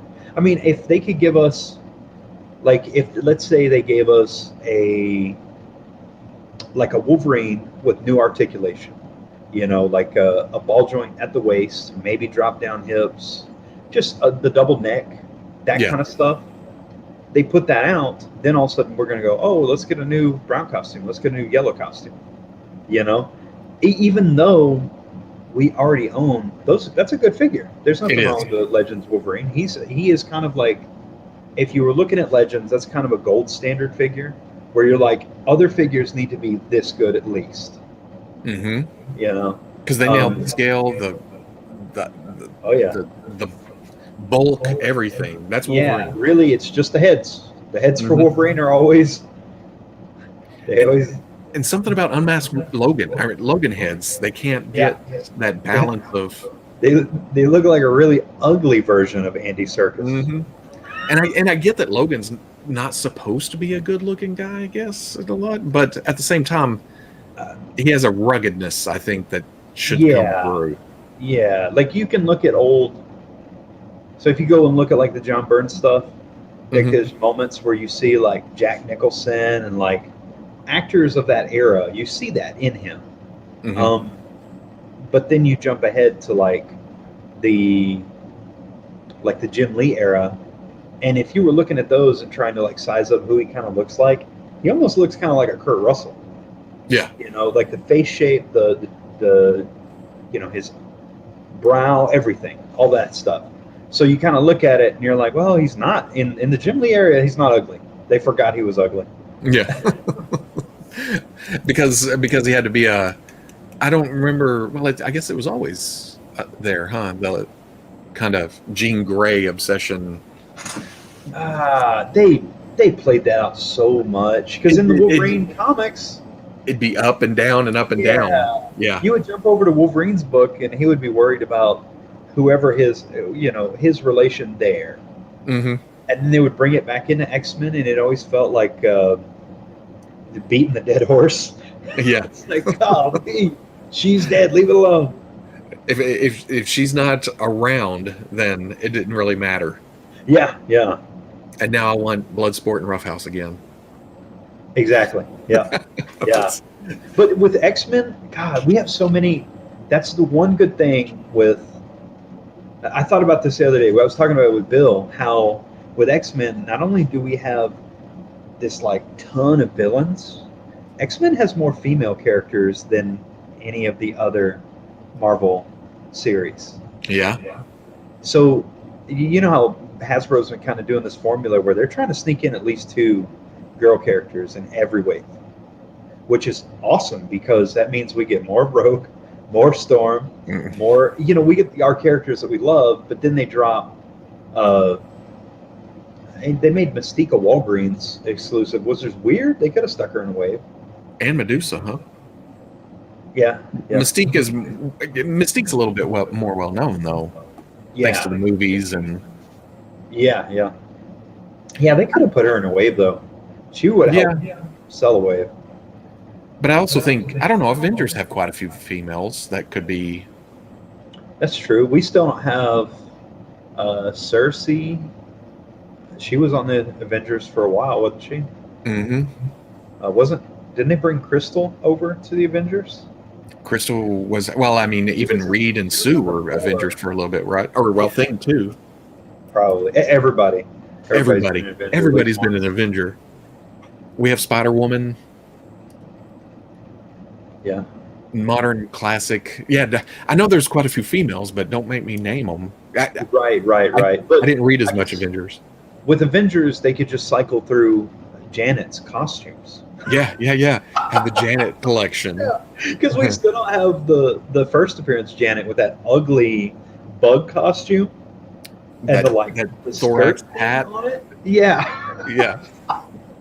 We don't have that. But okay, so X-Men, like I was saying, X-Men have like all the female characters, Mm-hmm. like, and the more memorable ones.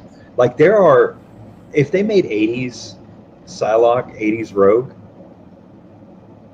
they're sold in a heartbeat. You know, I'd buy them. You buy them, right? The armored Psylocke.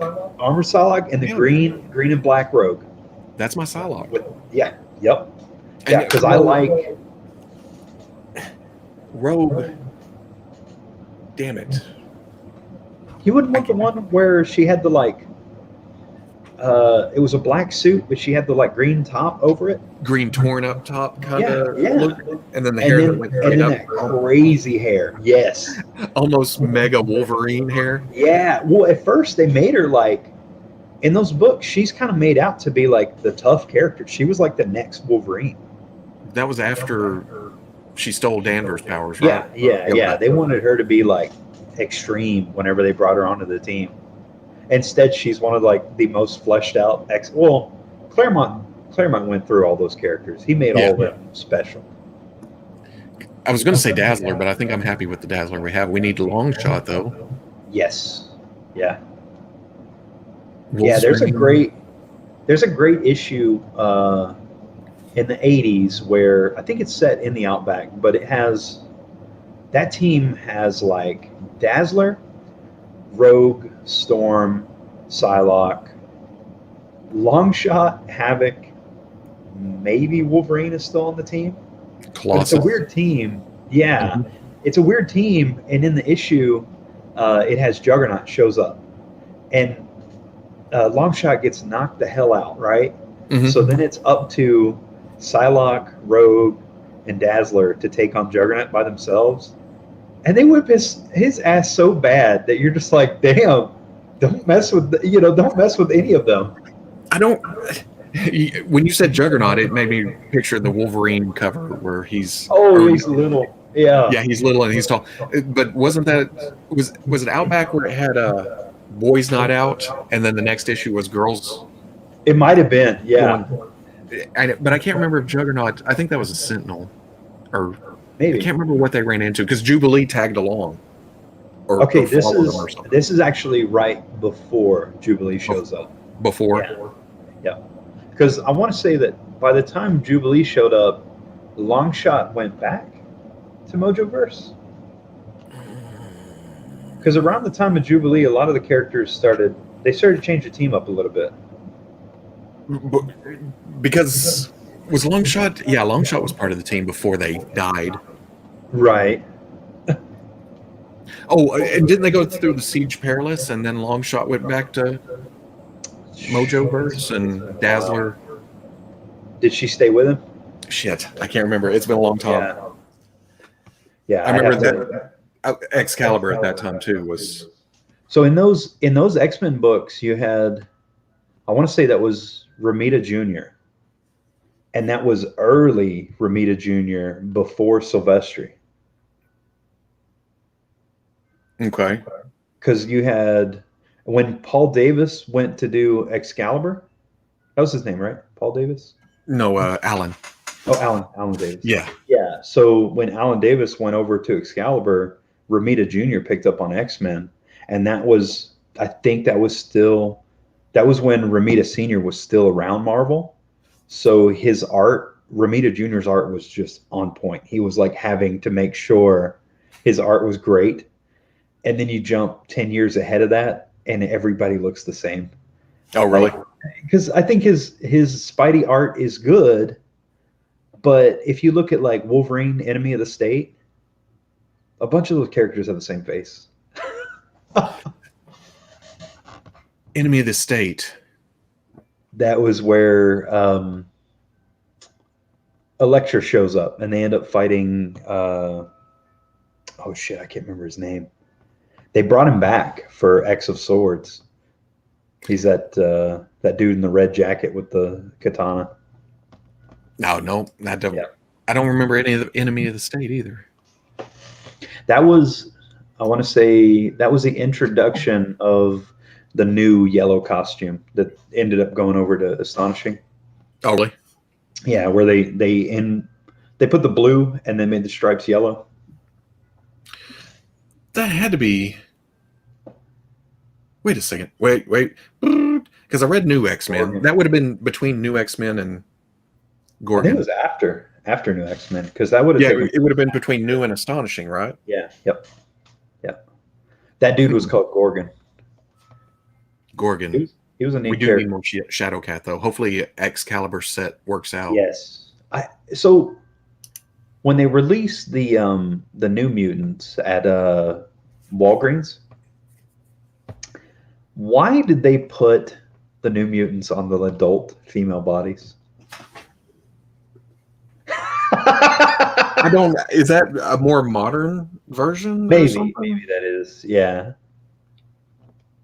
If they Because- made a New Mutants box set with them on the kids, the smaller bodies, would you buy them? Probably. I want like Cypher and like all the the younger versions of them. Because we have Warlock. I went completely out of screen. I was actually looking. I have the Danny Moonstar, 3 of them hanging over here that I never opened because I was like, man, these are big. What? Yeah.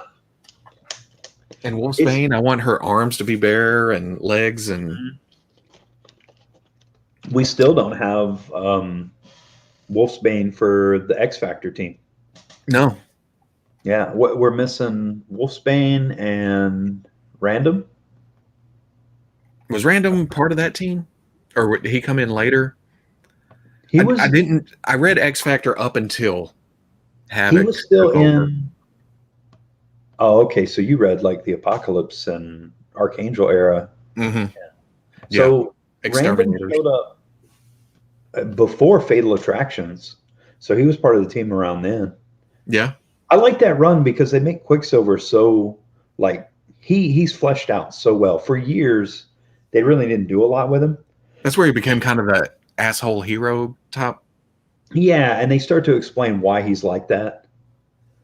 And it's it's great. Really? I love seeing Quicksilver explain that like he's like, I think faster than everyone. It's like what he said something like he's like, so when you get stuck at the grocery store standing in line behind an old lady writing a check, how do you feel? He's like, how would you feel if that was every second of your life? That makes and you're sense. kind of like, damn, okay, I never. No wonder he's an asshole to everybody. Right. It makes sense. Yeah. I somehow skipped that version of X Factor, but then I came back when Madrox was the private investigator. Oh yeah, with the many lives of Jamie Madrox. That stuff. The Noir Jamie, or and then they came back as X Factor. He found Guido and that led up to Messiah Complex. That stuff, right? was that after that Messiah Complex? That was a little bit later, I guess. Yeah, where Jamie was just trench coat and t-shirt. Yeah. Yeah, I don't remember. I think I read that arc and then I got back out. I started reading DC at some point. With those books, There's a lot. There's so much X-Men stuff that you get to a point where when you have Uncanny X-Men, Astonishing X-Men, X-Men, Hmm. X Factor, X Force, New Mutant. That you have so many books, and they'll bring them back for a while, like Exiles, Ecstatics, and you're kind of like shooting in the dark, looking for one to read. And so Hmm. you end up because I read Exiles for a while, and I I love that version of Sabretooth. Like Yeah. I don't like Age of Apocalypse. Like I thought that the art in those, there's one book, Generation Next, then Hmm. that's like early Bacalo art, and it's amazing. It's so good. But then you jump over the main X-Men title, and it's terrible. It's unbearable. You're looking at it going, nope. If there wasn't color on that page, you wouldn't know who was who. Well, Yeah. I was I out for Age of Apocalypse or something. I don't remember. I never got into Age of Apocalypse. It I, was it was during that time. But so yeah, did you that buy? Did you buy the Legends? actually no, I didn't put Sugarman together. I got Morph because Exiles, Exiles. Yep. So and you're gonna buy Sabretooth, I think I got Nate. Oh, and then I need Sabretooth to go with Yep. my and to you've go with already my got Blink. yeah, and I got Blink. Yeah. And who else did they say? Oh, Spider-Man 2099 can be in your Exiles display. Oh man. I I don't forgot know. about that later team, or Yeah, well, I didn't get that far. But no, man, we need that mimic yeah, with the and Thunderbird, like Colossus arms and oh yeah. Oh and wings yeah. and claws, and yeah, That's that weird. Thunderbird would be like a big Build-A-Figure type monster thing. Yeah. I feel like that's too much of a risk. Like Hasbro just wouldn't make him. I figured they would go more with a white Sasquatch. That would cover that early team That too. would be cool. Yeah. Even though John was on for a long time, wasn't he? He stayed around. Yeah. It's weird because my brain thinks of Warpath a certain way or Thunderbird a certain way. Hmm. And I blocked that out of my head. Whenever you brought it up, I was like, oh yeah, it was like a bird thing. Like Yeah. That, and I guess we need a Nocturne too. She was around for a long oh time. yeah. Hey, that would be a cool that it's so funny what they're like two female characters per wave. Sometimes I think of it like who could they put in? Hmm. It so like we still don't have an updated like Madam Hydra. Yeah, right. They always have an update. But they need to do you feel like the Marvel Legends females so like we'll get the male characters and they're just ripped, right? Hmm. But then we get the females, and they kind of feel like they're toned back. Like they could give them more Muscle. muscle. Yeah, a little more heft to the character. Well, I think they had it with Moonstone, and I Yeah. don't know why afterwards they don't.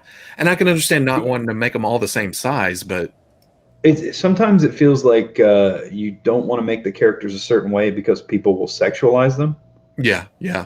and I get that. Like you don't want somebody um, like a toy reviewer going, "Let's look at her butt," because it feels a little too. I don't know. It's a toy. It still has to be sold to kids. So if a Right. parent sees that, they're going to go, I'm not buying toys like that for my kid. Hmm. Plus, Yeah. it seems like they're making a conscious effort now to finally, after all the females we've gotten in this line, to make them accurate height compared to the guys. Oh, yeah, like Lady Deathstrike. I got her. She's awesome. Right off the bat, you compare and you're like, holy, why is she so short? And then you realize, oh wait, it's because all the females have always been the same height or taller. Yeah, definitely. And Moira, Gwen. Yeah. Well, Yeah. okay, that Jean though, that figure, There's there's something something wrong. going on there. They put Yeah. like little legs on a full size upper body. Like there's something weird. Yeah, 'Cause her arms are as big as her legs. yeah. She needs, and I've seen people swap out the lower body, plus Yeah. on top of the shoes, Yeah. looking Oh, like shoes under the boots. there's a bunch of I don't know. It kind of feels like that. What's that? The Age of X wave. It has a lot of filler in that way, or is that what it's called? House of Oh, X. the new way, Yeah, with Moira yeah. and What it's called, the Tri Sentinel Build a Figure. yeah. Yeah, it kind of feels like there's Beta. a lot of filler.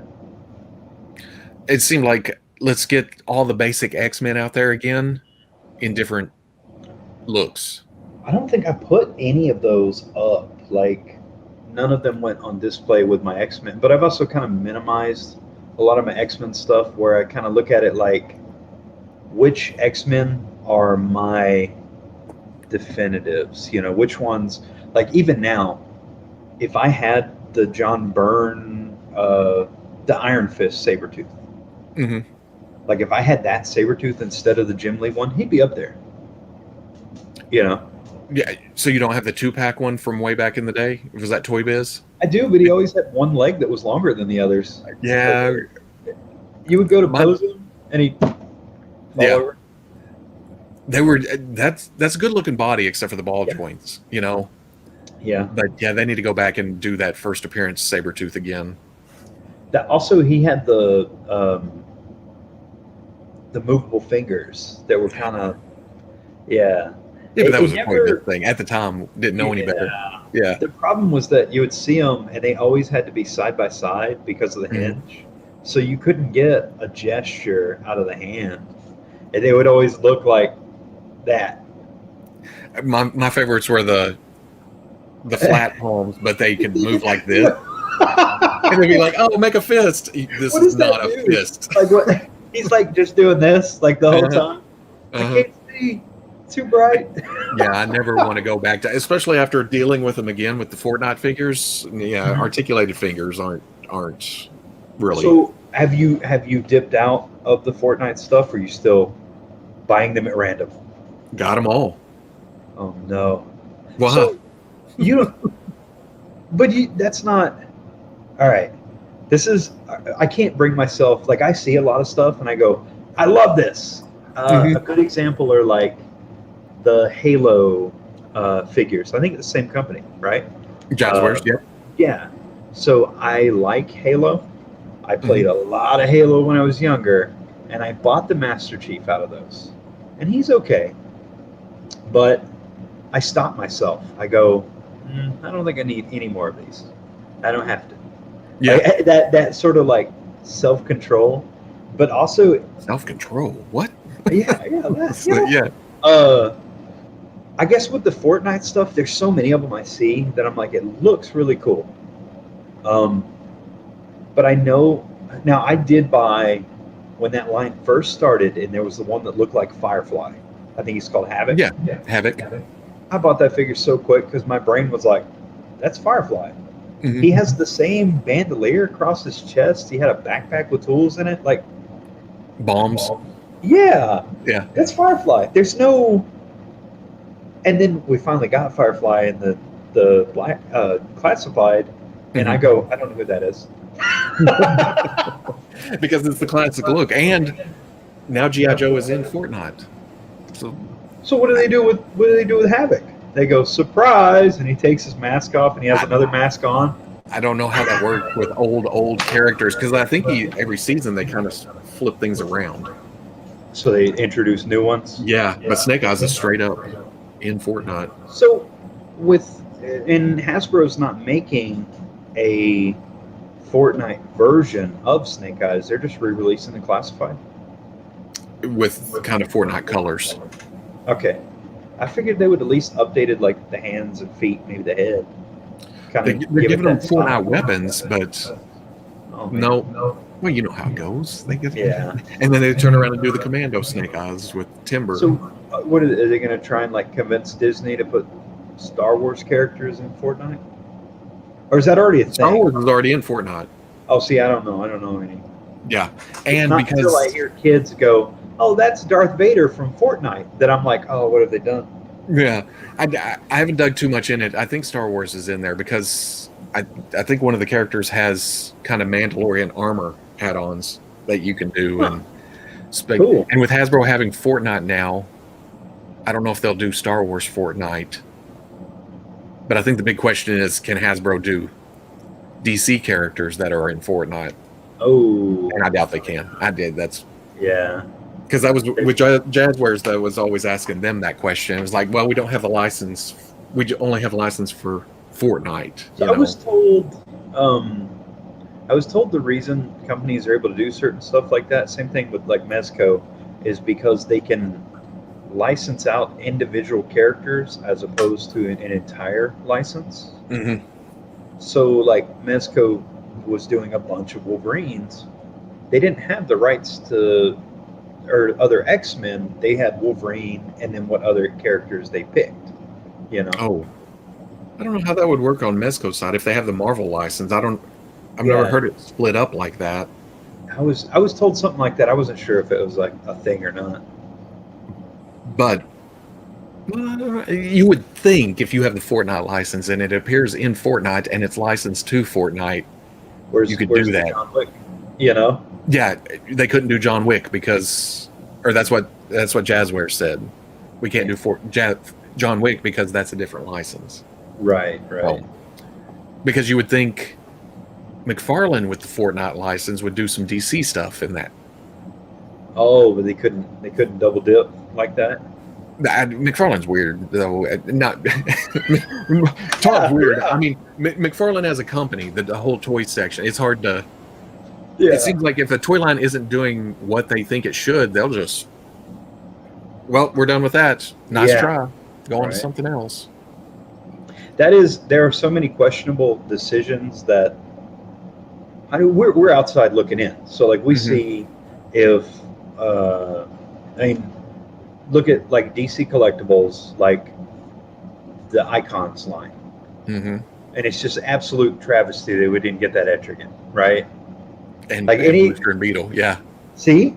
Mhm. You already knew. And the Catwoman. Mm-hmm. All of them. They were like the classic versions, and that line just kept getting better because they put the right people in charge of it. But someone up top kept making Yep. these weird decisions that were cascading down and Yep. kind of hurting everything as a whole. Plus, those initial icons kind of threw a lot of people off. It's like Mafex. You have a lot of Yeah. people not wanting to even buy new figures because, oh, that C-3PO sucked. Well, they've gotten better, since then. There's been changes. But there's So- also, it almost sours the line if you start out like But that. like you look at okay, so like Mezco continues to use that body with the single elbows, Mm-hmm. which hopefully they phased out by now. But just talking to Bill, the amount of single jointed elbows that he's repaired on figures, like he hates it because he hates having to pop stitches and then redo it. Mm-hmm. And just to fix somebody's figure that they spent $100 on, and as soon as they opened it, it breaks. Yeah. Yeah. And with hell, even with the because they use rivets in the double elbows on those figures, and like I just molded and casted some of those elbow joints for Bill Mhm. because when they rivet them, they push the rivet too hard and it cracks that little slim elbow joint in the middle. So Right. people go to move their figure, and all of a sudden, Batman's arm just falls limp. And they're looking at their and in some cases, it's like a special edition that they spent $300 on eBay Yeah. or wherever, and they're just like, "What do I do?" Because Mezco ain't doing. You tell them that you broke your special night deluxe edition, whatever. You go, it broke. They're like, "Well, that's your problem. Shouldn't open it." I had somebody comment on Mezco video last couple of days, and I didn't even remember making the joke of here we go, going to bend the elbow. Hope we're going in the right direction because you can't see shit until you actually try to move it. Yeah. Oh man, that's Yeah. by them making the outfits to where you can't really remove them. You know, that like on a Hot Toys figure or something. A lot of times those outfits are removable, Mhm. and on a figure that size, you know where things are. You can kind of feel it. On a smaller figure, you're kind of shooting in the dark and hoping that when they Mhm. assembled it, it's in the right orientation. Right. I guess I don't know. So, like, I think, were you saying that it took you a long time to get into figures that had cloth on them? I don't remember what my first Mezco was, but yeah, Was I'd it say that now. There's Yeah, probably video evidence of me buying the yeah. first I one or think some shit, but it seems like it took me a minute to get into it. yeah, I think Veebs was trying to talk you into get in to mess Veeb towards. he doesn't like soft goods. Oh, he doesn't. Okay, No, maybe it's Veebs that doesn't like them. he doesn't. Yeah, Okay. if I did not like it, I got into it fairly quick. But Okay. he, So, oh, I don't want no cloth on my figures. all right, I think it is. I think Nick is the person. Mm-hmm. I But know he still ordered someone. that Fantastic Four set. Did he? Yes. Because of Thing. It has nothing to do with the other ones. It's Thing. No, Fantastic Four. Really? It's Fantastic Four. He wants it. Man, I love the Fantastic Four. They're like, it took me a long time to get it. Like I was an X-Men person, but Mm-hmm. as I got older, I went through like a Daredevil phase. It's like when you're growing up on rock music and you go from like, I'm into Jimi Hendrix right now, then you're into Zeppelin, and then all of a sudden you're into Van Halen. Yeah. They are quintessential rock music, but you go through those phases. Yeah. I went through X-Men, Daredevil, and then in the last like 10 years, I got in Fantastic Four, and I'm just like, everything comes from this book. Everything. Mm-hmm. You start looking, and like, there is no cosmic. All of the movies we just watched with the Avengers don't happen if the Fantastic Four hadn't set that stuff in motion in the comics. Yeah. And that's I think they're gonna, when they introduce them, they're gonna have some kind of, they were there all at the time. So we have Mobius, right? Mm-hmm. Mobius wrote Reed a ticket for illegal like dimension traveling. So like he's a character from the Four. Same with what's her face from WandaVision? Agatha. Yeah. Mm-hmm. She's from Fantastic Four. Yeah, Harkness. She used to babysit their kids. Yeah. So Yeah. all these characters are slowly being introduced in the Marvel Universe, but we're missing that key ingredient. And the Fantastic Four were doing banter before Spider-Man came along. Yeah. Like Ben has always talked noise to everybody he punches. Like there's a bit I was telling the guys about it. It's so funny. It's a Kirby issue early on where there's like a brainwashed version of Thor that's trying to fight the Fantastic Four, Mhm. and Ben can't lift Mjolnir. So what does he do? He grabs Thor's hand, and he just starts walloping Thor with his own hammer, like a "stop hitting yourself." No. It is so funny, and he goes, "What's the matter with you superhero types? When you get clobbered, you don't stay clobbered?" And it's so fun. I was just dying laughing because you hear Ben's voice, Mhm. and you know how rough he is, and he's just making light. He's just wailing on Thor. Here's the god of thunder, whose face is just being pulverized. It makes me wonder. Well, I said that a minute ago that they've been there all the time. I think with Loki and probably Doctor Strange, they're setting up for all kinds of alternate Something universe big. stuff. Just So you're up to date on Loki? yeah. Okay. Yeah, we were. I was talking to somebody. They were like, "Did you see the guys, the timekeepers?" And I was like, Mhm. "Yeah. What about them?" They were like, "Did one look like Kang to you?" And I was like, "I don't think we're ready. I don't think we're gonna get Kang yet." Because they've already cast Kang, right? For Ant-Man, Yeah. which deals with, well, no, that's like microverse stuff, huh? I don't know, because Still a fit. apparently They I can don't know a make lot that about work. I don't know a lot of Kane backstory, but apparently the judge or whatever is his girlfriend or a romantic connection Oh, is she? in the comics or something. Oh man. So At they're some setting point. all this stuff in motion. I know. And in 10 years from now, we'll be doing the same thing of going back and, Yes. they set that Stuff's up just way gonna back click. then. Yeah. If I'm And alive what's in 10 years. good is they're kind of breaking. Disney Plus is breaking the barrier of actors who don't want to be in a TV show. Now it's not a TV show. This is like a high budget series, and so it feels 8-hour movie. Yeah, it feels like a theater experience. Mhm. Yeah, I'm I mean, they about got- it. I love it. I mean, they got Owen Wilson to come in to do a TV show. Right? Yeah. Yeah. And